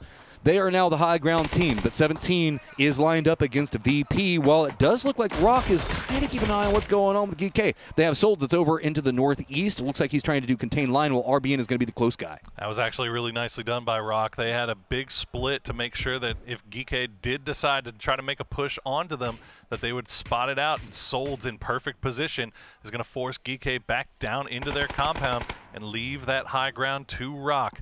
So now Daytrade in vehicles, trying to make a push into the zone. They're trying to make a push into GK's compound. We'll see if they get there. As Virtus Pro eating a little bit of blue zone here. Oh, Belmoth gets knocked as he jumps out of the vehicle, but I mean, that's just going to be Soul's angle. There's nowhere for him to go. Flash now the only one up. So with this, Rock actually controls a lot of the circle. GK, yes, they do have kind of the southern area, but they're going to have to contend in with 17 or VP, whoever wins that. They are kind of jockeying up against each other as they're going to – there's a funnel point that's kind of happening off the coast with a couple of Rocks that 17 and VP. They just can't separate away from it. Yeah, they just have to fight. Rock is definitely in the superior position right now with that high ground, with the ability to move around, get different angles, but they've got to hit their shots. And that peak battle against Flash not going to go Soul's way as the grenade is going to fall harmlessly against the wall, but BL now in a position to keep an eye on that. Meanwhile, 17 trying to push into VP. The Panzerfaust's not going to land. The grenade's not going to land. Beamy with the happy feet staying above half HP. Ibby going to get spotted. Xiaobei going to go down to his own grenade. His little ghost of Xiao Wu with the last 2 left alive, but the util just not falling where it needs to. God. And he's got another Panzerfaust in hand. Xiao Wu not wanting to leave anything to chance here, getting rid of the last player alive. He shot it out of the air! Are you kidding me? Beamy, you can't do that! He is just a tank. This guy will not go down. Finally! Look at how much it took, though. This guy eats blue, holds out, tons of nades land on top of him, takes 2 Panzerfausts, and you still have to push him, and it's just going to be 17 walking into Rock in tatters because of it. And Rock is doing the most right now to take complete control of this circle. Geeke leaving it into the compound, maybe just a little bit too late, but PWD is down. Looks like he should be resable. Xiao Wu, once they're done with him, though, nice knock from Spiro onto Solds, though. That might open up a little bit of a gate here. Remember, Solds was the guy that was keeping track of GK and making sure that they don't come up the hill. If anything, this gives an opportunity for Xiao Wu. Maybe he can find a path into the circle because now Rock has to figure out what they're going to do with this one. It's going to be Quizzy that does step in. Looks like he's trying to see if they can get a flush because really if they can take care of Solds, that opens up a whole new pathing option and really Geek can use this backside hill over into the east. And I think that Rock has read this. They're trying to now maneuver themselves back over to stop, maybe even get the res, but if they commit into a res, I think that Geek can just pounce on this. The problem here is that they left one player behind to keep an eye on Xiao Wu, and now all of a sudden with Solds being knocked, this essentially turns this into a 4v2 if GK gets everybody together and pushes in that same route. And the utility once again just not landing here as Haruzen spots out Xiao Wu from range. Solds gets back on his feet. That's huge for Rock. Geek, I think maybe taking a little bit too long to pull the trigger there. I love Geek just like, Xiao Wu, you're a problem for tomorrow. We'll deal with you. Like, we know you're over there. Rock's the bigger threat to us at the time. So Rock back in control over the center. RBN still lined up against Xiao Wu. Geek coming into this very heady. But yes, also, they haven't had to get a lot of kills because nothing's been happening, dude. All of the violence has just been against them and Rock and jockeying for position. The bloodbath was at the bridge. Yeah, I mean, they were able to get in the zone. They were able to open up a little bit of a pathway there, but they're not taking it for the time being. They still have that compound that they could play around, and I don't think they had a really good read on exactly where the Rock players were as we get a quick peek at the 4 a.m. troubles. As I mean, everybody from trying to make their way from the west over that bridge, it was just an impossible task. Oh no! That gives an all-new meaning to the term "Ghost Ride the Whip." It really, like, that's got to be a feels bad, dude. Do you think Kiss looked down the scope and he was just like, "Wait a minute, is that a dead guy in the back of that car?" Okay. Production, I love you. Thank you for that. That's about the freest point I'll ever get. It is ROC. They've still got 3 men working here. They've left RBN on the south side, keeping eyes on Xiao Wu. So, for the time being, GK just playing around on that ridgeline, not fully committing to pushing over just yet because they just don't know what they're pushing into. Yeah, I mean, and Xiao Wu staying alive for so long has really kind of made Rock's life way harder than they wanted. I mean, that's a bigger problem for Rock than it is for anybody. Yeah, right? I mean, because, like, GK already knows. They know where he is, and they have to have an idea that maybe one of the members for Rock is still holding over here. So the longer that Xiao Wu stays alive, the opportunities continue to mount for him. He just has to hope that the firefight between GK as well as Rock gets really bloody, and then win the 1v1 versus RBN.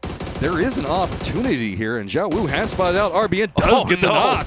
Oh, spots out another one. What are you going to do? And yes, that is going to be GK. They're running up the hillside. They see the opportunity that Xiao Wu is now provided. Yeah, he didn't spot RBN. He spotted Solds from range. So RBN's still on Xiao Wu's doorstep.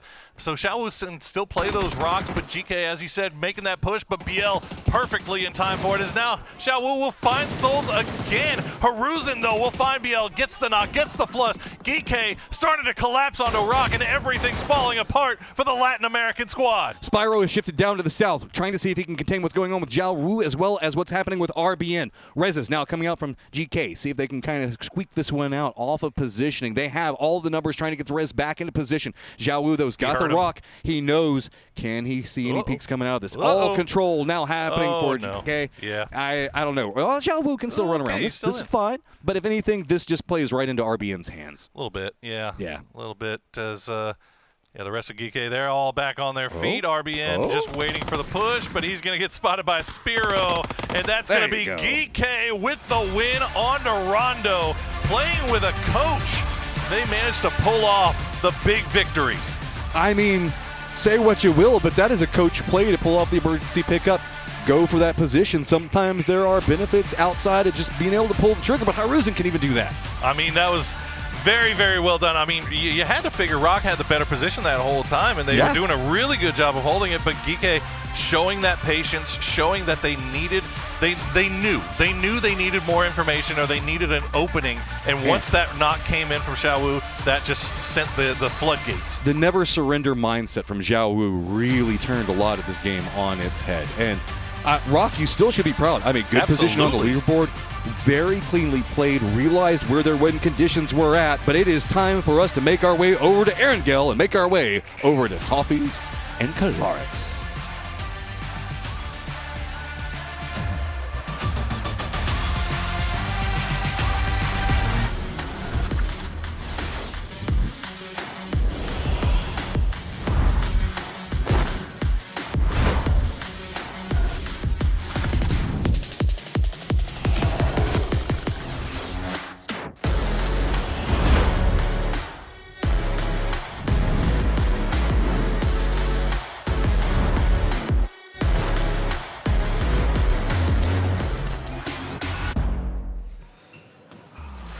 Well, that was absolutely gnarly, as we have EMEA once again. Me and Martin, we did our little EMEA rain dance or whatever before the day was going on. We were going woo like little crabs, and we found ourselves 3 wins for EMEA so far. Geekay. We found ourselves. You guys are killing it out there. It's all us. Actually, hashtag thank you, Martin. Thank you, Martin. He really was.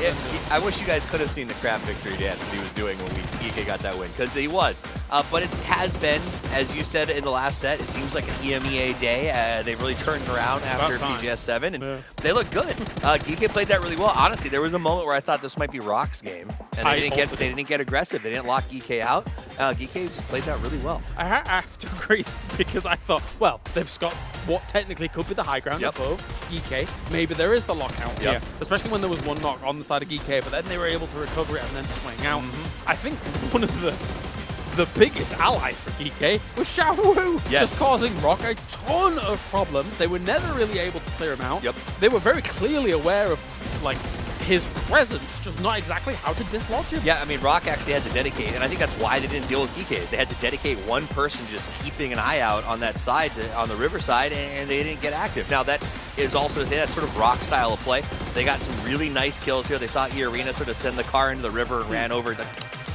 Free kills. We're going to enjoy it. Tastes like victory. And they do come away with some great play. I don't know what a Rock is, but these guys are playing like Rocks when it comes to getting to the middle, stamping their spot, and just sitting there. Playing like Rocks. Like rocks, like physical rocks. Oh, you mean like a strong boulder of some kind? No, I mean I can smell what they've got cooking when it comes towards the end of the match. Mr. Johnson, yes. Yeah, not too bad. There's a lot of different rock jokes that we can really roll with here. There is. I was about to go down the mythical bird route, but... So you know what it is? Yeah. It's a big bird. It's a big bird. It's a big bird. It's a big mythical bird that apparently had the size and, I was about to say girth, not girth, of being able to pick up an adult elephant. So that's kind of impressive, to be fair. And they almost did that, but they couldn't pick up Geekay. No, Geekay was just too big. Too much bigger than an adult elephant, apparently. And they walked away. Stop laughing. With the big chicken dinner. Huge win for Geekay. And as you brought up, big day for EMEA across the board. They're finding points. They're getting them all over the place. 17, though, also managed to get a second place there on pure survivability. I think that was 7 kills by the end of that for them. You saw 17 at the end, laughing there as well. Okay, so actually, whilst we take a look at these numbers, it is actually kind of a problem that 17 is not only having a great time with it all, but also constantly getting to these late games, because they are our previous champion, and quite honestly, because they keep getting to the late games, I am scared that they can continue this through the whole tournament. I mean, these are back-to-back events, right? So if there is an argument that there was a time to be able to repeat, it is from 7 to 8, and they look like they're very strong. Even when they get caught early, they're salvaging tons of points. The opposite of that is Geeky, a team that's coming in here saying, man, you know, this was not our roster that we wanted to bring. We're making the best of what we have, and they're finding points. They feel like they're more comfortable right now, and they played that end game very well. Did they catch some circles there in a unique area? It was a very weird end game, not test track, not Neox, but they played it very, very well and walked away with the points at the end of it. Yeah, I mean, the cheer that they let out before a lot of these games is for DivX, and you know they're definitely trying their best with this. I mean, this is a ton more points than they were able to really garner, really start with in their first group stage when it came to PGS 7. And Spiro, getting the man of the match. Good old Spiro. We're very familiar with good old Spiro. Good old Spiro. And honestly, this is one of those things where when you talk about what they're looking forward to, they know that DivX is going to be back around when it's time for EWC. They want to play well here. They want to get these points. They want to make sure that they're on that list to go the distance and be able to play for every event going forward. So being able to do it with your coach, very, very cool. Now, a very important notion, though. Virtus Pro takes #1 in this game because of 12 kills, and that's huge. And it was interesting where they took, right? Because let's face it, we didn't really kind of address this. A very interesting circle, not our more common rondo circles at all. They have a bridge position, as the commentators mentioned, in like towards circle after circle 4, and that gives them a great opportunity to shut people down. Shut people down. They control the entire flow of the game because no one knew which way it was going to go. So you got a good split there. I mean, they were so prolific on that bridge. They forced EA to just dive into the water with a car and hope for the best. DK Esports, 36 points. Wait, what? Wait, I'm not going to get to do this ever again, apparently, maybe in this tournament. Yeah. Top 3. Nice. Look at that. Oh, yes. I'll have some of that. All right, I'll stop. Okay. Rock Esports, 4th.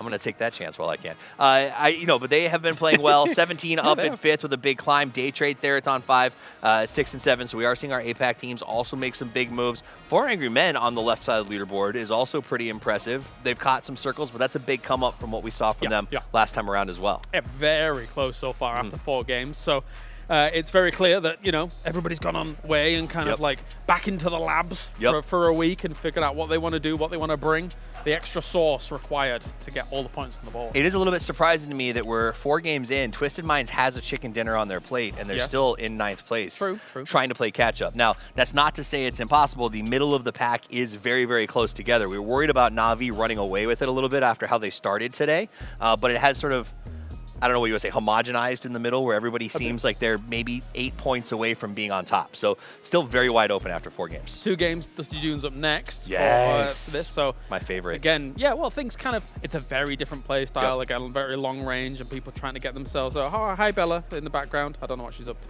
She's just exploring. She's exploring, hi, Bella. You know. Hi Bella. You wanna tell us how things are going? What's the lead in? Hey, how are you enjoying the games? Absolutely fantastic. Can't wait for day 2 already. Fantastic. Good. Nailed it. A great breakdown there from Bella as we kind of round down. This segment's been a car crash. Especially that bit where I was talking about the elephant. That was fun. You know what? I think a car crash is sometimes, I don't want to say it's entertaining. Maybe in an F1 race. But oh, no, this is brilliant. This has been good. That's good stuff. I'm loving this. All right, we're going to go to a break. When we return. Shocking. Matt thought it was Erangel. It's not. Don't worry. We've got Miramar coming up. We'll see you in a few.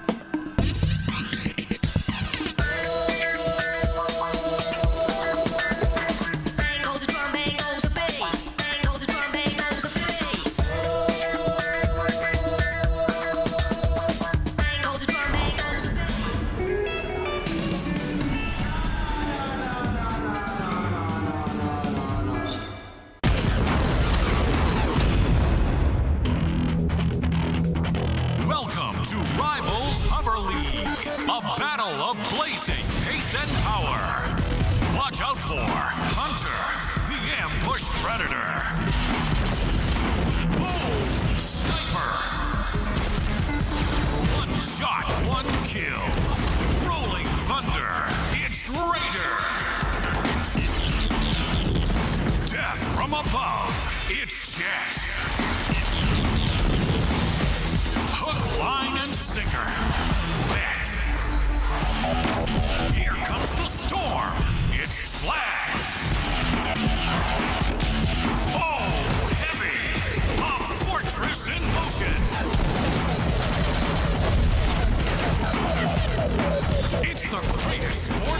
system.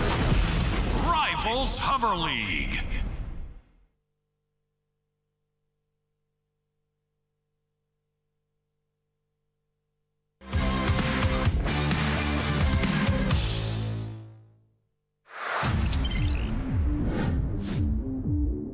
Luke gonna force the issue. Sungjong around the corner. Finds Sungjong. Unbelievable.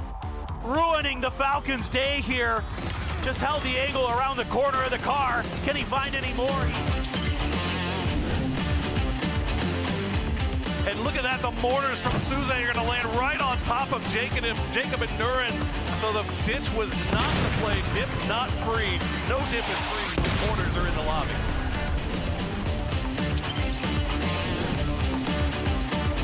They've got vectors, they've got utility, and you can see Petrichor Road just has a lot of bodies stacked up on top of each other. Oh! Whoa! This is where Forrest drove down the hill. Kiss. Wow. Wow, wow, wow. Okay. With a barrel. With a barrel. Finds two. Then he gets another. Just running them down. Trying to use the moment to push. He'll find Logos, but he gets traded down by Xiaowu. Xiaowu gets Phil first as well. It's all down to one for BB Team, and Xiaowu wipes them. He's the last player. That's going to be a 1v1v1. It's 17. Boom, but he gets shut down right by Xiaowu. Xiaowu's up, and he's got the win.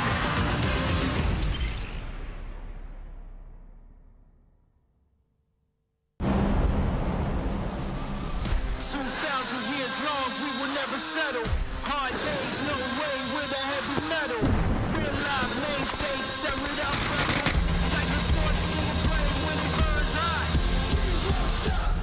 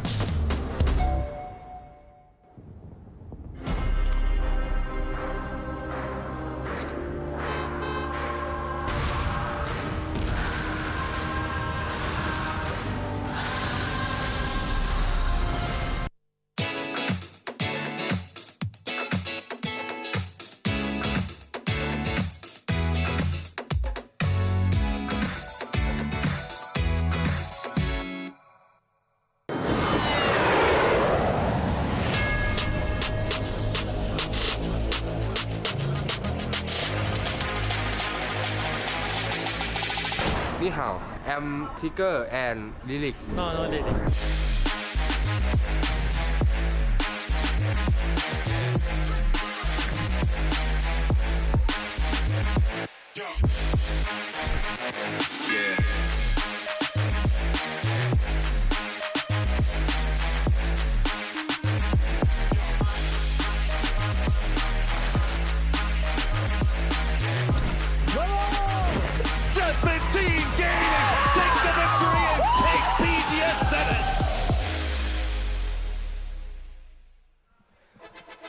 Welcome back, everyone, as we have 4 in the books, 2 more left to play, and they have been wacky, kooky, and one might even say zany. We've got 2 more left to go on Miramar. I am Poor Source. Joining me once again is Match'em. And Matt, it has been an EU dominant type of day. Will that remain the same through 2 more maps? I mean, it's been interesting because while we have seen a lot of dominant performances coming out from EU, we've also been seeing a very active day trade, a very active 17. It's interesting because I love seeing with the week off the modifications that teams make. That's one of the really cool things about seeing these so close back to back is going, okay, what all failed for us, what all worked. And if anything, Rock feels like the biggest beneficiary of that because they were struggling in 7. And they are really reading circles much better this time. They are definitely getting a little bit of luck as well too. But you got to make do with the luck that you get. But you make your own luck sometimes. They made a smart call to stay there. They did. They had that high ground, and I mean, you got to give all the credit in the world to Geek as has been kind of beaten to death at this point. I mean, they missed out on having Diffix here, which would have been obviously huge for them, and Haruzen having to fill in and step in has worked out great so far. It took a little bit of time to get the feet under them, but now it seems like things are going in the right direction. We've got 2 more left to play here today, and they are going to be taking place in the sandy dunes of Miramar. And our plane is cutting from the northwest down to the southeast. Okay, so pretty much no long drops up to the very far northeast is about all you're going to really lose, but you can still make some drops, get some cars, get over there if you really, really want it. With this plane path, though, I don't know. I don't think that we'll see any of those. It's going to be a couple of secondary drops potentially for our eastern-bound teams. Looks like we are going to see Forrest go with a very early drop going for Alcantara. You're winning my heart right now, Forrest, so respect. Well, we were talking about this going into the game that judging based off of the drops channel, doesn't look like anything's going to be contested here in this one. But again, you can never tell. You never know who's going to start feeling themselves and get a little bit rambunctious. But day one, maybe a little bit too early to be feeling rambunctious, so I don't think we'll see any unexpected hot drops here, and that is the way it's looking so far. Vehicle dust-ups are still a thing. Vehicle dust-ups are still a thing. Okay. That might be a thing here with Furia and Theraton 5. Looks like Furia is just aiming for compound, and T5 is going to go for a bit of a longer drift over to down there. The trash buildings that are going to be over there that they can kind of pick up. How much do you really want to stall this one out? Furia, man, I like it. Bloodlust, get what you can early. Absolutely. Here the comms already popping. And the circle is going to go far down south as we get to see just even more of the area south of Los Leones. If you weren't tired of it yet, folks, you get to get even more. I like this area. It's one of my favorites. I mean, it is a good area. As areas on Miramar go. What strikes me is the amount of unplayable we've been getting today has been pretty insane. Yeah, that's true. That is true. I think almost half our games, really, with more than half of the games now that we've made it into Miramar have had chunks of either water or out of map territory there. As you see the multi-view screen, you can go check on your favorite team. It's Theraton 5 just running around. I think Furia decided the best of it was just to go ahead and go on looting. I figured that this was what they were after, is going after the car. But we've got ourselves a good lead-in going on with Twisted Minds and Perfectix, who had themselves a great PGS. Hi guys, I'm here with Twisted Minds, Perfectix. All right, that big jump up that ladder from you guys. And how's the 3-time PGS champion feeling this time around? Adding another one in the books for you? Yeah, I think third match winning was important for us. Now we have a few mistakes, but we will try to fix it, and when we will fix it, I think everything will be okay. Fix it, and that was a very humble response. Thank you, champion. All right. You're welcome. We're going to go back to Miramar. Perfectix always aiming for perfection. You had to do it. Had to do it. I mean, that was what the whole interview was about. I don't know what happened here, but either way, Furia back up to full strength as... yeah, I mean, I got to agree with them, man. It's just felt like Twisted has you can't put a pin on it, but they just haven't felt as clean, dominant, confident, pushing into fights, just controlling their area that they're in the way that we have seen them in the past when they were really, obviously doing what they were doing last year, which was insane. But, as he said, getting that first win, getting kind of your sea legs and starting to get that snowball rolling is, I think, exactly what they needed. So would not be surprised to see them put together something here in these final 2 games on Miramar as Lil Ghost try to do a stop and scout. And he's going to get shot at, I believe that was E-End from range that was taking those little pops over towards him. It's really interesting, speaking of T1, because, man, they have been involved in so many of these early game and mid-game kind of control points, and they've been playing them well. It's just right as soon as we step into the later stages of the game, it feels like points just, they can't find them again. Then maybe that's almost like they're making too many enemies in the lobby too early, because it feels like we've been very focused in on a lot of them and what's happening with them in the mid-game. And right now, for as much as we've been seeing the action involved, for them to be in 12th feels weird. I mean, it's feels like it's been rough for everybody, though. I mean, you look up and down the leaderboard, our first place team is 36 points. Like, there's no one team. Look at them. There's no one team that's really just kind of taking control of this thing by the short hairs and just running away with it, as we so often see during the group stages. So a lot of parity in this lobby up and down the leaderboard, as Bestia will take a few passing shots at Geeke. Now, Geeke, they've only got 3 down here on the southern row. Haruzen's still in Los Leones, so they're a little bit split up right now. I mean, play coastline, and if anything, they'll find themselves a crate, so that's kind of cool. Oh, but hey. I guess maybe anchor position could have been something off of drop. I didn't actually see what happened with Geeke to have them kind of set up this way, but I mean, Haruzen is actually leaving Los Leones, and it doesn't feel like there's too many good options. He's going to have to do a very long wrap. Specifically, he's going west, though. I would think that maybe an eastern wrap would be faster, but I guess he just doesn't like leaving the eastern side of Los Leones because those hills tend to have people playing from them, potentially more traps. So while this is longer, probably safer. Yeah, I mean, just getting a read that, I mean, 5 minutes in is international lobbies, man. 5 minutes in, you've got almost half the lobby, more than half the lobby already in position towards center circle. That's just the way it works out. So Haruzen quickly trying to make his way down there through Chumacera. Might run into Rock if he's not careful. VP, meanwhile, they are about as dead center of this thing as you can get. Yeah, this is pretty much everybody should be familiar with this at this point. We've got Resort, I guess, kind of the center. It's really hard to say given how the fact that we've got so much water still in play. Partona's still in play, but I'm not going to fall for that bait. No? You've done it to me like 4 times. A Sandstorm even going over chicken leg Partona. for you. I mean, hey, look, it does look tasty. And how fitting is it that it looks like a chicken leg with winter chicken dinner? Come on. I mean, I had to feel like it was intentional, right? Maybe. You have to, right? It's kind of like Aaron Gill being a rabbit. Exactly. Aaron Gill looks like a rabbit. I don't care what anybody says. It's always looked like a rabbit jumping over an egg.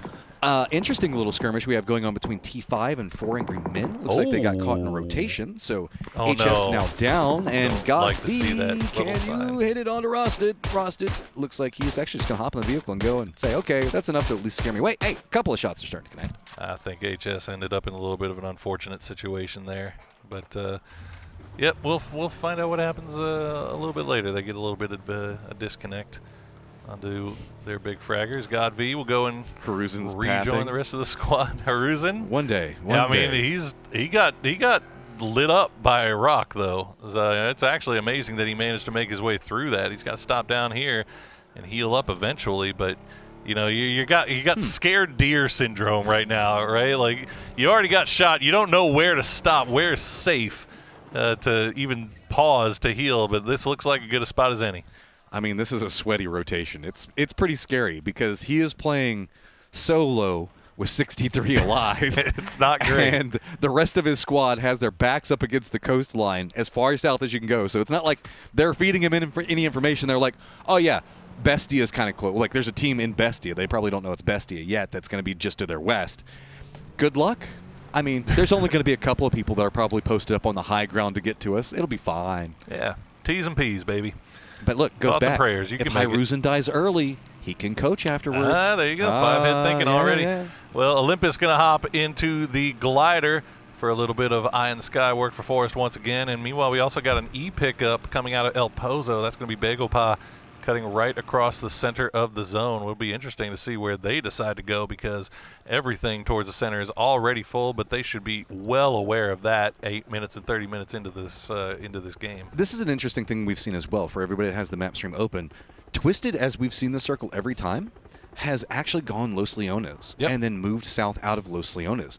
The only team that feels pretty comfortable playing around there. I mean, I think that we also did see Falcons do a similar shift just a bit more to the east. But usually you see a hesitation to go into Los Leones, but the pathing down to the south with those oil derricks and stuff like that, moving into the mines, is pretty strong. So really making the commitment in for this circle is a very heady play, and no surprise that Batulins and the rest of the squad likes it. Yeah, those oil storage containers, oil silos. I don't know what we call them. Oil derricks, oil silos, yeah, whatever you want to call them. It just seems like we see a lot of teams get caught up in fighting around those. Yeah. If the circle does decide to end up hugging a little bit more to the south. So really, it's like as long as your timing's good, and because you get pinned by the little area that 17 is in right now, and then you've got the high ground where Navi's at, and everybody kind of has eyes down in that general location. So it's a tough spot to play, but as long as you're on time with your rotations, you probably make it through. Is 5-head play. A little bit of a Rezon deal. 5-head play. What's Hiruzen actually went to Partona. Oh. And he could potentially drive around, but there's a world where he could actually just choose to swim over to his teammates. I mean, maybe you got a boat. Maybe you pick up a boat. Yeah, this. There you go. Oh, hey, look, just a little bit of car jockeying. That's fine. It almost feels like you have to do the seat swap at that point, right? Well, the circle does pop, and it's going to be about as safe for everyone as anyone could hope here. Hakatori getting the shots into Theraton 5. Not going to be enough to get the knock, and fortunately for Theraton 5, they get to keep Rossiter Jr. alive. Okay, so now the rotation is going to start getting pretty bad. We've got Navi that is collapsing onto T5. 17's going to have to deal with a ton of threats as Begapaw's going to try to land. Looks like they do have the close range threat in 17, but they steal it away. They actually get everybody on the ground. Okay. Shout out to them. That was probably a little tight there. Two Heart's heart was beating pretty hard on that one. Yeah, he's lucky he's got two of them, man, because the other one just had a heart attack. As you see 17, this is the spot that I was concerned about, right? This is where Twisted Minds is going to come into issues, is because this pushing through this spot where you got Begopa over there, you got 17 right here. It's just a really tough pathing. Now they don't have to leave Los Leones just yet, so if they decide to kind of wrap around to that eastern side and favor that a little bit more, that's still an option. Forrest, there I think has spotted. I think Forrest has spotted Hiruzen, and they have a glider, and I think are kind of chasing to figure out, like, Olympus. There's no way you're coming down here. Yeah, I was gonna say, yeah, they've spotted him out, and so they at least know. But hey, I think that's Spyro that's taking shots to fend in. Okay, good. Oh, he's gonna do it. Hiruzen, make landfall. You have made it, my friend. Easy for Geeke as they left Spyro behind to make sure that he had left a car for the homie.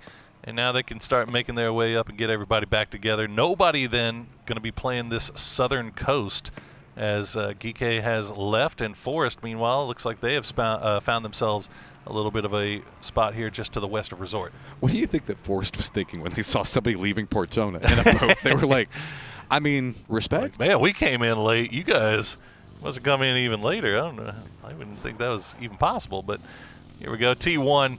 Holding down the compounds just off to the west of this whole Begopa 17 scenario.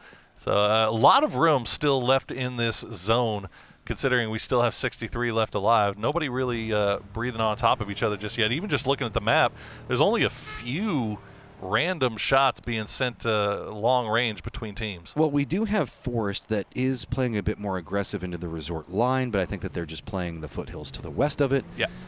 Geeke has so much control, and with Leonis and Resort still in play, this has just got a plethora of places that you can play from. So that's why we're not really seeing a lot of firefighting, because since it's mostly hills coming out of Los Leones, sloping down into the coast that's to the south, it's made for a lot of kind of denied sight lines, and it's really just more over into the west where we see Day Trade getting harassed a bit from Forest as well as E Arena.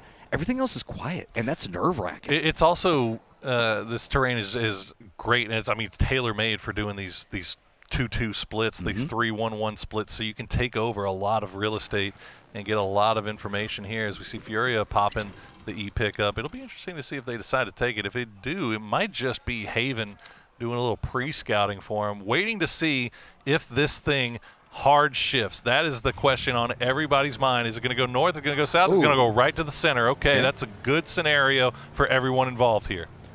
Yeah, I mean, really, E Arena and Rock might have it a bit harder because it is more open sight lines to the west.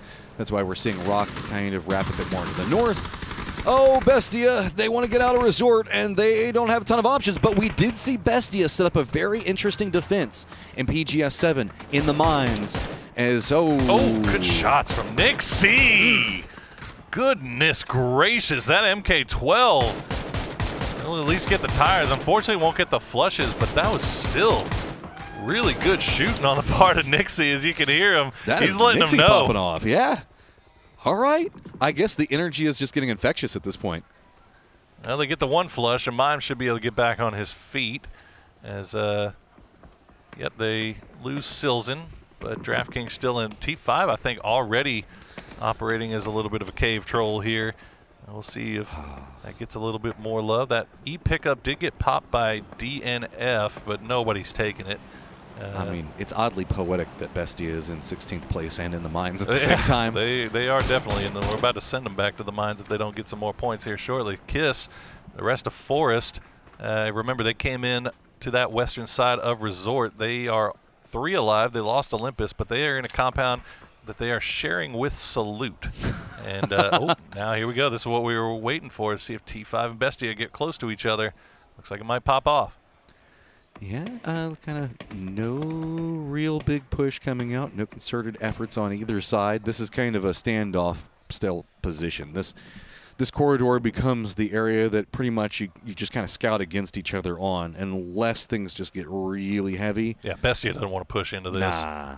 I mean, these high ground angles and stuff like that you can get into this corridor is just it's a bloodbath. Yeah, just hold on to the exits. You know, have your escape plan ready to go, and we'll just let Theraton 5 hold down the inside for the time being. As 61 alive, 15 minutes in. Phase 3. This has been a very kind circle for most of these very guys. Slow Miramar. Absolutely, yeah, I know. So hopefully we see more of this, as it's letting some of these teams that maybe had a little bit of a slower start get their feet under them. So looking in, I mean, power positions, we talked about the oil derricks a little while ago. That's where 17's at. It's center. So that's going to be really good for them. A 2-1-1 split for T1 just across the fields to the west, going to be very good. Just to the southeast of 17's positioning is going to be VP. And, I mean, VP just 2 points back behind. It's going to be Geek. Geek is going to get control over the east. They were a bit late in timings while they were in the circle quite early, just trying to save Private Haruzen and get them regrouped. So to the west, where there is the least amount of cover and the most fields. Okay, I was really liking Navi's position here too. They had, I mean, complete control over that high ground, the hills just to the south of Leonis, and you can see them all kind of getting everybody together. I'll imagine we'll see them make their way down. They've probably had something scouted out for a while, but Furia, Geek, all going to have to backfill. Is Navi just going to send it right between 17 and VP? And this is what I'm worried about. T1 has been running this 2-1-1 for quite a while, and I don't know if T1 is prepped on defense for this angle, but it looks like Navi is just going to go ahead, send into this bit of cover. Little Ghost is going to spot out Fairest, get the knock onto him, so at least managing to get somewhere that's kind of safe and only cost Fairest. I mean, that's saying something. I mean, you hate losing Fairest, obviously, but the fact that they were able to make that cross in between those two teams and only lose one is a little bit of a blessing, as we see still a number of teams on the outside trying to fight their way in. Furia, Geek, Theraton 5, Bestia now finally in vehicles, leaving the mines. And they're trying to head down south, but the south is occupied, as we see a little bit of a replay here. Oh, no, this is how they lost Olympus? Tigger! Oh, Tigger. You madman. I love you. Just fall all the way. Womp womp. I don't know.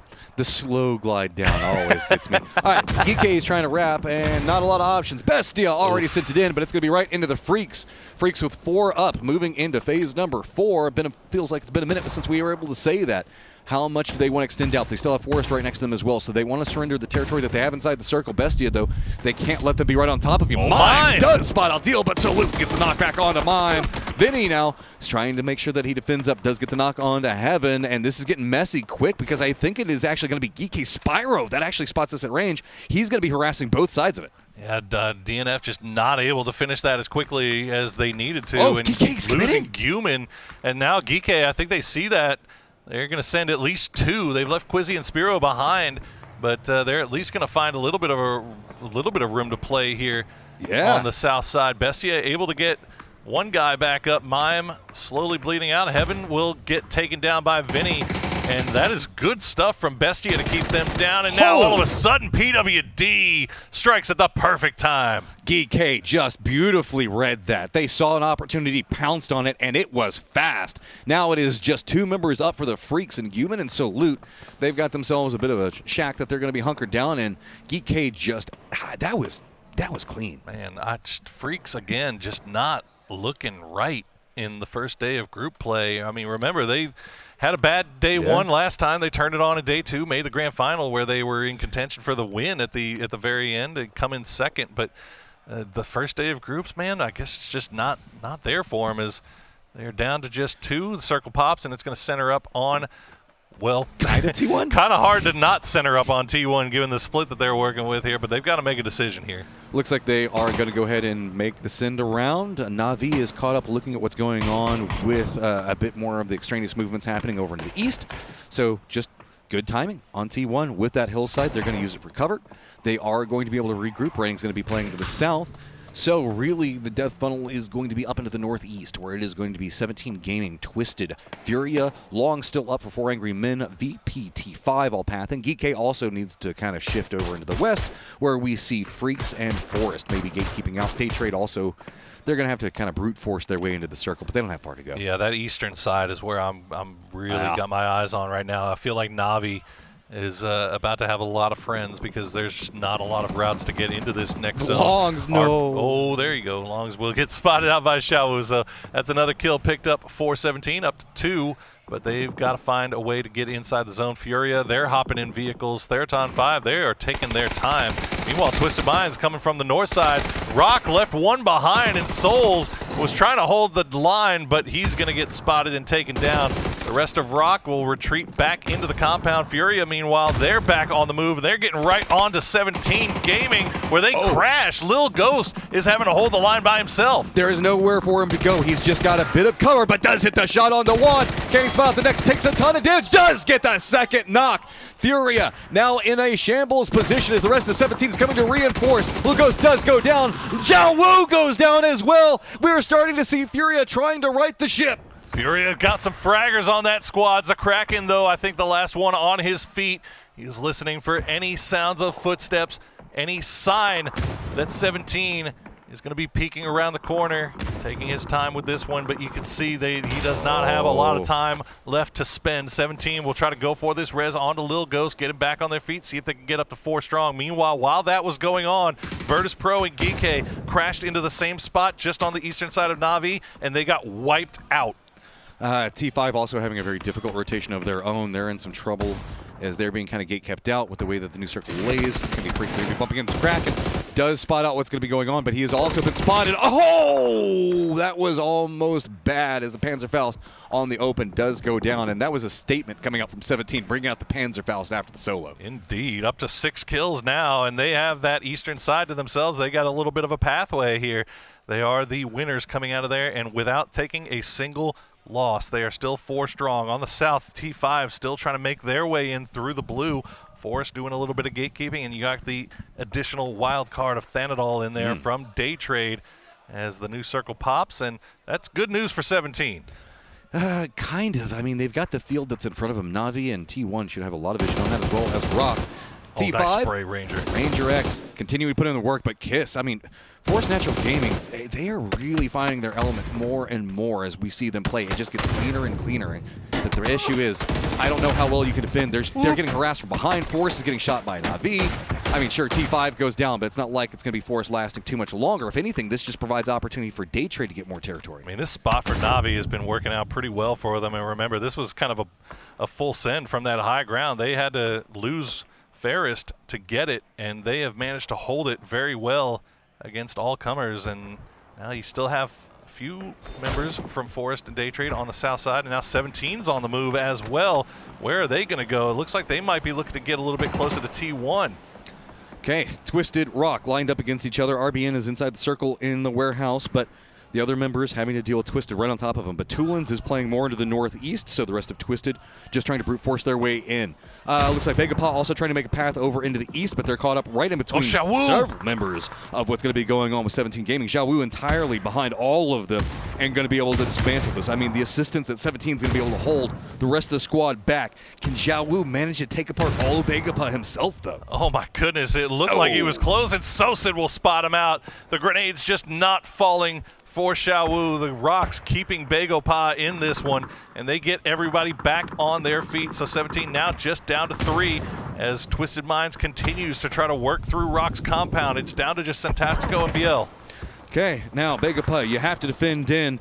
What can you do off of it? Finally seeing the fact that they've got themselves position to play from, but it is hard to fight their way through. While this is going to be happening, a couple of long-range shots going to be coming out from the third parties.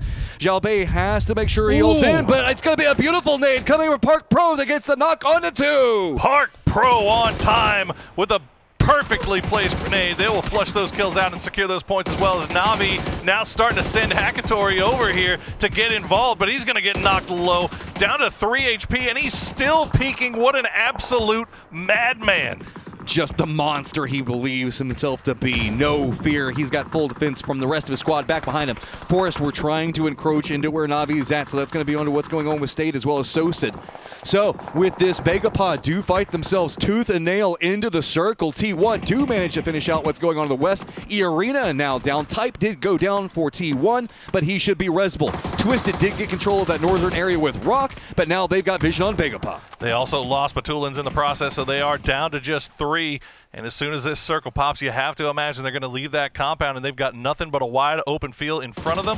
Vegapá is there. 7-7 Owo, the last player alive for 17. That circle is going to go well for him as Navi down to 3. They still haven't had to clear out what's on their south side. Day Trade, meanwhile, they're still just working on their ridgeline as Lou will spot out end. T1 has shifted all the way up into the face of where Twisted is going to be trying to enter the circle from, so it looks like maybe they were trying to pounce. Heather's already getting harassed. 17 Gaming's last member up in 7-7, just kind of hunkered down. Forest still has an approach back behind Navi, so Hakatori had to step away from that angle, so that's going to give some form of reprieve to 17 Gaming's last member, hunkered down, hiding right now, praying the fact that everybody else has to fight around him. Ooh, Type going to catch Lou out. That leaves Twisted down to just Example and Perfectix. It's raining very low.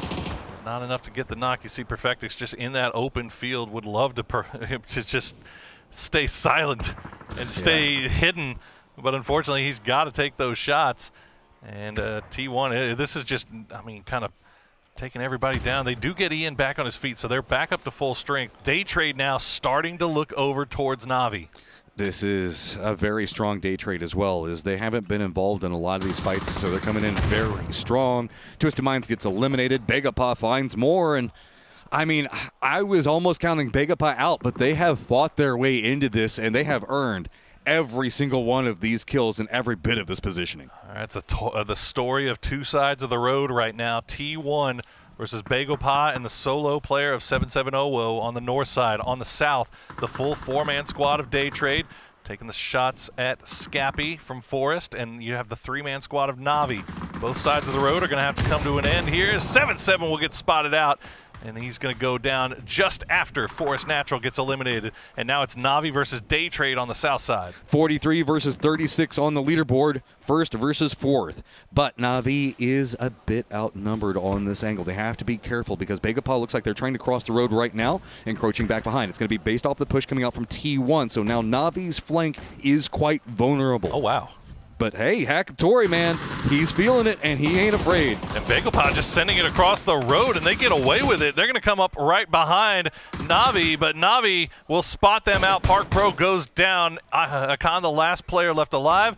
Navi with 8 kills now. They have retaken over their hold on first place. Akan goes down to EN, and T1 starting to play that roadside, but they've got to be careful. They don't want to overpeak. Well, this is an interesting road specifically because it's high ground, so it gives a lot of cover and denies angles from a lot. Usually the road is the last place that you want to be. Yeah. So you can see that there's a couple of ridge lines on the opposing side away from Day Trade that they can really make a couple of good peaks around. That's why Day Trade keeps trying to shift after Navi. They don't want to push the top of that hill hill side because they've had to contend with T1 multiple times, and T1 has just been roaming. They now have control over everything into the north and have got themselves up into 9th place. T1 4 alive, complete control over the north side of the road, but they are far from being certain winners here. It is going to be a tough, tough battle, as it looks like they're just clearing out, making sure that there are no snakes in their midst, making sure that Day Trade didn't sneak across the road. No Flash and Belmoth just lying prone on that western side. Hackatory starting to look over in that direction, but you can see the terrain that they're dealing with. It's really hard to spot out anybody. I mean, it's 3 different contained areas, just the way the hill kind of recesses down. Day Trade's got their spot. They can't really see a lot of what's going on. Na'Vi can't really either. That's why T1 is exploiting the position. Going to the south. They're just starting to see, okay, how much more territory can we buy? What can we get? What's the good position? Where's going to be the winning spots? And really nothing that Na'Vi nor Day Trade can do because they know they're right next to each other. They can't risk stepping up for the firefight yet. Really like what T1's doing here. They have Heather and Ian working that high ground on that side of the road. They will spot out Flash, and Belmoth now by himself. He's going to get spotted out as well. Don't take a single knock there. T1, 9 kills, and now they turn their attention towards Na'Vi. What a shot as they find the knock on a stead. I mean, T1 ain't done yet, but with this, Hackatory looks like he is leaning more into the south. There is 1 member down in T1. It looks like he wants to see if he can exploit that. Nade ends up just a bit short, and that is going to be Type committing into the res over here, but look at the reinforcements on this angle. Raining now playing back into the north, realizing the fact that he might have an angle to really kind of gatekeep out anything from Na'Vi. Na'Vi's got their back up against the blue zone with Stay Down. It is just the steps coming up from Sosa. Hackatory goes down to Type. Beautiful shots from Type, and now it's all down to Sosa. He was not able to get the res onto Stead. They have him in the smoke cloud. They've got him pinned against the wall, and they'll get spotted. That's going to be a T1 victory here in match number 5. Type for Type, man. He was absolutely explosive at the end of that game. He was racking up kill upon kill, and T1's gotta feel good after that one. I mean, if anything, they just needed something on that leaderboard. I mean, that was a tough one, too. Like everything that was going on the north side of the road, there was a few times that it felt like they were kind of dead to rights, but fortunately they came upon Twisted Minds and some of these other teams that were playing from the hard cover when they were at their weakest point, and, you know, they were able to get the reses onto the knocks. I mean, T1 had control over pretty much the in-game circle quite early. Yeah. Like, I would say around circle 4, and they left that out to go after Fields and get kills and really just make sure that they could cement in a good set of plays. So with this, let's go ahead and get ourselves ready for the last game of the day.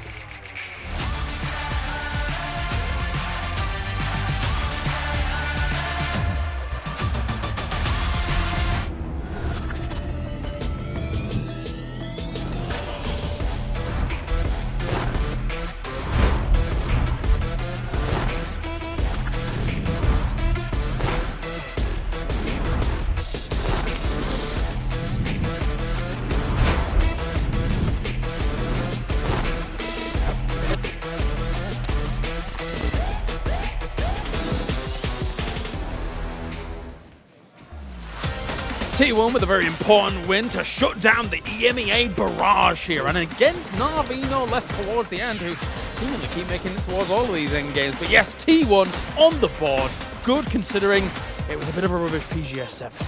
Yes, it was, and now they're bound. A lot of teams who had rubbish PGS 7 seem to be doing so well right now. Yep. Na'Vi, we've learned if they can get through the early game, is a real force to be reckoned with. As they come out here and play this very, very well. We saw a lot of interesting crashes. Not a shocking location for the circle. It seems that the mines have been attracting all kinds. The circles yearn for the mines. They here, yearn for the mines. On the Miramar. We've had so many of these south circles, and everyone has seemingly been able to adapt to it quite nicely, as everybody is now fully aware of, well, I mean, they were prior, but where all these dips are to try and deal with them, etc., and things like that.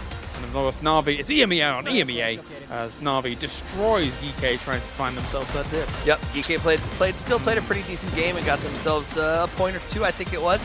But Na'Vi looking very, very strong. Twisted Minds here absolutely lambasted Rock. They came around on a tough rotation. They caught one Rock member by himself, and then I still thought Rock had advantage, and Twisted Minds just erased them with a nice 2v2 shift.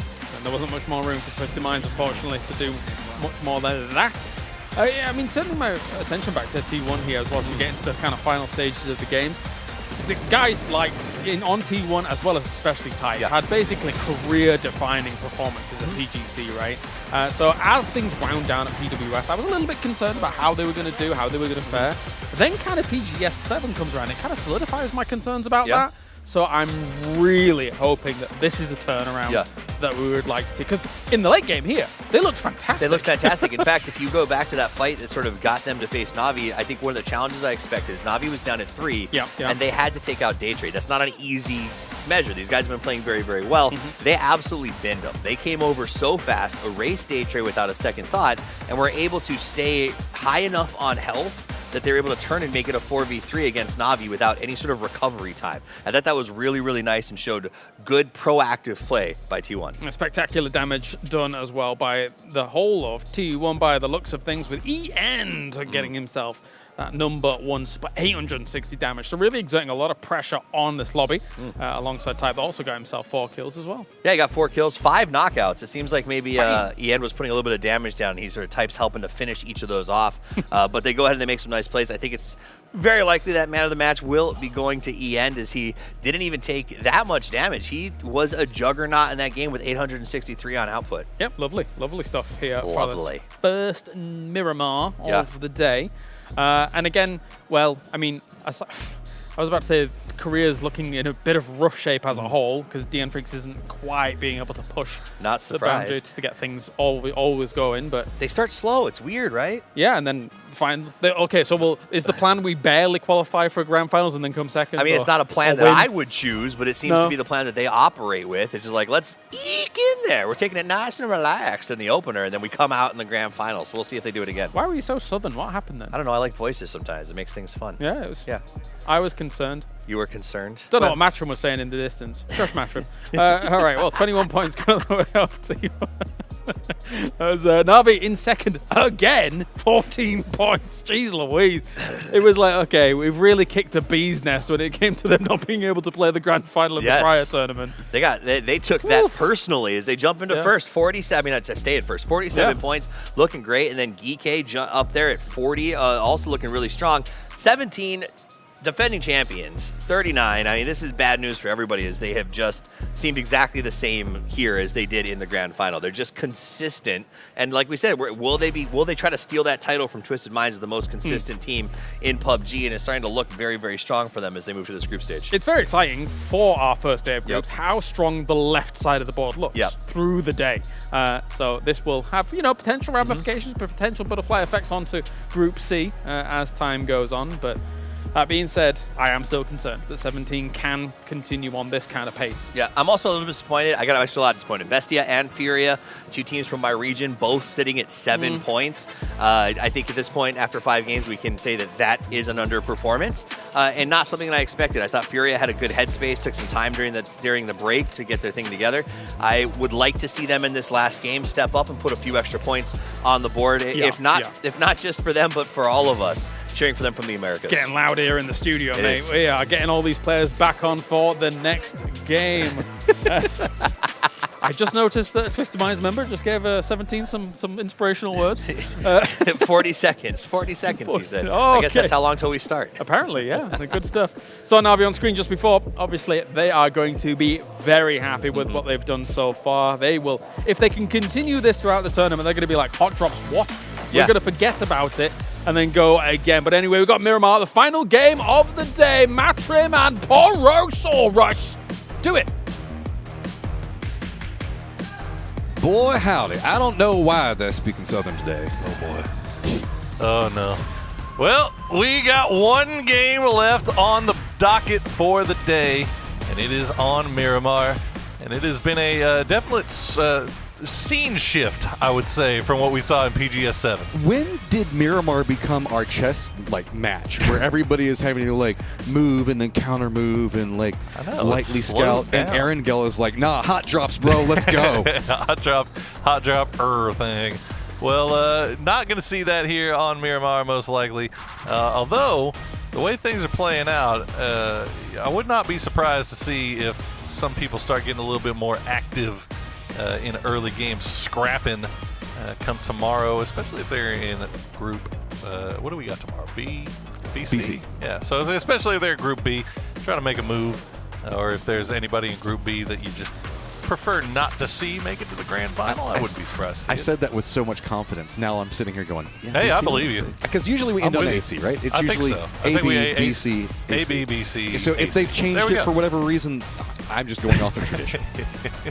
Well, just remember this, guys. If they did change it and it's wrong, it's all Mattrum's fault. It is. It's totally mine. I own all of my mistakes. Why don't you just press the start button, man? Let's go. Too Look, much talk. I'm sorry. I like doing Southern accents, so I'll push the button whenever I get done with my accent. Thank you very much. Okay. Well, now we get the complete opposite of what we have just been seeing, and we are going off to the north. Furia in dead center. Actually, 1, 2, 3, 4 teams. 5 teams, I guess, if you can include Begopod, but they're going to El Pozo, only in zone. So a lot of people are going to be having to make these rotations in a very long way. I mean, Cabrera, Oasis, we still have Cruz de Valle. I mean, and yes, we do have kind of that whole situation going on around where Furia is at. We still have Hacienda San Martin. So this is going to be a bit different, but also kind of still the same. When we look over into the west, a lot of high ground. Don't be surprised if you see Batulin's probably on a high ground rock, seeing if you can spot rotations over there. But on top of that, it's really as we make our way from Cabrera to the east, it starts to flatten out a lot more, specifically going over into the north as well. So not as much territory once we move over to the east because it opens up a lot. So this is going to be a lot more long-range skirmish than we saw in the last game. I already see Furia. They drop over in this water treatment area. I already see them heading more towards the center of the zone to that little compound just south of Oasis Mountain. Good compound to take early as they'll do a little bit of a 2-2 split, it looks like, between Haven and Gizera. I'm sure the rest of the boys will come soon. Meanwhile, HS doing a little pre-scouting for 4 a.m. as they finish looting up in Hacienda. Yeah, I mean, interesting that Hacienda is one of the most southern sections in this circle. It feels like it's been a while since we've seen that right. in Miramar. As it's going all the way up to the north.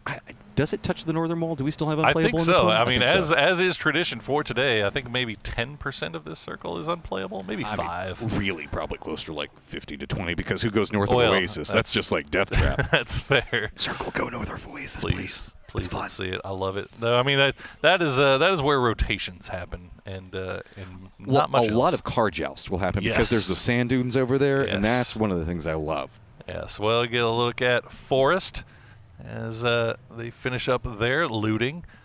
And where are they on the map right now? They are just off. They started off in Campo Militar, so they're getting a little bit close to HSM. Now, remember, HSM, rest of his team slowly arriving. You should be able to see them on the mini map here shortly, but he is being very, very careful because I think he may have heard the vehicles from Forest just ahead of him as he's still doing a little scouting here with that 4X M16, OG DMR. I mean, he is not sitting good on kind of the loot situation. So with this, God V is gotta going get to your have to spot in zone, man. Yeah. I mean, smart call off of it, and Forest doesn't really want to probably take too much right now because they don't have a lot of information on what's going on in this area. Water treatment is kind of an interesting area to play around, specifically the strength of this compound, because if we do see this go east, you're going to get a lot of good vision control. Yeah. Yeah, and obviously that road that runs to the west of water treatment, a big player, is Furia already in a 2-2 split along that roadside, so they were very, very quick to make sure they took the spot that they wanted. But HS now getting a little bit close on the hillside to Kiss, right on the line as the shots come through. But Kiss will get the headshot and get the knock, and now will turn his attention over to Godvi as Olympus will get him. 4 a.m. falling apart in the early game. Down to just 2 a.m., make it 1 a.m. as this is the absolute catastrophe for 4 a.m. on this run. I mean, they've just got to kind of surrender this. They have to assume. I'm kind of surprised that Forest isn't kind of over pushing this. I was going to say they have to assume that they've got numbers advantage, but Tamu, good sneaky angle, using the wall to peek around. Going to hit a couple more shots in retaliation, but I don't think that he really wants more than just to slow them down. I mean, got his 1 point. Oh, HS maybe? Maybe HS working around to the back of the wall. Maybe Forrest lost track of it. They're going to go for the res. Baron is just kind of slowly healing up by himself. So Forrest will lose 1 player, but Now Atong Mu will have a shotgun rider in HS. Good read on probably where the res would be going or where the crawl would be happening at. Baron playing the opposing side. Yeah, there's that. Now down to just one, and they should pretty much know where he is, especially because the crawl instantly turned that direction. You can't do that. You can't do that. He's not over this way, I swear. That's like just selling out your solo right there. Don't do that. Well, Olympus actually feels like being the doing the lion's share. Whoa, okay, Baron. Right on the staircase. And Forest gets 4 quick points. They lose Kiss in the process, but that's a worthwhile trade, I think, if you're Forest. I mean, hey, Forest gets some good loot, and now the only downside to that is they were busy looking at 4 Angry Men, and the Freaks did get pretty close to them in the north. So now they're going to try to harass them a bit further away, but I think that was a bit closer than really Forest wanted the Freaks to get anyway. Sure. I mean, they still have a great spot to play in this zone, even though they are down to 3, and that's should be defendable for the most part here. As we check in with Navi on the south side, they backfill 4 a.m. and take over Hacienda. There's still 3 teams coming from the south. You got Bestia, Daytrade, and E-Arena. Meanwhile, Rock and T1 wrapping on that western side of the zone, getting a little bit close to each other. And I think T1 may have spotted out that trailing member of Rock, so they're going to go ahead and take a different path in. Rock is actually doing a stop off at a very interesting compound that we don't get a chance to see much, so they should be pretty much fine over there. I mean, Gike, who's just had a great day in and of themselves, is like respect where respect's due.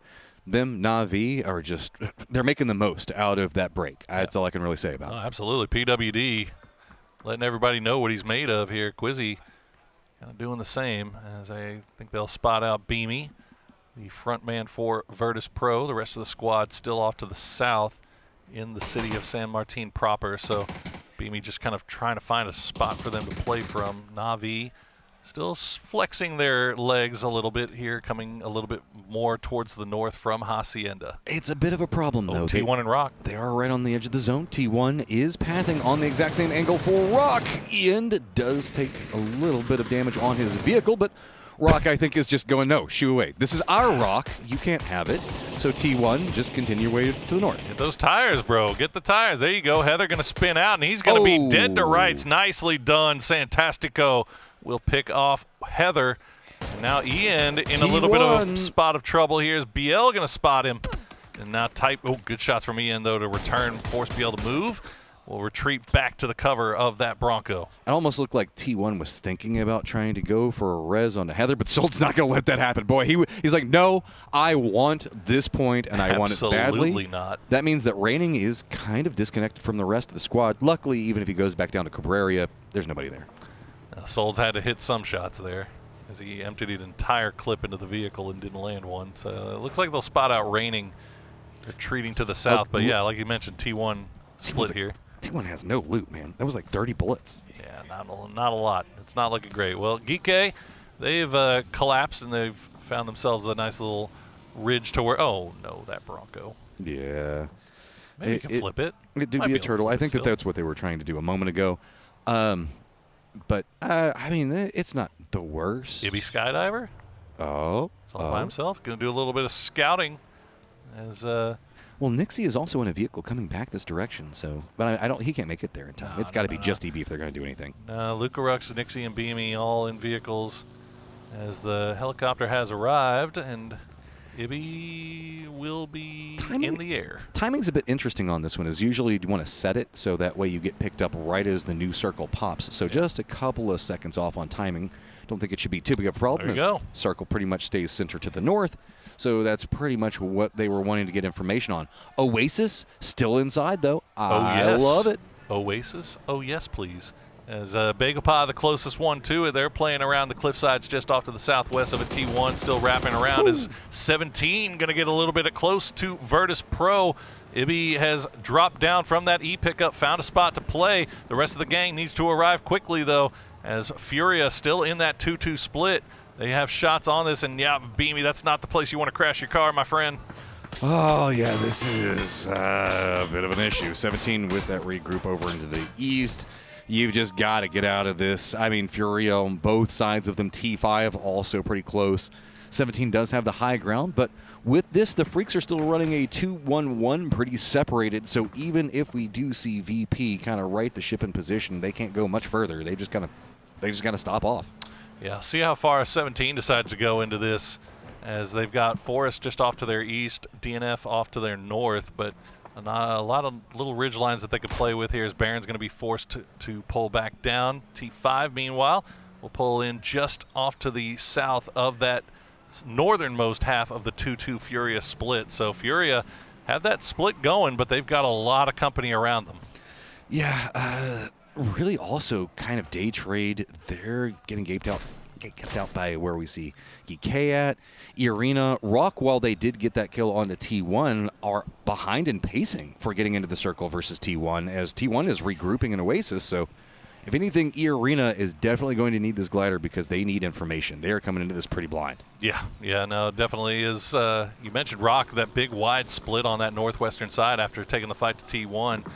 As we see GK still trying to make their way in. They lost Quizzy and PWD and Spiro down to next to nothing. Batulin's in a perfect position to take advantage. PWD gets taken down by Example, and I think now Twisted Minds realizing that they have these guys at a disadvantage, but they are in that 2-2 split, so Batulin's Perfectix can't really afford to just blind push, especially now that they're getting shot in the back by RBN from Rock. Yeah, and that's a really hard hillside to push down because you're just going to get punished. Yeah, I was going to say the third party is they just run amok on you. Yeah. And you can see the Perfectix, he wants it, but just look at the ground exploding around him. The cost is too high, so they'll just let the res happen, and now they've just got some unruly neighbors.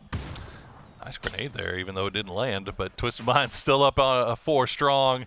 They've got a nice little split with GK right on their doorstep. Rock arriving as well shortly. So Batulins and Perfectix might have to make a decision here about whether they want to stick this out. Now they know they were getting shot from the west rather, and now Rock in vehicles starting to head over in this direction. Ooh. Example in Lou, they might be, and oh, that's a badly timed sandstorm here for them as well.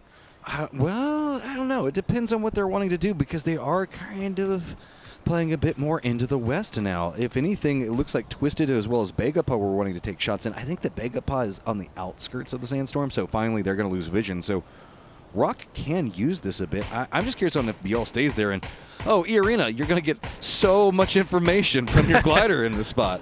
You're going to eat a little bit of blue and eat a little bit of sand as the circle cuts, unfortunately, away from Oasis, and we get a little bit of water treatment action. 17 dead center here as you see RBN. As soon as the sandstorm leaves and the circle pops, Rock back on the move under the watchful eyes of Twisted Minds. Interesting situation with Twisted Minds is GK is actually in the circle and Twisted's not. Just that little bit of a hill was enough to make it to where Twisted has to make a choice. Okay, do we wrap out or do we just go after GK? I mean, still high ground, but it's a bit scary as RBNs get some friends, and it's going to be Fury around top. Still peeks back around with 7 HP. Ballsy, but comes at a cost. Unfortunate there. Haven down to next to nothing. Santastico trying to land some shots from a range as we get a little bit more region-on-region action. Batulin's going to steal that one away. And that'll be a point picked up by Twisted, but now Furia, they get everybody back together. They still have Haven alive somehow. He's like, please move! Move! 1 HP, bro. Let me in. I gotta go. Okay, so it does look like I think that PWD got spotted and flushed out. Twisted's got goals, and it looks like they are going to have Batulins kind of sneaking around this compound. Yeah. Curious what the other side of Twisted's going to do here. Arena is also going to be chasing back behind Begapa. T1, they are kind of trying to figure out how to get in the circle as well, right next to Begapa, so I don't know. This has gotten a bit awkward over in the west. Yeah, I do like this from GK though. They lose PWD in the process, but they are realizing like, hey, we had a 3v2 against this team up on the top side. We got to clear our backs. Spiro is going to spot him out coming through, and Hiruzen going to get taken down by Batulins as he strikes at the perfect time, using that distraction from his teammates to catch Hiruzen slipping. I mean, Twisted just did to GK what GK just did to Twisted, so just kind of usurps the position right underneath of him. Batulins closing out some doors. Spyro thinks that he hears the footsteps, and kind of deny it out. Shoddy in hand. That is dangerous. Yeah, close the door, dip on out. Oh, that was a Kraken.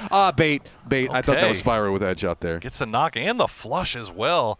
So Twisted Minds just getting nickeled and dimed here, trying to deal with this last player, playing a little ring around the rosy, through the doors, but Toolins, he just forces him to do exactly what he wants him to do. That's his 3rd kill, 5 total for Twisted. That was such a mind game, just looping him everywhere, closing all the doors. Eventually, I'm going to be looking through one of these. And it just kept on running it together. That was a very smart kill. And I mean, what do you expect? Yeah.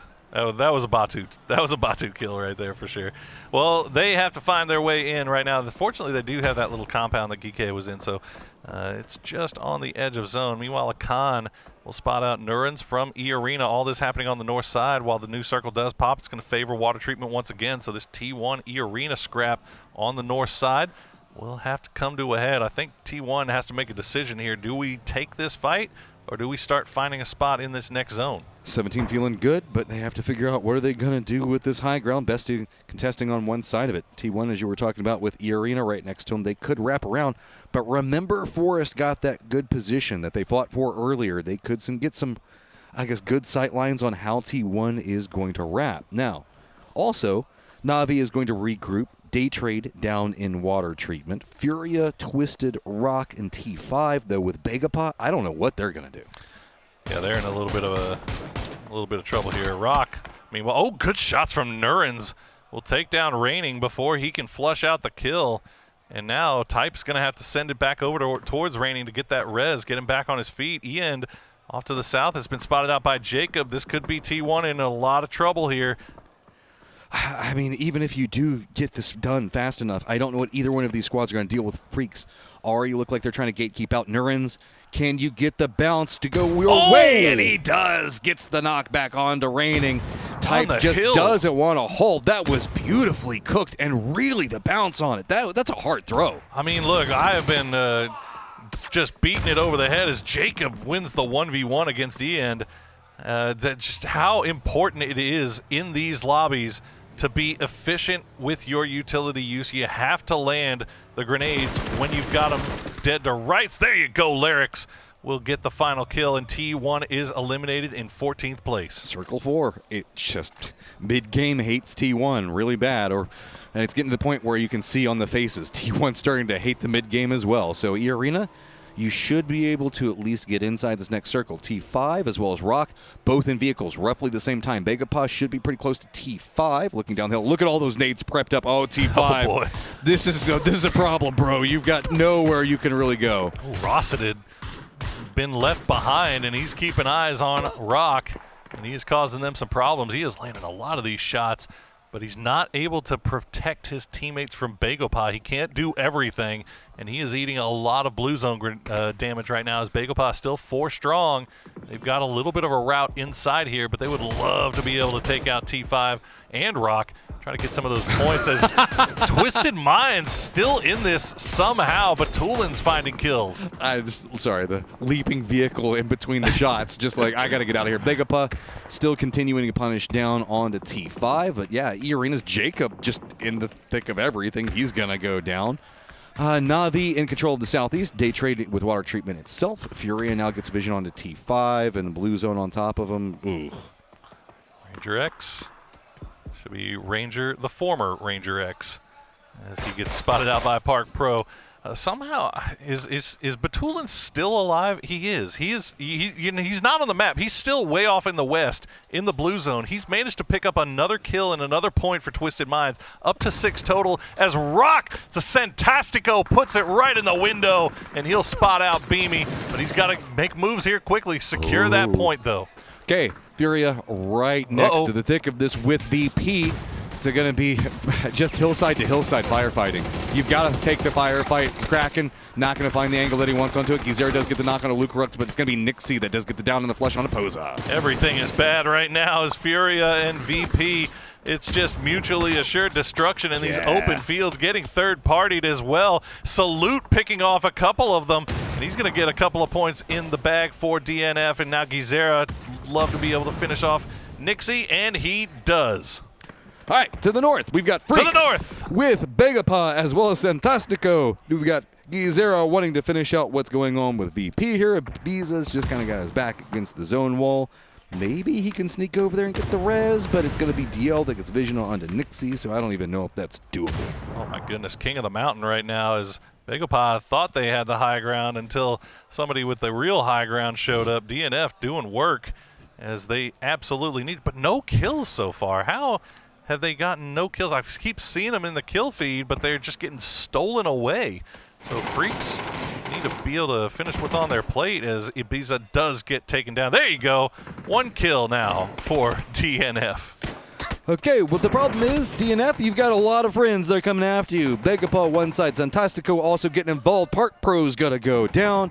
Forrest is going to use this opportunity to leapfrog into the circle, but that's going to put them pretty close to Na'Vi. Bestia also is going to have to be pretty cautious as Flash does manage to get a good setup in that. Okay. That's one I think that we're going to want to replay on. They don't call him Flash. His name is Flush now. That's it. It's been decided. Somehow, Batulins is still alive. I don't know where because he's not on the map, but he's off to the west somewhere just eating blue and collecting placement points now for Twisted Minds as we get to see the replay of what happened here with Bestia, maybe? No? No, this is the arena this is push. the arena push. It was harsh. Destroyed. I mean, hey, Nerds. What can you do? What can you do? Well, Draft King showing what he can do there, and yeah, I mean, just as soon as you cut to somebody's perspective, they're immediately getting shot at by somebody else. That's just the way it is in this lobby. As we still got a couple of people out in the blue zone. Too Hard trying to do some damage to the Freaks, but it looks like he's just going to go down. But Toolins will steal that one away too. He gets another point before eventually our hero succumbs to the blue zone. Okay, so raid boss down in the west. Furia, that now makes it to where your backs aren't as vulnerable. Freaks, you now have to make your way into the circle. Forrest still has Baron. That looks like he was keeping an eye on Na'Vi. He's going to need to regroup or potentially destroy Na'Vi or at least get some control in there. 4 up once again, man. Day Trade, they've still got control over water treatment, and 17 still center. I'm telling you, Day Trade, or 17 rather, has had a pretty decent day. And that might be the only thing that's saving them right now, because I guarantee you if Na'Vi popped off like this, and if they find some more success here in the final game, they might be considering doing the hot drop again against 17. We'll have to see, but right now the Freaks start to come alive as they get another kill. They went from 0 to 5 in a matter of seconds, it seems like. I mean, it was Batulins. He was holding them back all by himself over there, right? The blue monster, man. Yeah, it's just so scary. It's terrifying. Na'Vi, top of the leaderboard, 6 points ahead of Day Trade. They still need to path into the circle, and they have Baron that's back behind them. I don't know if they're going to be expecting this. They're caught up taking shots in at Scappy, and Baron's been really patient. I haven't seen him shoot in a long time. Oh, he's got a grenade in hand, and he's coming in with the blue zone. Maybe waiting a little bit too long here, honestly, is he'll send one, he'll take the spray, take another spray, we'll find the first knock, he'll get taken down in the end though, as Forrest, oh my goodness, and DNF gonna do him a favor and they'll take out the rest of them. I mean, it was a good idea on a play, but it's just gonna be Na'Vi on fire right now, running, charging directly into the Freaks as while this is going on, try to give you guys updates, is it's gonna be Ferris getting very close to the slow Freaks. down, yeah. I got the initial, oh my goodness, there it is. And one more for good measure, good night. I love how close they were together. That's confidence. It's like, no, I got it, bro. All right, well, back right in as the action picks up, as Salute will find the knock on Ferris. Sosit still bleeding out. He'll get finished off as well. DNF collapsing now onto Na'Vi as they, looks like Heaven going to go for the res onto their fallen teammate. They'll get back up to full strength and play along this ridgeline. What a grenade from Hackatory. Oh, my goodness, he put that in his pocket. Okay, I mean, it was a disadvantaged fight, but they're finding opportunities. Deal going to be high ground looking in, is going to spot out Hackatory. So now what are you going to do, Freaks? This is definitely slowing down the pacing. You can see the Freaks already had eyes and getting control over the west. Oh, no! Stayed. Going to tell Freaks to stay exactly where they are. Utility. And Na'Vi exercising it in spades, but unfortunately at the end of the day, DNF gets everybody back on their feet. Na'Vi goes out just before the final 3 as we have Day Trade and 17 on the low ground. All right, Day Trade, They've got the man advantage down here. 17 is going to retreat back into the west. So Freaks did get their numbers back up strong. They're going to have high ground looking down into this one. So Day Trade, they have roughly how the lay of the land inside the warehouse is going to stack, but they haven't quite figured it out yet. They haven't got the knock to unlock what they want to do. Freaks just cleaning up their high ground position, making sure that nobody's going to bite them in the back. No snakes hiding in the grass. That is just diligent play on their part as we see Day Trade slowly making their way through the smokes. Oh, these are some pretty sneaky angles for 17. So if anything, this is just going to surrender more of the circle to the Freaks the longer this goes on. So 17 just kind of exploding everything around them. A little overcooked there, Xiaowu. I mean, you never know. Somebody could have been on top of the crate, right? Danger. And no, he comes at the perfect time. Tigger catches him while he's not peeking. Lil Ghost will trade it out, but will get traded himself. And now Day Trade will win that fight. They'll try to get the res on before Freaks get good position, but they're going to spot out Belmoth from range, and Deal will get another knock. 564 damage for him. Okay, now what are you going to do, Day Trade? You do have the center dot. Thanadol is on the outskirts of the building itself, though. Freaks control everything else. Heaven in heaven, Guman in their face, Deal now coming in for reinforcements, and Salute trying to get a very southern angle, really containing what Thanadol is trying to do. But Thanadol, as well as Tigger, managed to get some damage back. Salute goes down. That's a big knock. Salute was that low flanking side position, and he has been taken down, but Heaven has the high ground, and that'll find Thanadol as now Flash got to get the res onto Belmoth, so Tigger needs to be able to hold this entire team at bay. Fortunately, he's got enough smokes left in his pocket to slow them down. Okay, so with this, we are now seeing Salute flushed out and using the blue zone nade. So utility being burnt there. Belmoth has to defend up for his squad. He was holding the lower section for Thanadol, but Deal is going to specifically set up the line into the west. Circle pops, and it is still going to be center control for Day Trade, but I feel like territory control goes to the Freaks. It does, but that dot going to finish right inside that warehouse, and you got to wonder, at some point Heaven might have to come down, because Day Trade fully aware that he is there now, so they're not going to get caught slipping to him again. They're just going to go ahead and play from inside those warehouse, and I think Heaven realizing it now. Yeah, come down, rejoin the rest of the boys, push in as three, as Deal and Guman are going to pull in right as Belmoth leaves that low ground and enters into that other warehouse. So this is pretty much ceding circle control to Freaks. This is Day Trade saying, okay, we got you. We know the fact that you've got the high ground. We'll let you have it. We want center. Yep. But that means the fact that all of this hinges around what's going on inside that warehouse whenever we get to that stage, and Freaks get to set whatever pace they want, and at 12 kills, it's feeling pretty good. Day Trade 9, though, this is going to be a very strong firefight. Absolutely. Not a lot of utility, offensive utility left. Only one grenade between the two teams.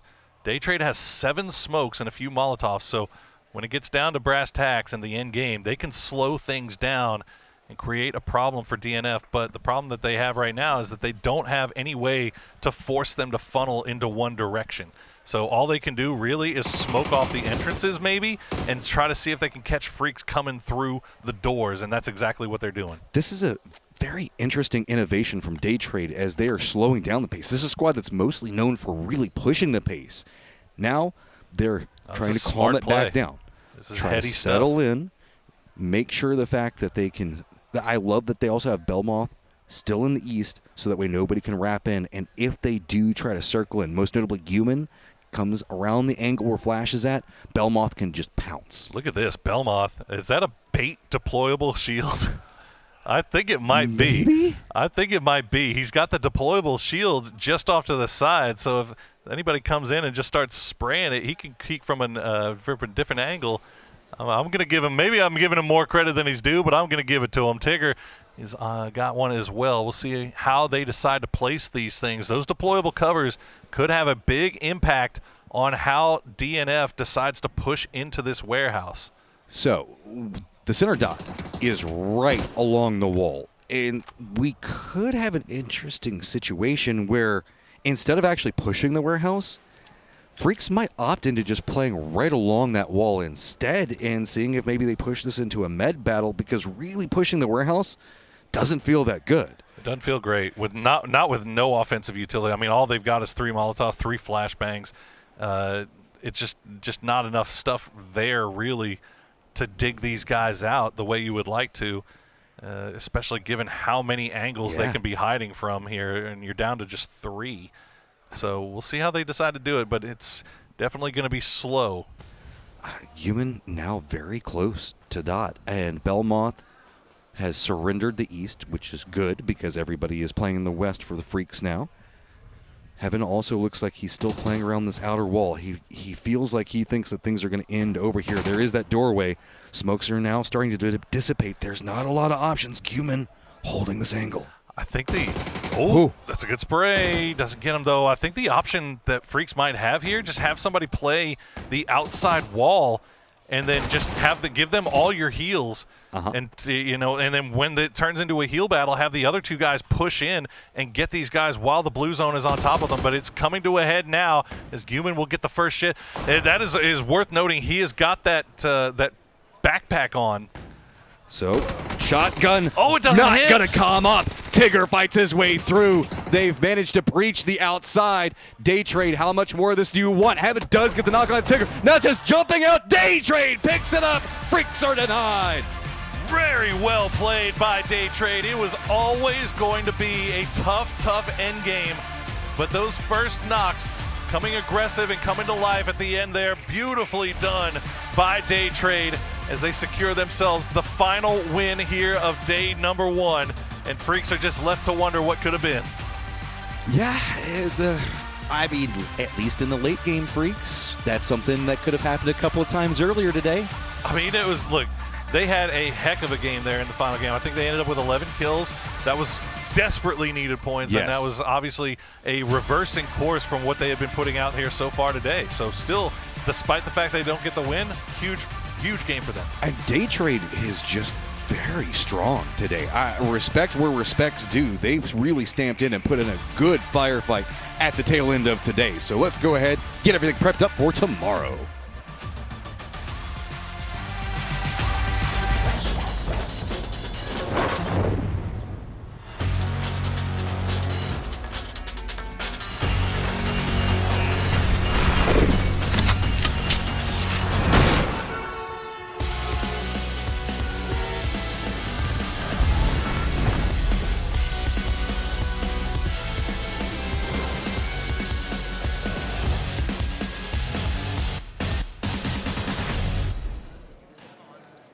Now, they had a blistering group stage in PGS 7, topping the charts by almost a 30-point lead, and they are back again to dominate with groups A and B. I did think towards the end there that should have been DN Freak's win, considering the center of the circle, what they could have potentially done with it, but not to be. Yeah, it felt like either there was going to be a kind of a standoff outside the 2 walls, or the wall, or there was going to be DNF, and they did a great job, but they pulled everyone back, they locked up the doors. And honestly, I thought they'd get at least a trade with that double barrel when Day Trade came out, and I think that miss just opened the doors for them to flood. And you could tell Freaks was not prepared for that not to turn into a 1-1 at the very least, because they were not able to hold the 2. The 3 mollies in hand for me were just where were they going to go? When were they going to use them? I thought maybe they were going to implement that a little bit earlier. 1 came out eventually, but still 2 in hand when you go down there. I thought even if they don't hit, you're still at least delaying them and maybe catching them against the blue. I mean, it was at the end of that game, I think, and I don't know if it's maybe a bit of hubris from the Freaks where they're like, you know what, we're just going to get to the next level, like we're good enough to get to the grand finals. Even to the point where we saw Salute get knocked, he was kind of on his own, double peeking behind that broken wall, knowing that if he got hit here, there was no opportunity for a race. So one of those things where you say if Salute had slow played that, allowed Day Trade to do whatever they wanted in there early on, they would have had 4 to hold that exit, and it would have been a very easy Freaks game. Let's play devil's advocate against my own point. There is always that moment where you're like, they're going to come around the corner anyway. So I don't want to switch away from a weapon. Stuff like those kinds of dynamics you've always got to think about in these very late game moments. As we take a look towards the late game, some great mortar shots, once again, from Day Trade, who is just group stage gangsters. You know, Awesome. it is, and it was even pointed out by Paperton in the green room. He said there's nobody who seems to be able to push the warehouses as effectively as Day Trade. Like they got into the. I forgot who was in there originally because they made it their own space, but I think it was 17, let them in and essentially gave up the second warehouse. And once Day Trade was inside, they played that area very, very well. It was very clean games from the traders. Definitely was. Congratulations to them. Of course, that punches them into a spot where they get to join good old EMEA up at the top. Look, I don't know how many times I'm going to get a chance to say it after watching PGS 7. You know, there was a long time where we had to say EMEA constantly. There was a bit of a tough year, but the comeback is good. You guys look great. Look how excited they are. We had one down turn. One down turn. All right, well, thank you very much, Toffees. It's now time to head over to some interviews with Bella. Hello guys, it's Bella. I am here with Geek Esports' Quizzy. Spectacular day for you. You climbed that leaderboard slow but steady. So what is your take on today's performance? I think we finally found out our groove. Of course, it's not easy to play not having Diffix on the team, but being here and after PGS 7 and training all these days and getting this momentum with Hirozen as our coach just to become a player, so we're getting this synergy right now. So yeah, it's coming up together right now so we can play it better, I guess, than PGS 7. Yeah, you guys surely made the right adjustments, took that time. So what do you think is key to making sure that you bring this momentum into tomorrow and qualifying for the final stage then? I think just playing with confidence, just taking the fights and not being afraid of anything and just playing the same game that we played in EU, and just understanding that we just needed to do it for the Diffix because he's watching. So with this, I think we're just gonna do it and just gonna win it. All right, out of 10, 10 out of 10? Feeling confident? Yeah. Do it for Diffix. Do it for Diffix, All right. Thank you, Quizzy. Молодому привет. Oh, what'd you just say? Just for the Russian streamer, you know what I mean? Yeah, just for the Russian viewers. All right. Thank you, Quizzy. Best of luck to you tomorrow. I'll let you go. Thank you. All right, bye. I'm curious, so I hope the chat knows what, Quizzy just said, but Belmoth and Pooh is going to join me for our second post-match interview. Oh, hello. Hello. Hi. That was very cute. All right, Belmoth.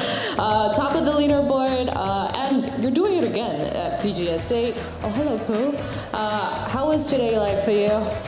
ก็หัวตารางตึงๆนะครับวันนี้รู้สึกยังไงบ้างครับกับการฟอร์มการเล่นของทีมในวันนี้ ก็วันนี้รู้สึกสนุกมากครับแล้วก็เกมสุดท้ายเป็นเกมที่ได้สู้กัน4 ต่อ 4ก่อนที่จะเก็บไก่มันมากครับ It was such a great game today, especially for the last game. We were fighting in 4v4, so that made this game really good. Yeah, I wanted to ask you, what were you thinking? Like, what was going through your mind? That intense fight against the Freaks, like, it was an intense game.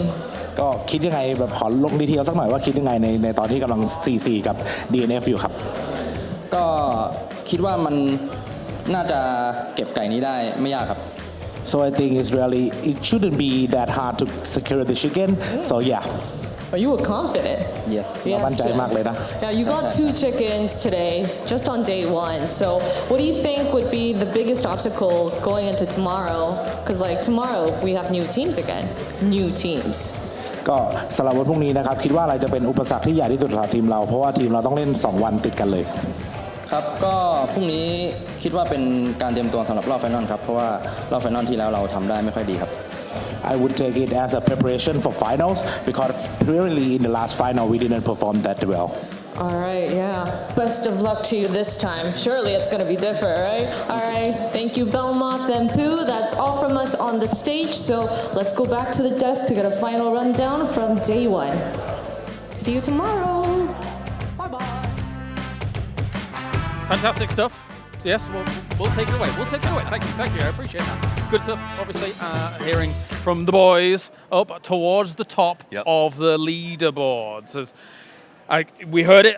We heard it from Quizzy himself. Yep. Do it for Diffx. Do it for the Diffx. Not too surprising there. All I hope he's watching. He's watching. He better be. He's like, nah, he's doing something else. Of Nah, course he's watching. He's playing Quidditch. No, I don't think so. I don't think he is. But yes, and at the same time, Day Trade obviously having another fantastic group stage to start at least. This is going to put them, though, in quite a secure position, all things considered. Yeah, I mean, double chicken dinner in 6 games, nothing to be mad about. They played very, very well. They've end-gamed in situations where we didn't think that they would come out with the chicken dinner. And this is just the new Day Trade. Their ability to convert is impressive. 12 kills to walk out of that game and end their day is only going to give them momentum going forward. Also, Freaks, we kind of joke about, man, they just start whenever they feel like it. Again, they come into the last game of the day and they're like, all right, hold my drink. I got 12 kills to get, and come out with that second place. Yep, you're totally on the money with that, because before this, they were just, where were they? Yeah, all right, we'll take a look at Flash and Tigger up towards the top here for Day Trade.